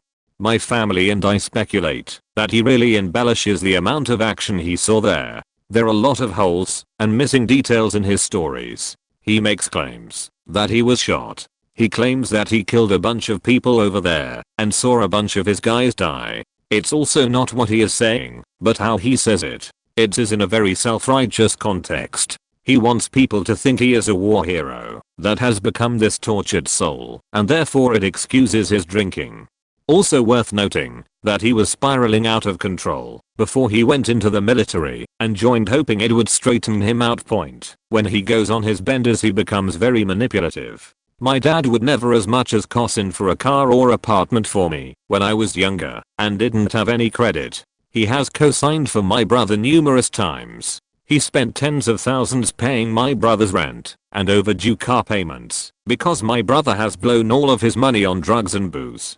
He likes to tell people he is going to kill himself when his back is against the wall, so they come to bail him out. That's his go-to to get my parents to do what he wants. He's done it so many times I finally had to cut him off. I hadn't spoken to him in years. He is living in some facility for vets in Baltimore, MCVETS I think. He tricked my parents into thinking he was 2 years sober recently, and they guilted me/manipulated me into letting him back into my life.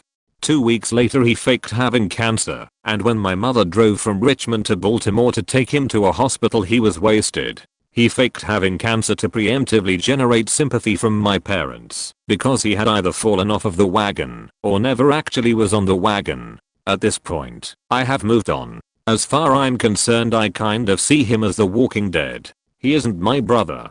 My brother really stopped existing 20 years ago, and he is something else now. I have a family now. I don't have the time or energy to invest any emotion into his infinite spiral. I have accepted that he is going to die young. I'm actually looking forward to this day. I think it's going to crush my parents for a while, but in the long run it's going to set them free of the grip he has on them. My sibling is a lot older than me, so when their spouse first came around, I was pretty young.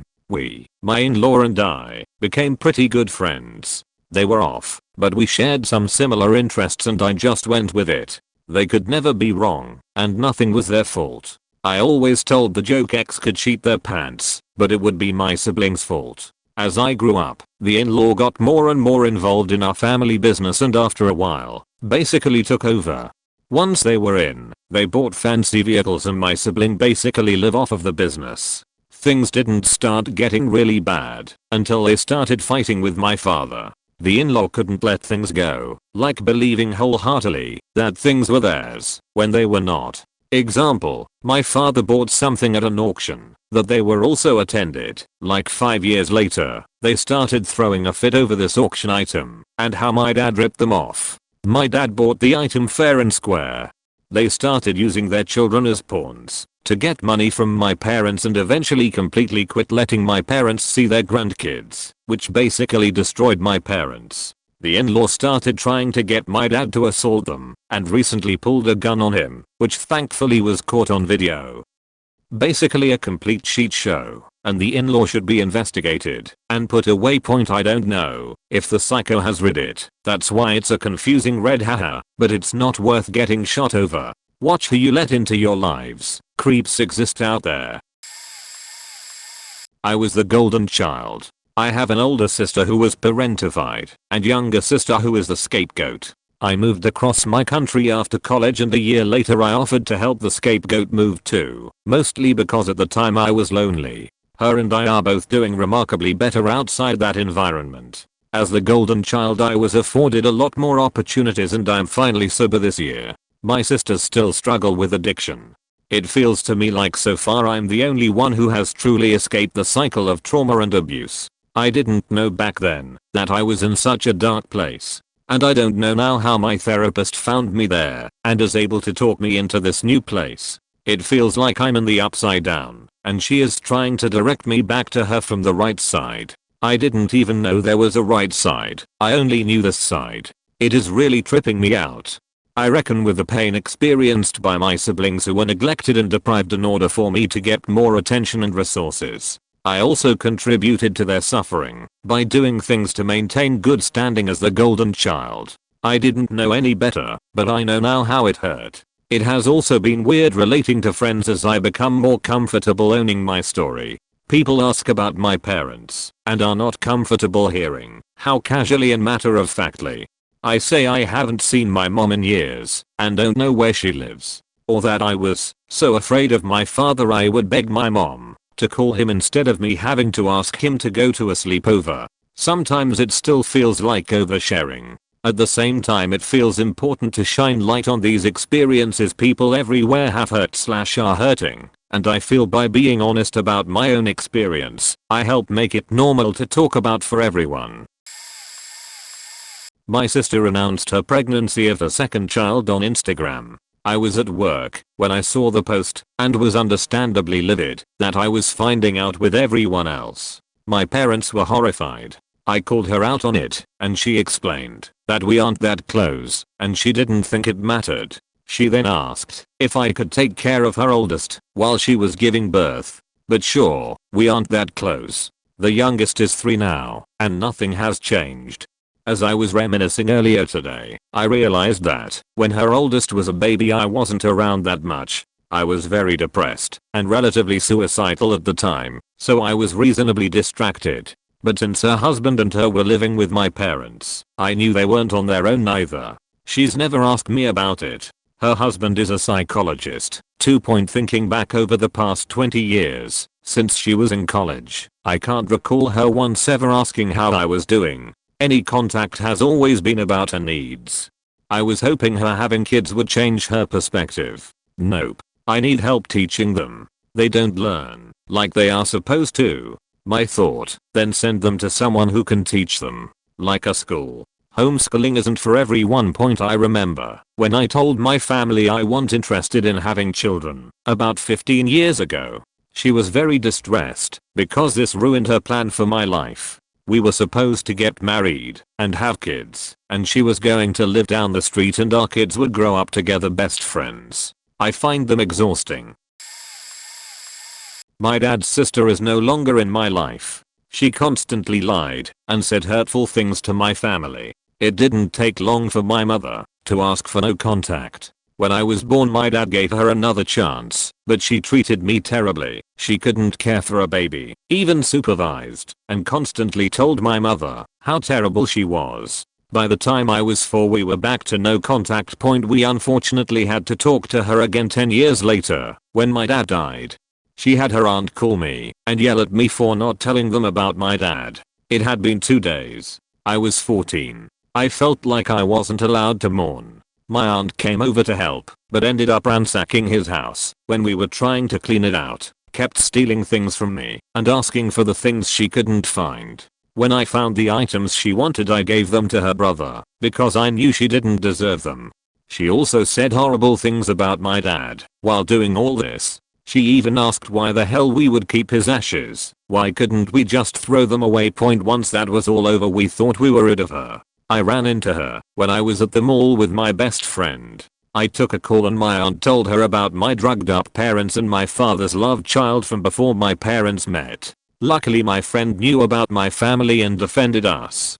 Unfortunately for my best friend we found out my aunt was living in the same complex as her and my aunt started stalking her in order to get my number, my address, anything.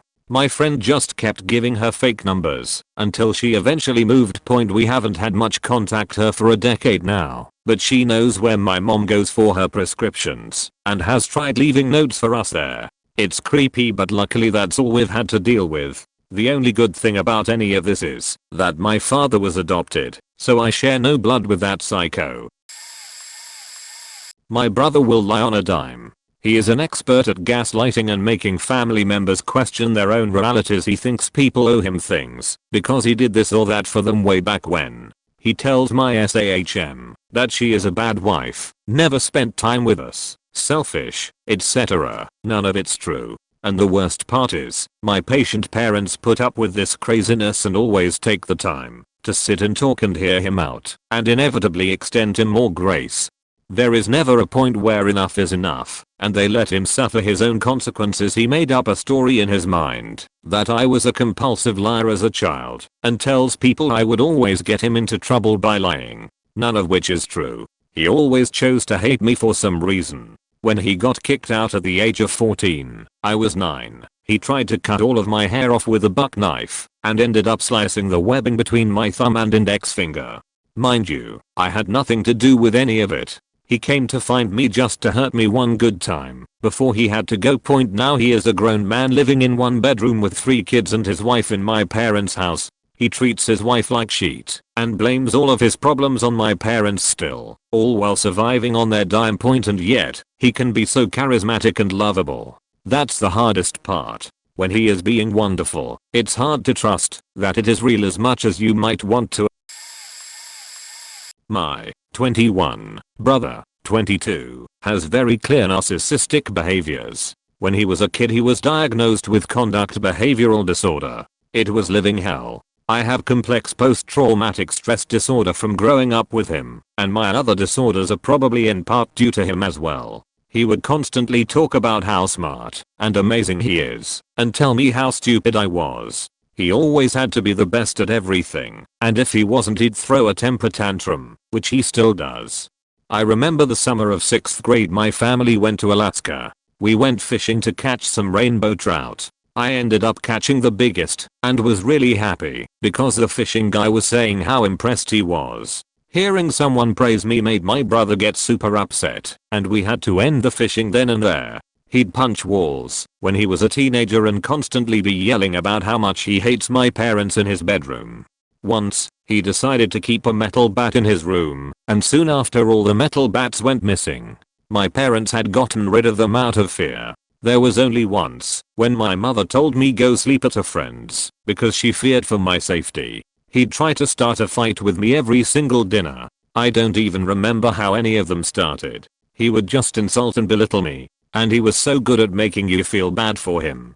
Because he was adopted, of course my parents loved me more, right? Oh, poor misunderstood boy with his different looks. Half black, half white, ginger, white skin. And if I ever brought up a topic, say, sexism, he would always turn it around to be about him. Suddenly sexism wasn't a problem. Why would I even bring that up when racism was the really issue here? But only racism against him. See how much he gets discriminated against for being black, even though his skin is whiter than mine? And if I tried to talk about discrimination against Latina or black women it would still get flipped to be about him. Because when he talked about racism he wasn't talking about racism against Latinos or Asians or Native Americans. It wasn't even about black people. It was about him specifically. He'd make you feel like shit for talking about an issue that didn't affect him. And when I was going through the worst time of my life and getting angry at my parents he was suddenly the golden child. The good child who would help do the dishes without being asked when normally he would yell about something and charge off to his room after dinner. Soft spoken and, is there anything else I can do, mom? And if my parents got him the wrong video game for Christmas, all hell broke loose. You ever seen a 250 something pound 19-year-old throw a tantrum over a video game? And usually it was because he just didn't tell them what game he wanted. They should have just magically known. I grew up always being told by him that what he did to me was just what siblings did. That's what an older brother does to a little sister. Didn't all big brothers hurt their little sisters? And every time I got hurt it was just a joke, and I was the wimp. I cut contact with him for about 2 years. I told 2 months ago. On a family trip I interacted with him again. I realized how much he loves to have power over others. He thrives off of it. We all wanted to go to Disneyland and needed 2 cars to get there, but one of them was his. My parents left the trip early and ended up leaving the rental car for us to use. Suddenly his car wasn't needed, and that pissed him off. He didn't hold the power to deny us our trip, so he decided he didn't want to go to Disneyland. But when he forced everyone to play Monopoly because he didn't want to play a PG-13 version of Cards Against Humanity, he kept telling my 11-year-old niece, who really wanted him to go to Disneyland, that he'd go if she gave him her properties and houses. Because even in a game against an 11-year-old he has to have power, and he has to win. In a word, shitty mine bro idolized my dad, and the two of them were horrible to me. My earliest memories are of begging my dad to get my brother off of me, and eventually he would. I always knew when they were going somewhere I would have wanted to go, and bro would beat on me before it happened, and therefore I would decline to go. It wasn't worth it. Now bro is perhaps the biggest pose in Ohio, or at least in our hometown, as dad would never make his meth headers do anything. He bowed out on the second day of rehab twice, and dad went and got him. He gave him 3 hots and a cot, and even spent $90K on a house for him and his 2 boys to live in across the street from dad, and he partied and did dope and whatnot, and his boys would go across the street in the afternoon and explain that daddy can't get up to date to everybody. He will not get his driver's license for at least another 15 years from now. He just keeps driving anyway, and this went for 4 years. He carried on a sexual relationship with our skank stepsister. Yep, it happened, and they were caught out driving, and upon a search of the vehicle, they found his rig, that is, his intravenous meth kit, in the car. This caused stepsies to lose the custody of her 3 kids, and all I could do is laugh, so I shut the lot of them out of my life. When I went to college, fact them, what I do in my life is none of their business. When I and the wife got married, bro had a problem at the reception because I especially, was so happy, and he could not stand that ever. So for a living, I oversee a team of nearly 100 people keeping airplanes in the air. I would not trust dad or bro with a sharp knife or a cat.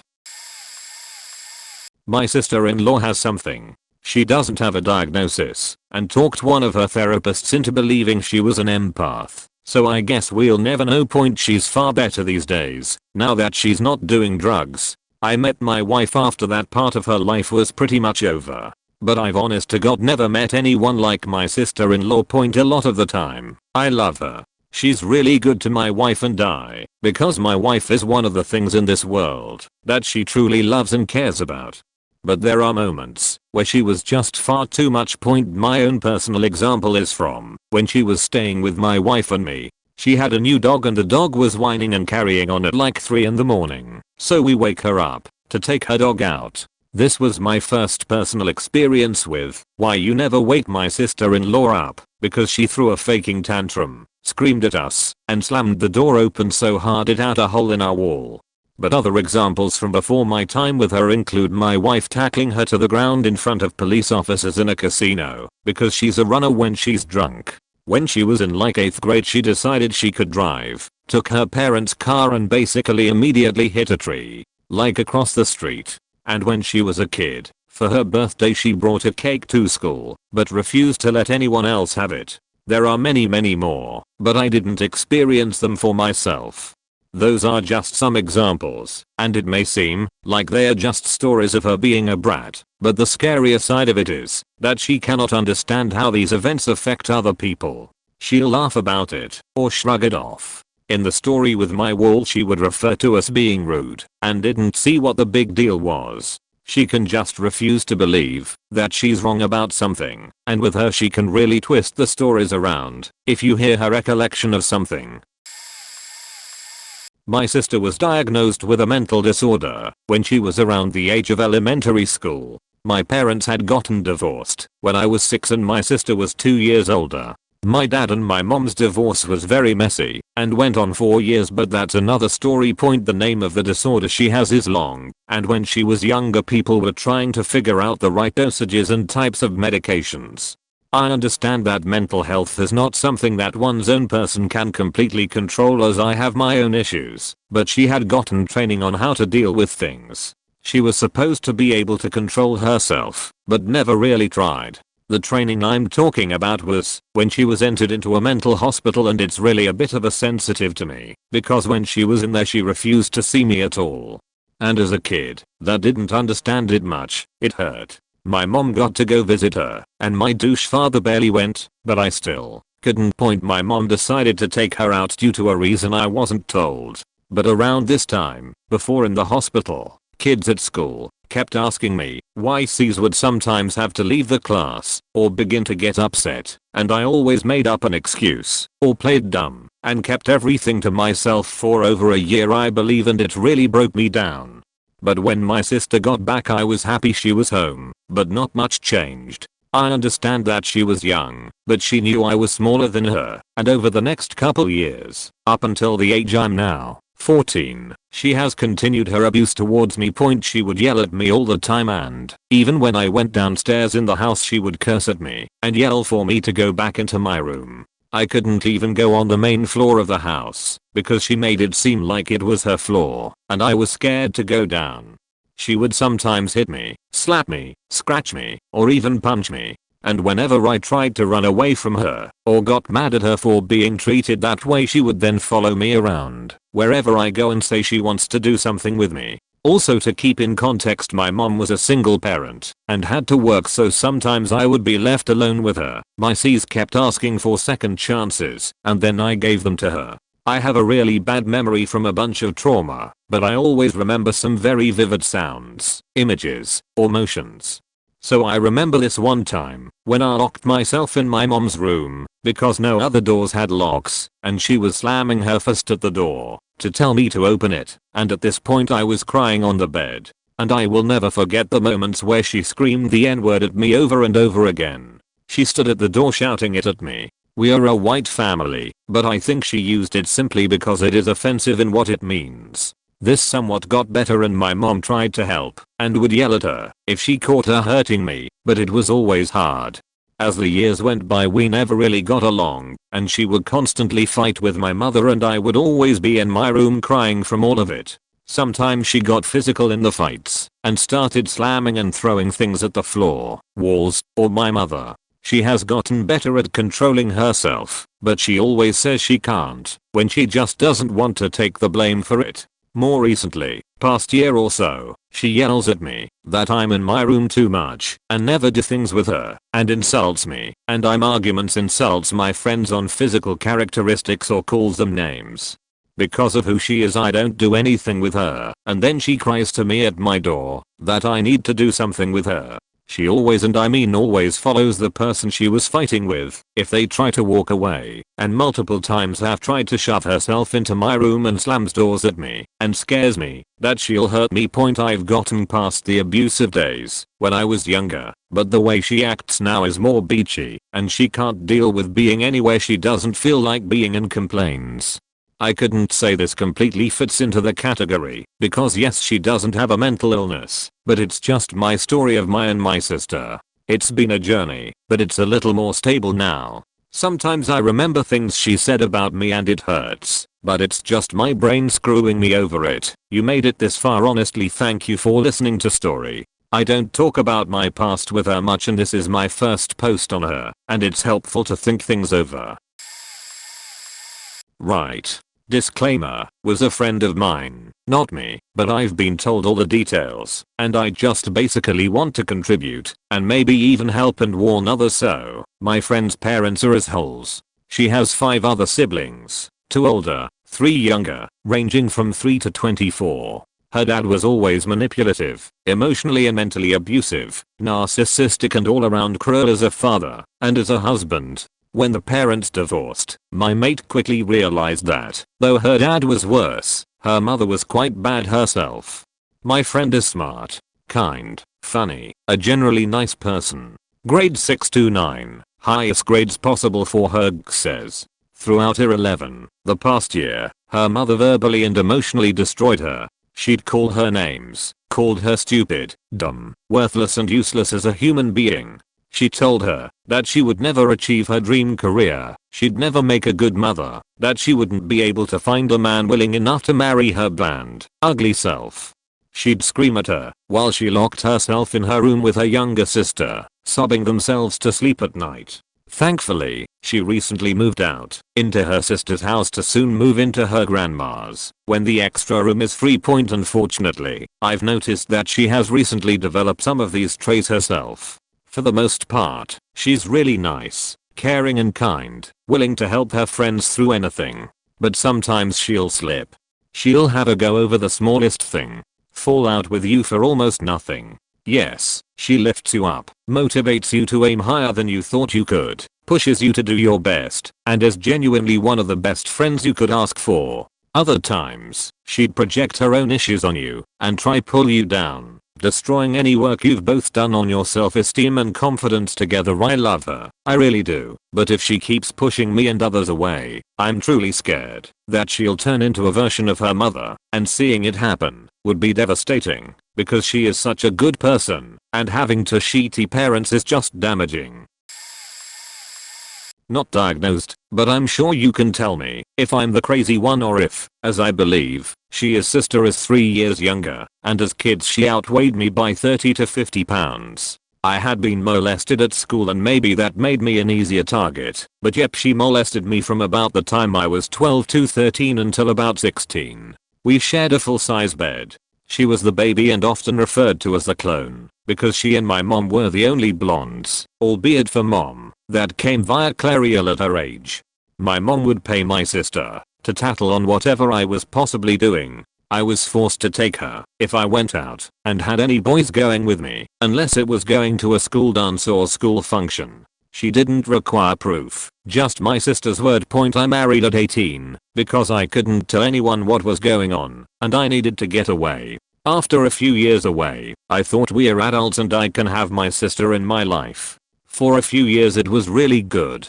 I had 2 boys a year apart, and 2 years later she had my niece. Since she was a single mom and really enjoyed her social life, so much so that my mom refused to watch my niece unless my sister was at work, I basically raised my niece until she was 3. Most people thought I had 3 kids. My boys and my niece were as close as siblings. My sister found a husband, and shortly after that, my mom passed away. About 3 months after that, the kids, who were 4, 6, and 7, playing, and apparently got physical with each other. My sister called the police on my kids. We had to go to court, and then my kids went to therapy. I lost my niece and a piece of my heart.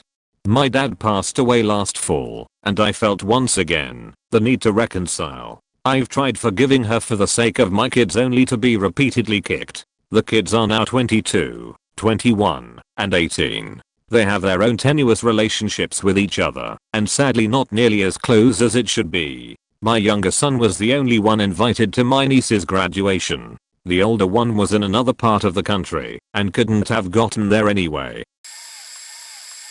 My dad is a narcissist. It has been brutal. He was extremely emotionally abusive, and I spent a lot of my childhood trying to get some kind of positive affirmation from him. Probably the single best way to describe the experience is to say that he is bereft of the ability to ever see his own fault in a situation. Anything that goes wrong is always seen as somebody slighting him. He blamed me for his divorce and still sends me nasty messages for no reason.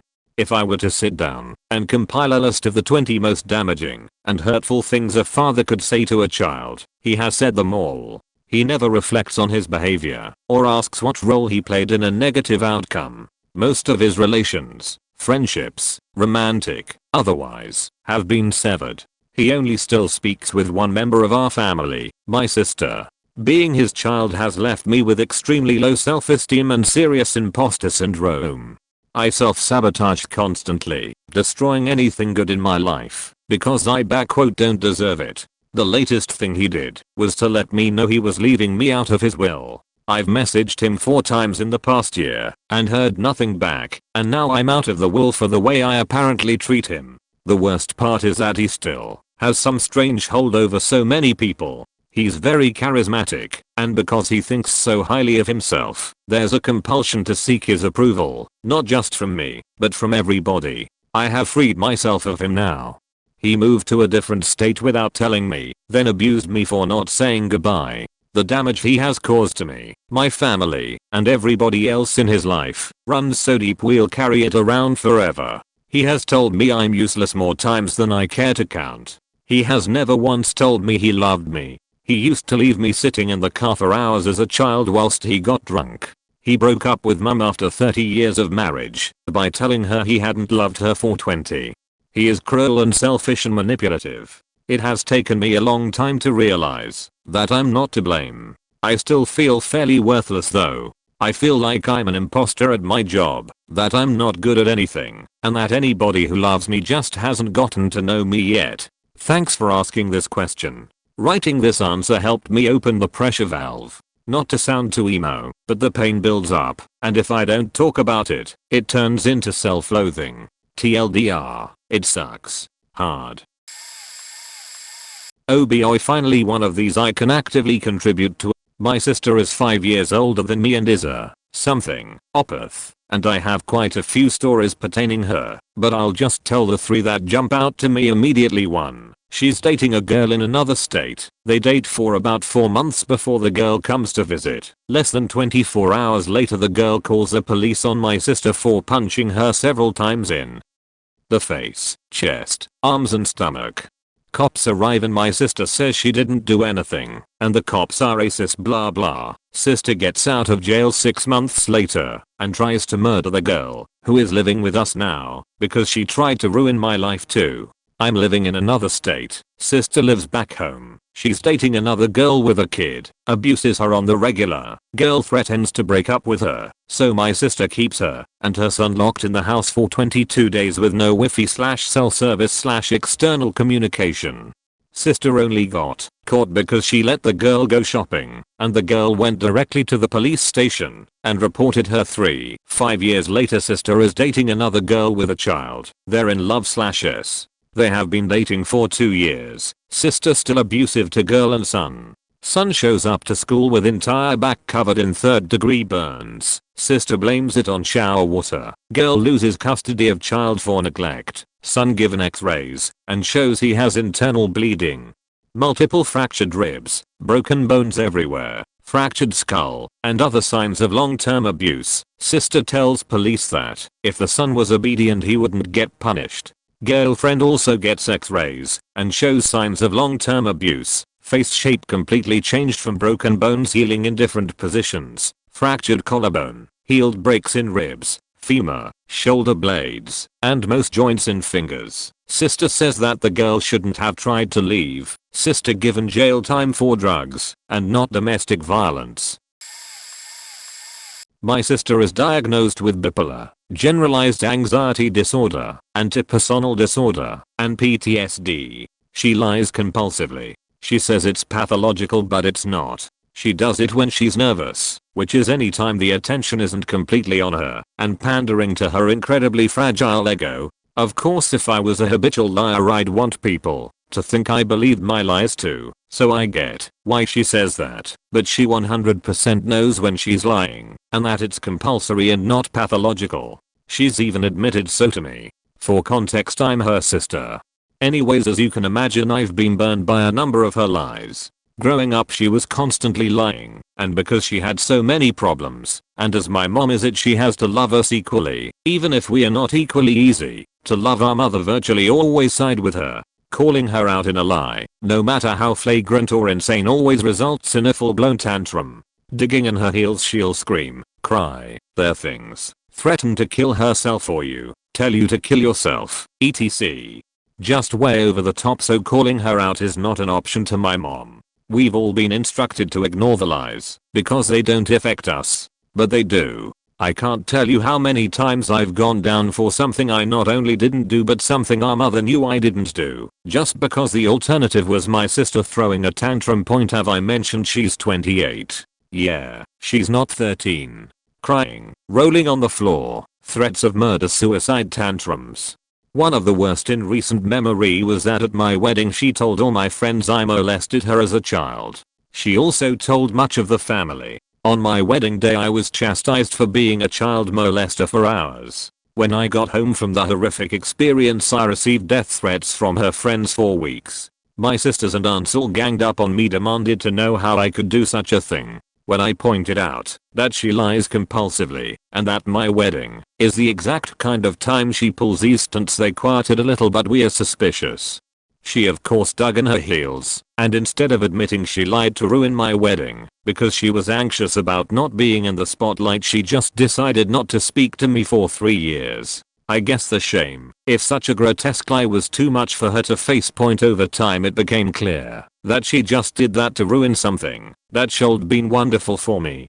My family knows this, but will never apologize because how awful they made my wedding due to her lies. And they have to ignore that her lies hurt people, or they have to do something. So yeah, she ruined my wedding on top of many other things, and my family looks the other way because dealing with it would literally only make things worse. She'll never get better. My brother was never diagnosed, but my mother and I are convinced that he's a psychopath, or at least has psychopathic tendencies. It's a long story with him, but I try to make it short and explain why we think he's a psychopath.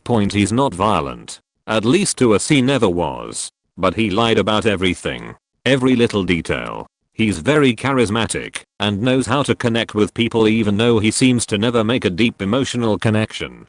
Even when we were younger he never showed affection to my mom and I. Even after his daughter was born he didn't show much interest. One time he told my mom that he's unable to make a connection with his daughter because he's so charismatic. He had a great job as a product designer in a big firm. He was great at selling things to clients. He could convince you the sky's green while looking at it. After a while he started stealing money from clients, the firm, etc. He started his own business and stole money from his business partner.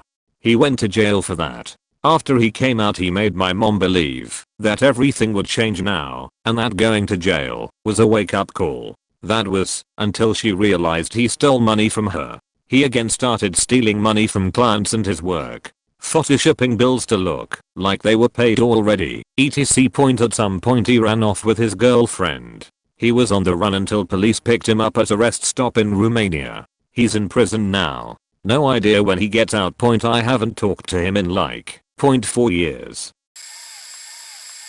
My brother is the absolute worst to live with, but nothing compared to what other people have mentioned in this thread. Sociopathic tendencies, as well as some sort of autism, but has never been officially diagnosed. Fascinated with fire at a young age. Animal cruelty. He has never killed an animal, to my knowledge anyway. Racism at a young age, and has generally not behaved well growing up. He usually resorts to anger to get his own way if things aren't working out for him, or to avoid confrontation. Things haven't been great this year particularly. He will often steal our belongings and sell them off to buy a bit of weed or something else. He will lie about things that have gone missing, yet he always seems to have money. I can remember 2 major scenes that happened involving him and my parents. The first one, he burst out into rage over my dad taking away the internet for a couple of says. He ended up in smashing his room to pieces as well as his belongings, yelling at the top of his lungs, calling us all names, and says he hates us all. Which of course, sounds like a rebellious teen, because he's still a teenager. 17-year-old, he had a collection of knives and an axe, which he of course swung around, and damaged not only his room, but the stairway too. My mother was almost caught by a swing of the axe. Had she had been closer, he probably would have hit her head. He knew what he was doing. Police was called into the scene. After he fled the house, they confiscated his weaponry and left a notice under his name for being known to carry. The second one was over him owing his friends money. He borrows/steals from them, and since he doesn't have a job, he was unable to pay them back. My parents had to pay it off for him, which they were not happy with. In turn, he once again went around smashing stuff up in his room, was yelling that he wanted to go kill himself, kicking the front door, and then fled. Came back moments later screaming at my parents to give him his phone. They took it away from him because he owed his friends and they weren't happy. Which was just an attempt to get his own way. He got it back and left for a day or 2. The common theme here is that if it doesn't go his way or it doesn't benefit him, he usually gets angry at us. He's made my mother break down into tears countless amount of times due to his behavior, but she can't seem to actually kick him out of the house. She won't even have him sectioned, but a few social workers have advised it. I have a brother who causes trouble but I honestly do not know what type of mental illness he has. Our siblings and I have always believed that there is something wrong with him. One of my sisters finished child development education in college, so she knows a thing or two about child psychology. She once told our mother that our brother might have some sort of mental disorder and suggested that he should see a therapist, but our mother did not take it very well. So, my brother grew up undiagnosed and untreated and is a huge pain in the ass. I figured I will just enumerate the things he has done and what he is like starting from when he was little. As far back as my memory goes, he shared false stories about me to his friends when we were little. That is, when he was talking to his friend on the phone, he told him that I just peed on the bed, spread rumors that I have a crush on our neighbor, and many more.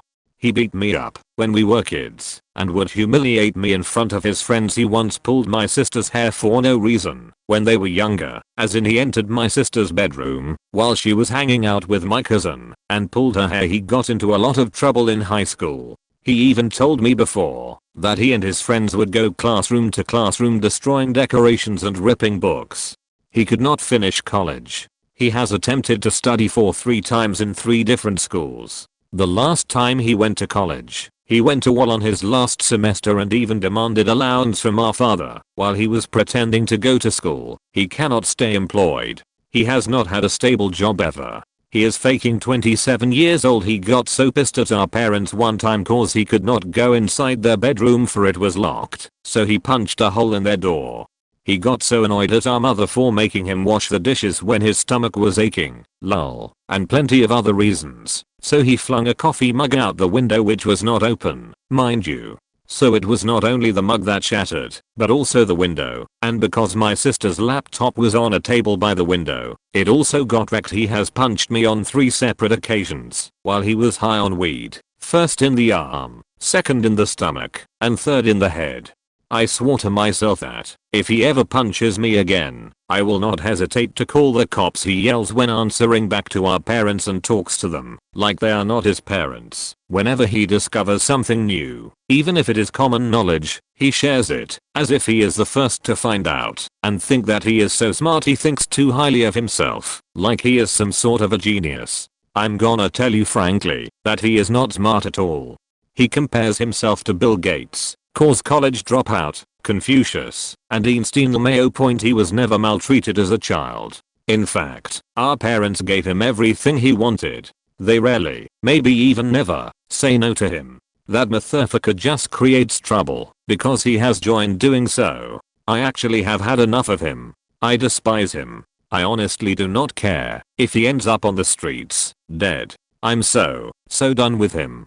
I think our family is better off without him, but of course our parents would never get rid of him. I'm just waiting until I start working again and move out, so I no longer have to be with that idiot. And when I get married, I will not invite him to my wedding. Even to my kids' birthday parties, I will not invite him either. I want him completely out of my life. This turned into a rant. Sorry. I was just supposed to share what my brother is like, but remembering all the things he did made me furious.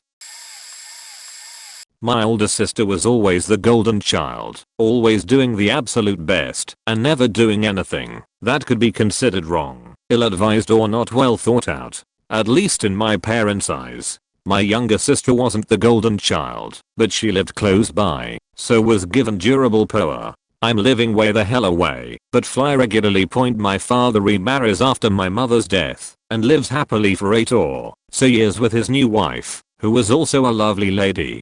Then my father has a massive stroke. Paramedics are called, doctors state he isn't coming back, nurses state people normally don't come back from that kind of stroke. When he eventually was placed in a long-term facility, it was repeatedly stated we wasn't coming back. Point: but we are in the social media age. So, golden child starts her blog about dad's recovery and start posting pictures about dad in a wheelchair brushing his hair, dad getting some of his food in his mouth, dad being able to say hi, while the staff at the long-term facility are saying she is berating him for not trying hard enough. Point: last I saw him, he was atrophied and curling into fetal position.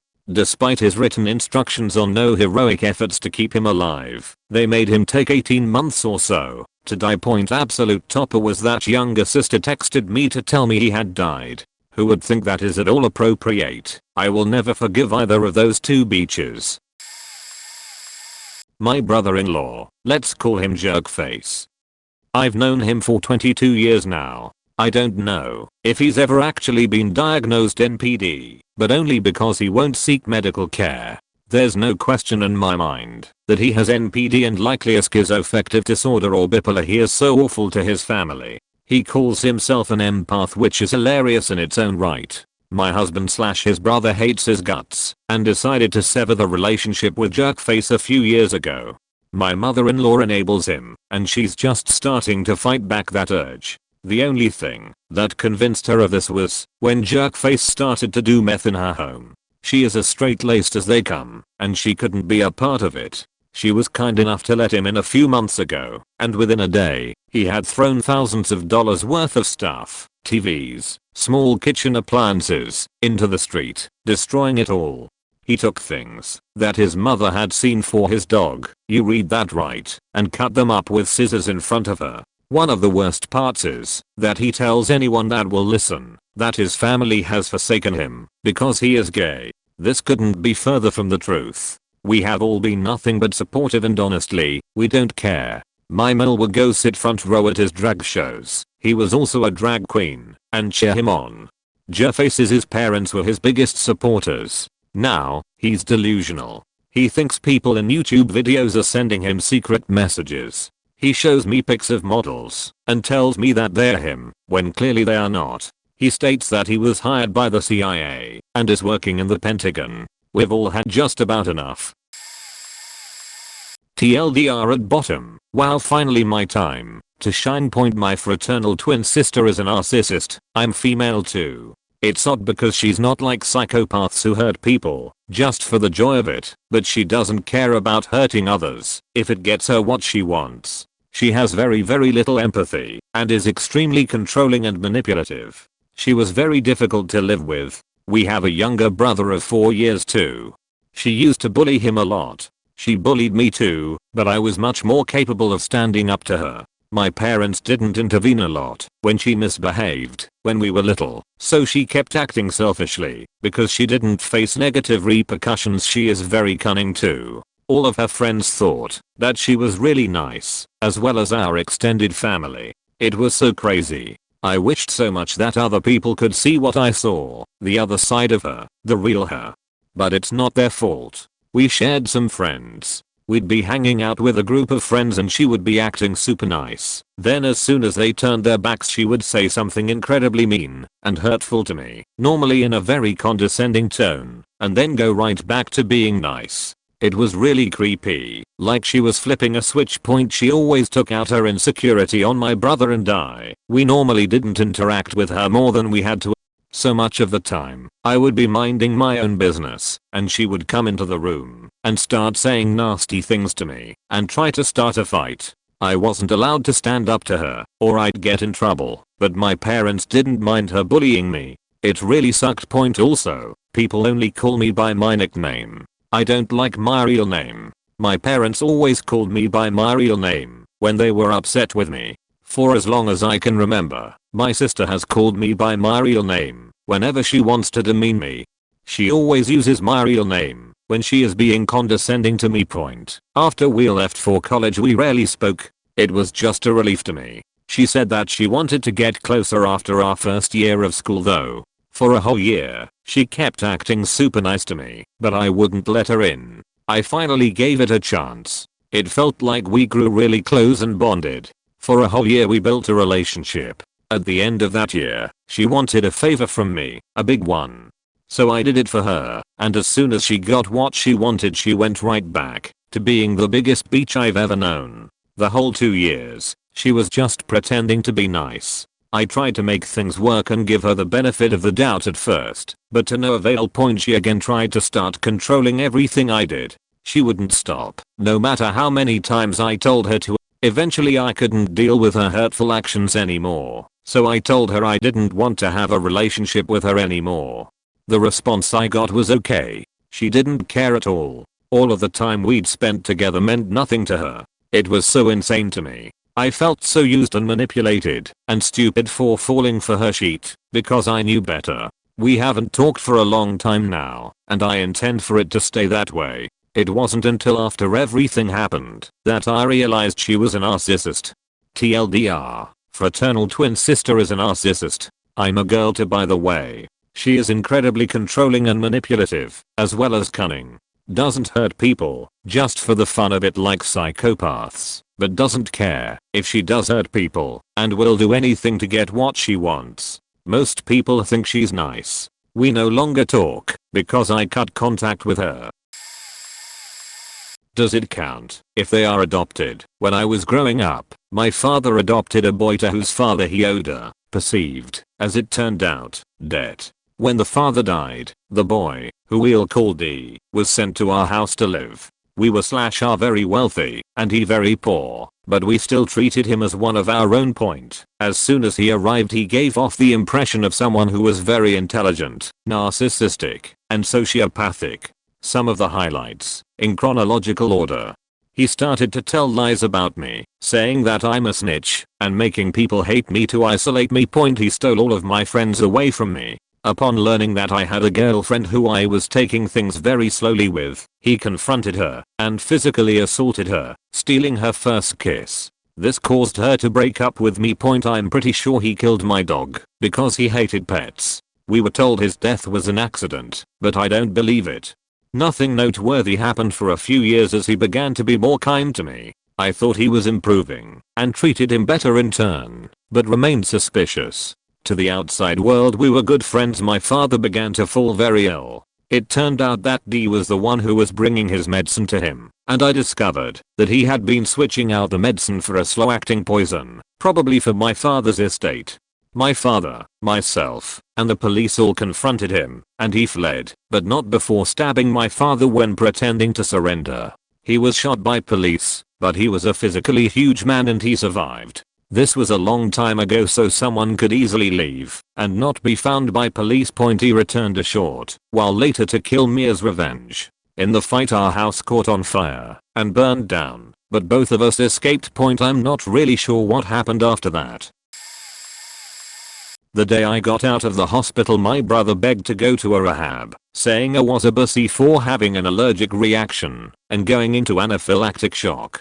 He got himself kicked out of rehab to fuck some girl and doesn't care that my dad has thousands of dollars of debt because of it. He refuses to get a job and says he wants to mooch off of my parents. He still drinks and does drugs and hangs out with his old friends who got him into this. He thinks he's better than everyone and says it constantly.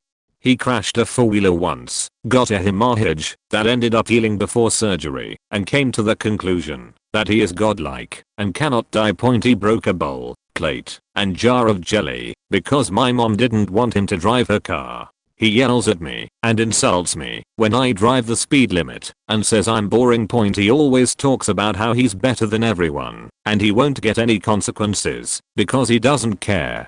He does drugs and he doesn't care if he dies because of it. He doesn't care about how much my parents stress about it. He insults my parents, especially my mom who does everything for him. He calls her stupid, a bitch, and has told her to kill herself. He tells me that I have no friends, that no one cares about me, and that I should kill myself. He said if B got a girl pregnant and it were a girl, he would want it aborted. If the girl refused to abort the baby, he wouldn't help her at all.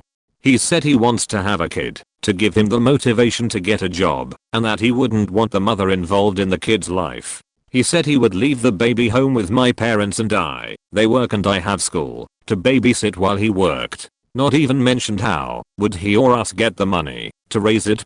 He genuinely believes he is better than everyone, that nothing can hurt him, and that he is superior in every way. He doesn't care about anyone. I have so much more I could say, but this is long enough. My biological father was abusive. From that I feel like me, my sister, and my mother all sorta took it indifferently in odd kinds of trauma or something, I guess. Maybe that's too extreme a word, because my mom did move away from him when I was 1 and my sister was 2. but it does still affect us in a way to this day. We've all sorta internalized it horribly, and no one really wants to admit how it affected us. I'd say my sister got it worse though. Well, and my mother, she's always been defensive since, and I called her a narcissist for a fair bit, because of just how much she seems to get offended by people trying to challenge her perspective on anything really.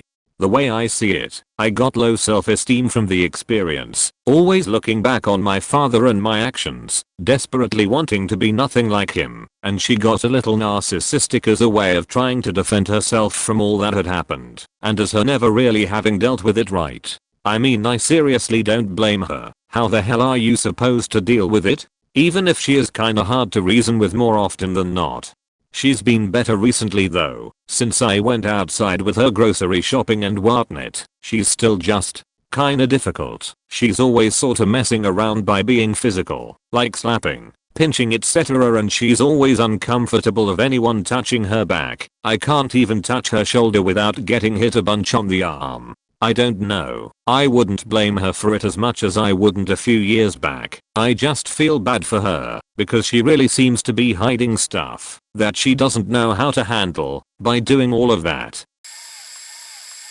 My sister was diagnosed bipolar at 4 years old. She would fly off the handle at the drop of a hat and go back to being angelic just as quickly. When I came along, it exacerbated the activity. When I was 3 months old, she lit a Zippo lighter, likely learned from our chain smoker mother, and dropped it on my while I was in a bassinet with an Afghan baby blanket. The blanket was seared into my right arm from my pinky to my elbow. I required a skin graft.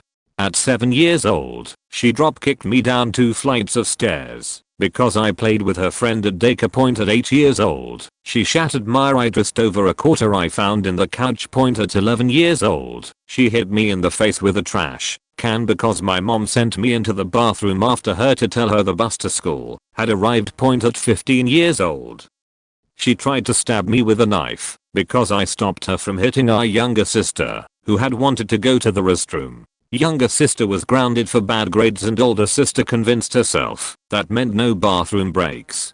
The ages listed were the ages I was at the time of these events. Older sister is 4 years, 6 months older than me. Younger sister is 3 years, 9 months younger than me. I'm the unfortunate middle child. My older sister is currently wanted by the law for assaulting an unknown woman with an aluminum baseball bat. Because older sister thought she was someone else. If anyone asks, she has been hospitalized and institutionalized several times. She has no teeth in her head, traded for meth use. She gave birth to 3 children all with different fathers, and has custody of none of them. She doesn't acknowledge their existence. She once said to me, while pregnant with her second, that I like being pregnant because I don't get my period. She definitely does have underlying issues that have yet to be diagnosed. These are just some experiences that stick out in my memory. I try to block her out of my mind. I have an amazing life now, far away from her, with a husband and a baby of our own. I'm still constantly amazed I came out of my childhood less scarred and messed up as I could have been. My younger brother is a psychopathic, violent person. I would go so far as to say he has no soul due to his complete lack of remorse or empathy for anybody or anything excluding himself. He tried to murder me twice and has been in and out of psychiatric institutions for 6 years and has a felony list as long as his arm, which includes breaking and entering, arson and animal abuse. When he was younger, he would dismember and pluck the wings off of insects and crushed an injured bird just to watch it die. He would spy on me and our younger sister in the shower. The most disturbing thing to me, though, was how he would silently creep into our room in the middle of the night while we slept and just stand there in the dark, staring at us. I had no idea he was doing this until I started to get an uneasy feeling about going to sleep one night and woke up suddenly to see him only inches away from my bed. I screamed at him to get the fuck out, and he calmly walked out of our room. I started locking my door from then on. He hasn't lived with us since he was admitted to a hospital for the 3rd time. I hate him. I know it's not his fault he's this way, but I don't care. I hate him, and I wrote him out of my life years ago. I have no contact with him. I have no desire to have any sort of relationship with him, and I sure as well will never allow him near my precious sister. He can go rot in a hole. One of my oldest sisters is psychotic. Like tried to stab me with scissors. Psychotic because after 2 years of dealing with her acting like a 13-year-old and throwing my laundry all over the house, cursing at me under her breath, disrespecting my parents, and refusing to help clean the bathroom, I confronted her. She's 40 and living with our parents. I left because I didn't want to be stabbed at again and can't live at home anymore. During the summer my mom was dealing with the effects from chemo as she'd been for quite a few years. She'd had an accident and was admitted to the hospital, where she ended up having a heart attack and being on a ventilator and not responding. I didn't think I'd have my mom by the weekend. I was still working at the time, and while I'm at work, psychotic sister decided to group message me that I was messing with her things, even if I didn't go inside the house, and that I haven't gone to the house to feed my dog or cats, which I had been, but at night, since I worked days and she didn't notice. Being already super stressed out, I told her off and asked that she not text me again unless it was an update about our mom. Oldest sister, which she added to the group message, chimes in to defend psychotic sister and saying I should get over her trying to stab me and that it was my fault our mom was in the hospital and not to go to see her or they'd have me kicked out. I ended up only going to the hospital when I knew both of them weren't there. When my mom's condition was really bad, I asked the nurse if my mom was going to make it. She told me she didn't think she would. I ended up leaving so I wouldn't start having a mental breakdown in front of anyone and came back the next day. My mom eventually did get better, and when she was awake, both psychotic and oldest sister told her that I abandoned her because I wouldn't come to the hospital as much. Now both sisters don't talk to my mom or I because my mom didn't believe I'd do that. All my mom wants is for us to get along, and it makes her very sad. Does it have to be sibling? Because my experience with my narcissistic codependent mother is so similar to all of these comments. I can't even. Lives in another country. I'm getting married. She comes over for the wedding and to pet sit. When we go on honeymoon 4 months prior, she had visited to meet my partner. She was well behaved, although expected me to drop everything to drive her somewhere random for something equally as random. She had dinner with my future in-laws, was the center of attention generally, so was fairly well behaved.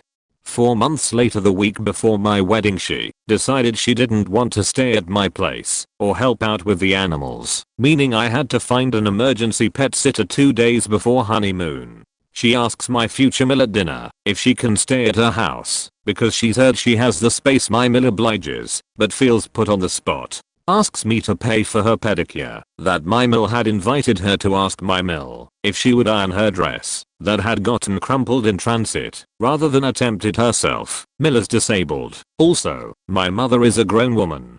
Has some sort of tantrum at the wedding whilst we are getting ready. Has no problem telling everyone how awful I am and how terrible it was to put up with me growing up. Takes no responsibility for pretty much anything whatsoever. I've since learned she's codependent, but the inability to take responsibility and blame everything onto me, even if I've done nothing whatsoever, makes her the worst person to get along with. She's visiting again in the fall. I haven't seen her in 4 years. I was best friends with a borderline girl when I was a teen and still pretty easy to manipulate. At that time I did and believed pretty much everything she told me. I guess this was because I just left a very safe environment, switched schools, didn't know the big wild world, and wanted someone to teach me. I didn't realize this at the time, but it started with her driving me away from friends and family so that she could have me for herself.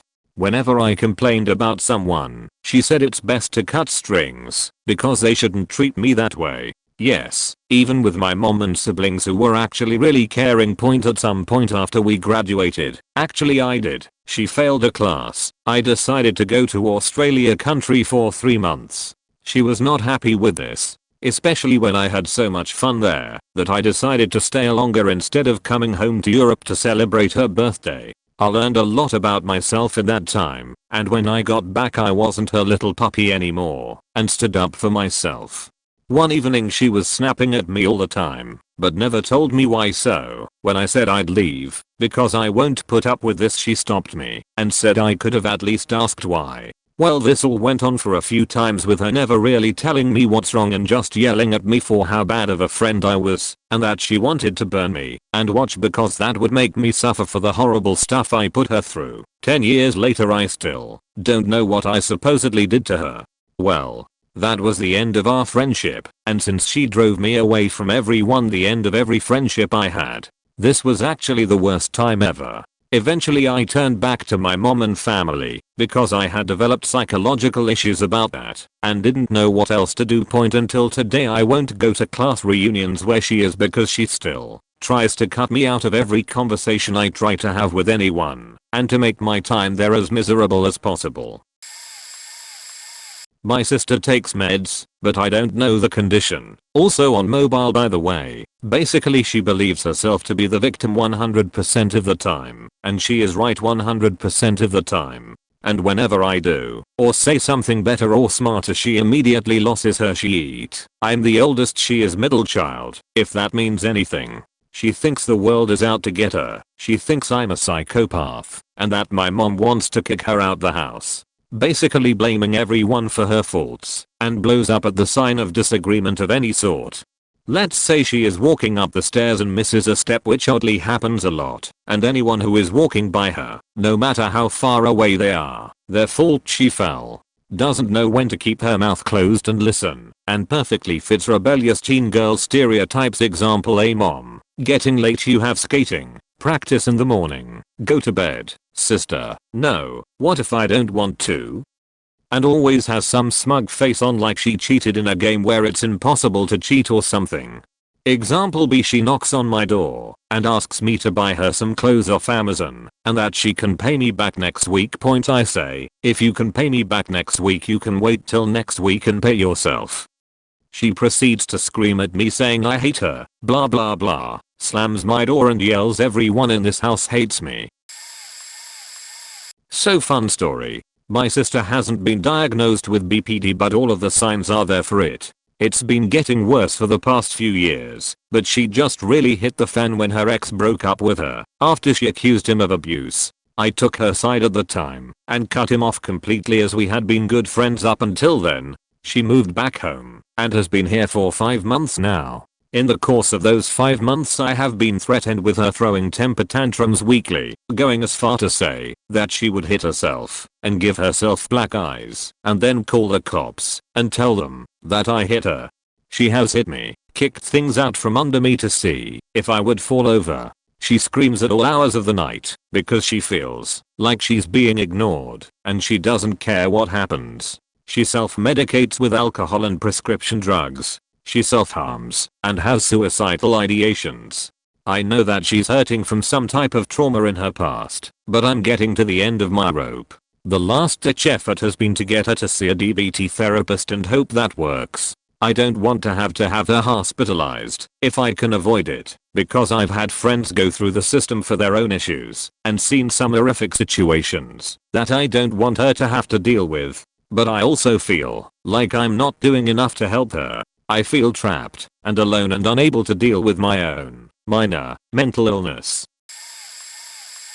My younger sister is a narcissist. She always needed to be the center of attention and always dramatic about every little things. Everything I have, she wants it. If she didn't get it, she will cry and kick until our mom gave in, or she will just steal it and pretend that she got it somewhere else. Every achievement I have, she have to overshadow it. If she can't, she will just lie and try to convince everyone that what she has done is better. She always make up reasons to ask money from us. I saw her once after a year. She flew to my city when mum came for vacation. I have a job that pays well and she is her internet influencer Wanabe. So how I steal her spotlight, right? So during the one-time meeting, she made a scene about her very expensive, gifted from her boyfriend, branded bracelet was missing. We had to walk around the mall to try to find it, but she refused to ask the lost and found, but took a photo of her wrist and posted it online with caption, "How can I didn't realize you are missing, please come back to me." Then she asked me for some money to buy a replacement immediately, but at the same time she bought a pair of expensive slippers and want to continue shopping for branded bras. I asked her why. Didn't she use the money to buy the bracelet? She said because she planned to buy those slippers and bras, so she can't buy the bracelet with it. I asked her why don't she go back and search her hotel room before she buy a new one. She said she want to buy one first, and then if she found the original bracelet in the hotel room she will have two, which is better. So I totally believed her and lent her the money, haha. No point, I refused to lend her any money, so she said something like, fine. If you as a big sister won't help your own little sister then fine. After she went back to her hotel room, she texted us that she found her bracelet. So yay for having these toxic family member. As someone who suffers from something similar to being a psychopath or a sociopath, it's weird. But my sister, she gets my blood boiling. She thinks everything is an option, no matter what. She will continue to something another doesn't like and acts like a toddler, yet we are both over faking 18. She has sent me to the hospital more times than I can count and never gets punished for it and says it's unfair. She is one of the reasons I have attempted suicide multiple times. So when I retaliate, she gets mad, and here's the last time I talked to her. Manuscript equals my sister. Me equals what the fuck do you think?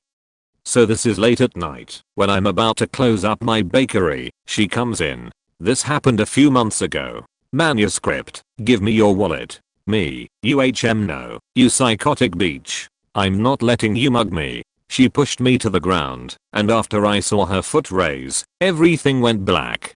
I apparently got kicked in the head, hard, according to the security cameras. She took my wallet and left. I woke up later and realized it was gone. But not only that, my pants were down. She wrapped me. I proceeded to call the police, my PTSD getting the best of me. I showed the camera footage. They couldn't get her address from me as I was crying and screaming, scared of everything. They asked my brother, telling him the situation. He lives in my block and they were told from my partner. So my brother comforted me, helping a lot.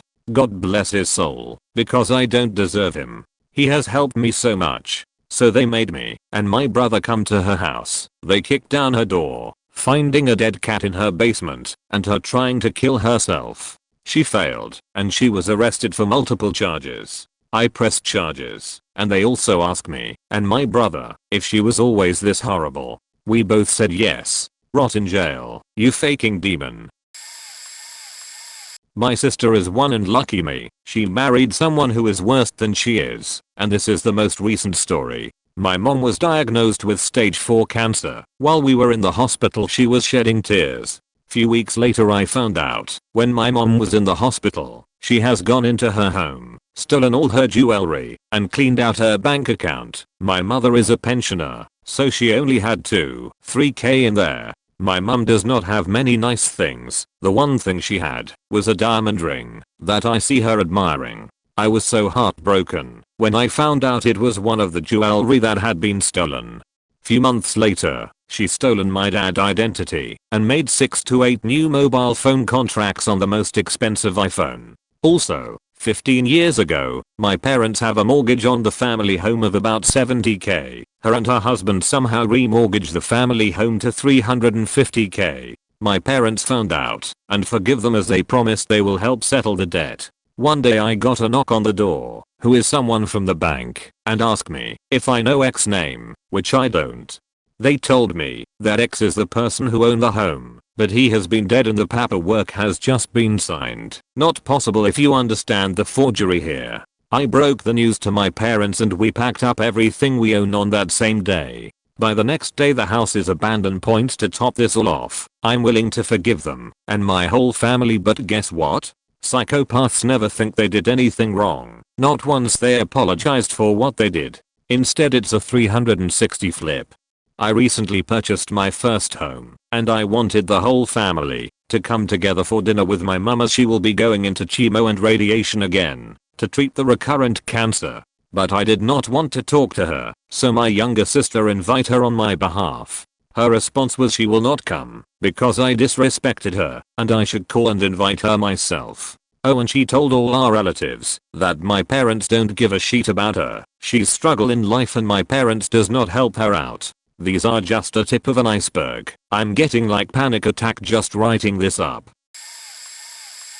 What's sad is that my sister didn't always used to be like this. She was actually friendly and worth talking to, but she became narcissistic after she transferred in high school. She has gotten the typical spoiled girl attitude. She has even gotten the spoiled girl accent. We are Filipino, so of course I found the accent annoying since I wasn't used to hearing it. Anyways, her personality has changed, her interests have changed, and her choice of friends have changed. She's gotten deep into K-pop, that when you talk to her, when she's singing horribly she'll get mad at you. But what I hate the most about her is her hypocrisy, spoiledness, and self-centeredness. Every time we argue she'd always be the victim in her eyes. She always brings up how sad and ignored she is. She always whines despite her having almost expensive stuff and been to different countries. She's an iPhone user and always wants branded stuff. Look at her school supplies and you'll get my point. I kinda hate how my parents rarely notice how spoiled she has become. Worst part is she grew up in a conservative and Catholic household and went to a Catholic school. She's always isolated in her room, only talking to her friends in her school with the said annoying accent. When she's been scolded for her wrongdoings she always goes to her friends and say she was mentally abused. One time, I scolded her for doing something wrong. She talked to her friends about it and said that my brother feels like he's the king of the world. That was the stupidest thing I heard. But as her brother, I'm obliged to love her. And I do, but I just hope there is a way to change her attitude.